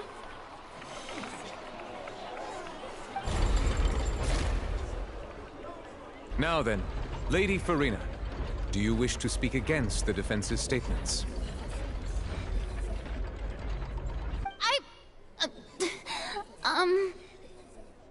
Please answer the question, Lady Farina. Also, if I may add, the trial has not yet ended. As such, I request that the prosecution not leave the room before the proceedings have concluded. What? Are you reading my mind now? No.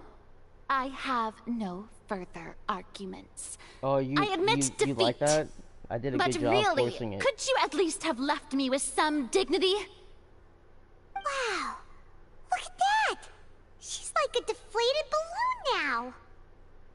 If there are no objections, then as the Chief Justice of Fontaine, I shall once again repeat the full sequence of events. The actual perpetrator of the serial disappearances, Cowell, selected his next victim from the audience reservation list. With some modifications to the selector, he could ensure that the pre-selected young woman would be chosen. To cover up any evidence while committing the deed, Cowell thought of allowing the water tank to fall, which would conceal the water left behind after the young woman was dissolved. He also tampered with the rope suspending the water tank, using the fireworks at the end of the performance to cause the tank to drop and hide the watermarks. He poured the water from the primordial sea into a balloon during the preparation of the magic box and stuck it to the box's lid. Finally, he passed the prepared hook on a rope through the gap in the magic box's door when bringing the young woman to said box. When the magic trick officially began, the box containing the woman was lowered into the tunnel, tightening the hook rope and bursting the balloon containing the water. If all had gone to plan, the young woman would be dissolved at this time. However, Lillian was not from Fontaine, and thus fled the box with a loud noise. Realizing that there was trouble, Cowell entered the tunnel and met Lillian. Thinking that the waters had not yet taken effect, he decided to proceed. However, his opponent was more capable than he thought, and he was overcome, knocked unconscious, and placed into the magic box, and thus became his own final victim. Lillian, according to her own statements, then changed clothes and hid until the performance ended, before hiding in other parts of the opera house. So technically, he killed himself. As for Linny, he was in the underground structures within the opera house, and was thus ignorant of these happenings. From this reconstruction of events, we can conclude that Linny, the accused, is in fact innocent.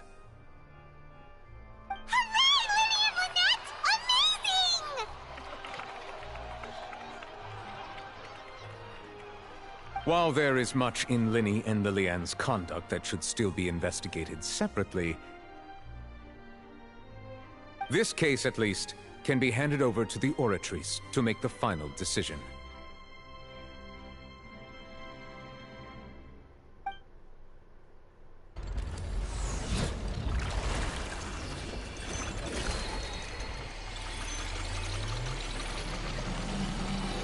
Whoa.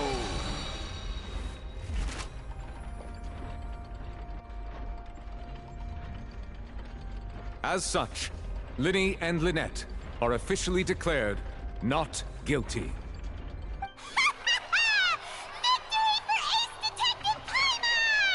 Good job, Paimon. I knew you could do it. Great work, partners.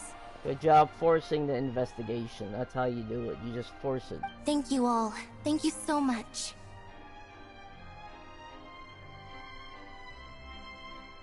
Next, I think we deserve an explanation, Guard Vaughn.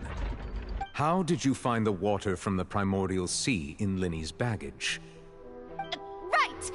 Your discovery caused me to make a serious mistake, you know.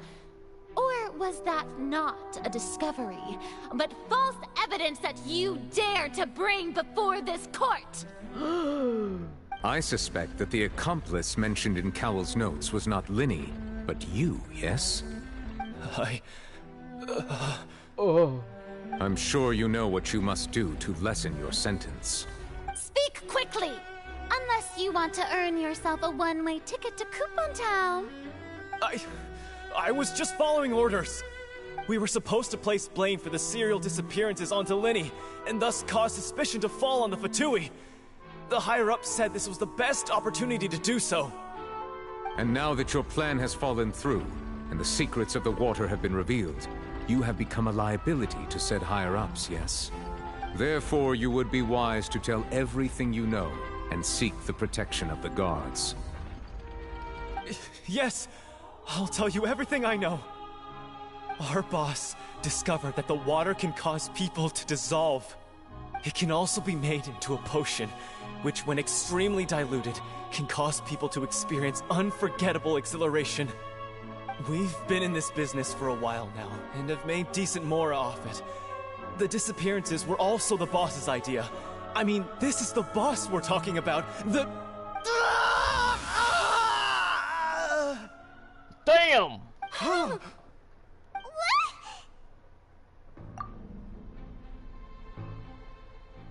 And now he can no longer talk. Such ruthlessness.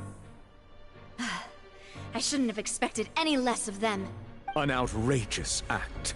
All present, please submit to inspection immediately.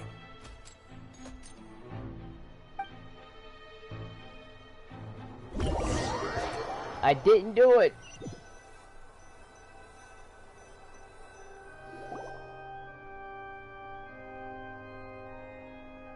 So, we're just going back now? The problem seems to have been solved for now. We're not needed here anymore. That's true, but...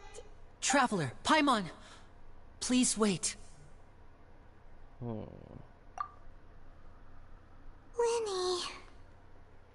No! I'm not guilty. Ever. I know you may not want to speak to me right now. Maybe you don't even want to look at me. But still, let me thank you again for defending me to the end, even after you learned that I'm a member of the Fatui.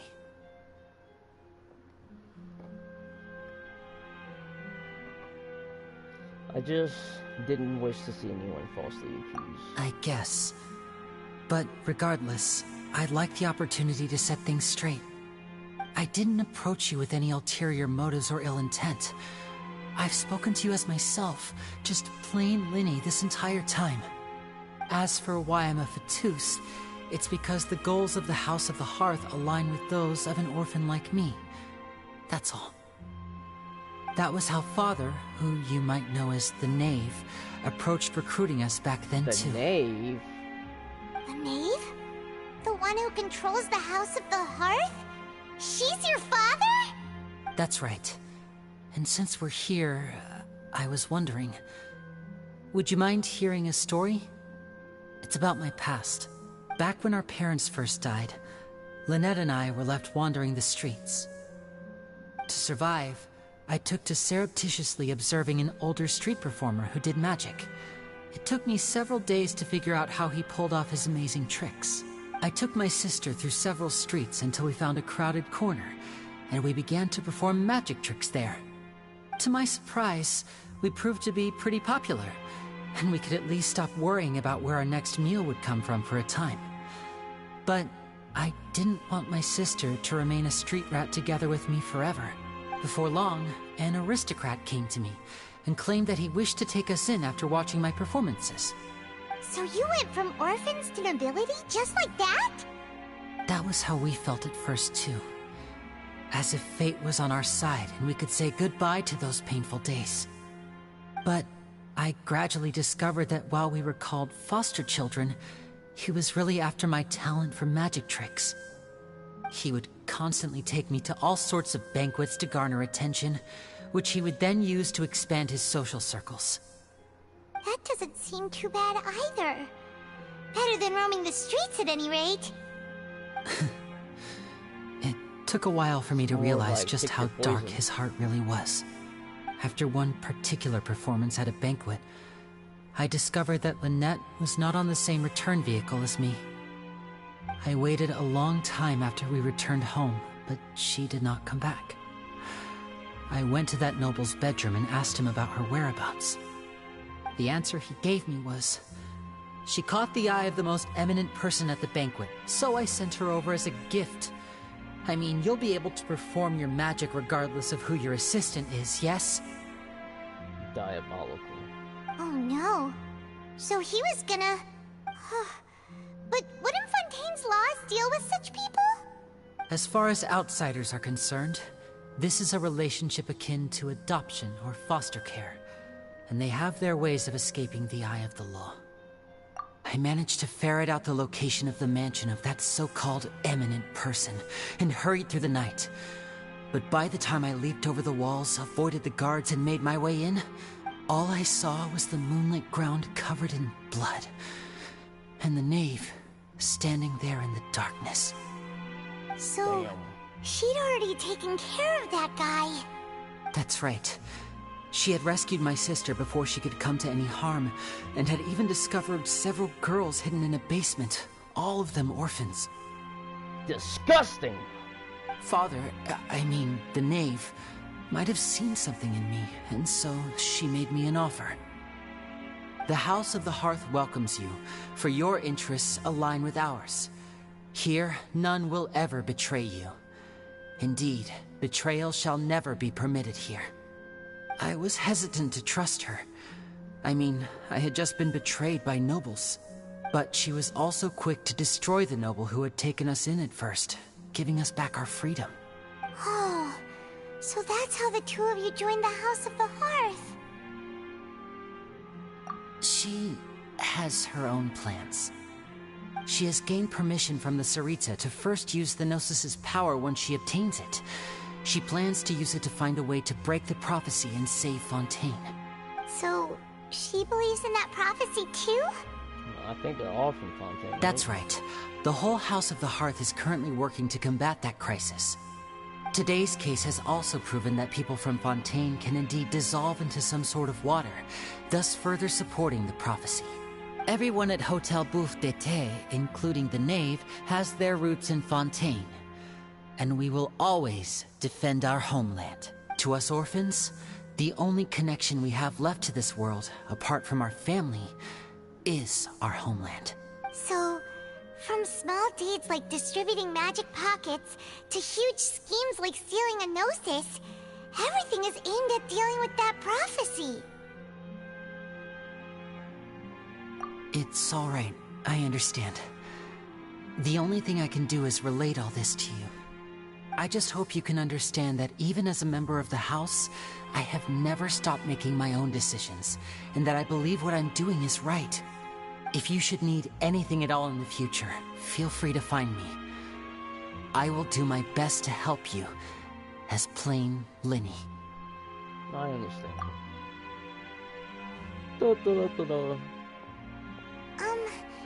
Bye, Linny.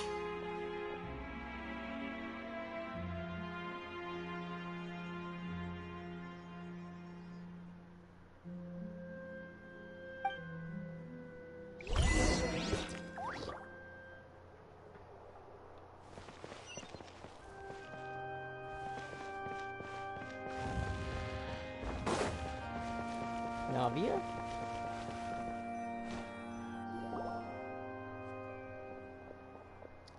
Ta-da! Hey there. What was with the disappearing act you pulled right as the trial ended? Were you looking for us, Navia? Well, this whole thing isn't exactly over, is it? I do feel that we're getting closer to solving the serial disappearances case, though. Don't you think so, too? Huh? What's wrong, my dear partner?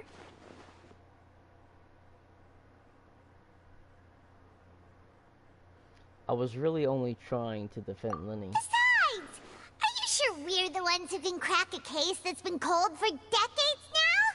And given that there's new evidence from the trial, there should be a trail of breadcrumbs for the Hydro Archon's people to follow now, right? Ah. I see.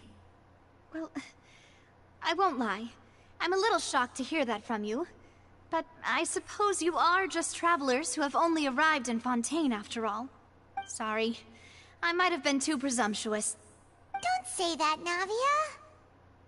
Ah, and we were having so much fun investigating with you, too. It was like having new waters flowing into a stagnant mire, causing new hope to spring forth, and the reflection in the murk to become clearer. Sorry about that. I'm a bit prone to nostalgia. Don't mind me. Wait, shall we have a farewell meal? You know, to commemorate our time as partners? Huh? Do we really need to get that formal? Well, guess you really did treat us as partners, huh? Well, I'd just like to have a proper ending to every important memory. That way there are no regrets later. Anyway, it would just be a meal, so it shouldn't take up too much of your time.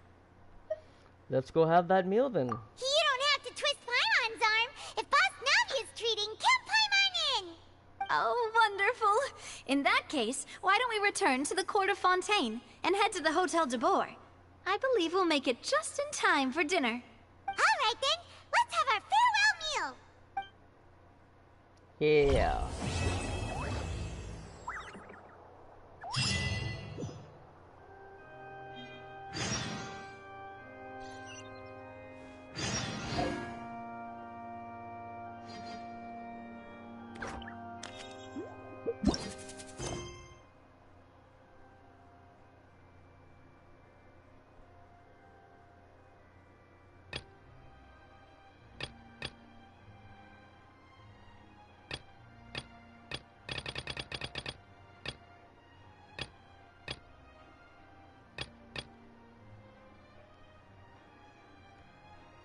Well, this concludes part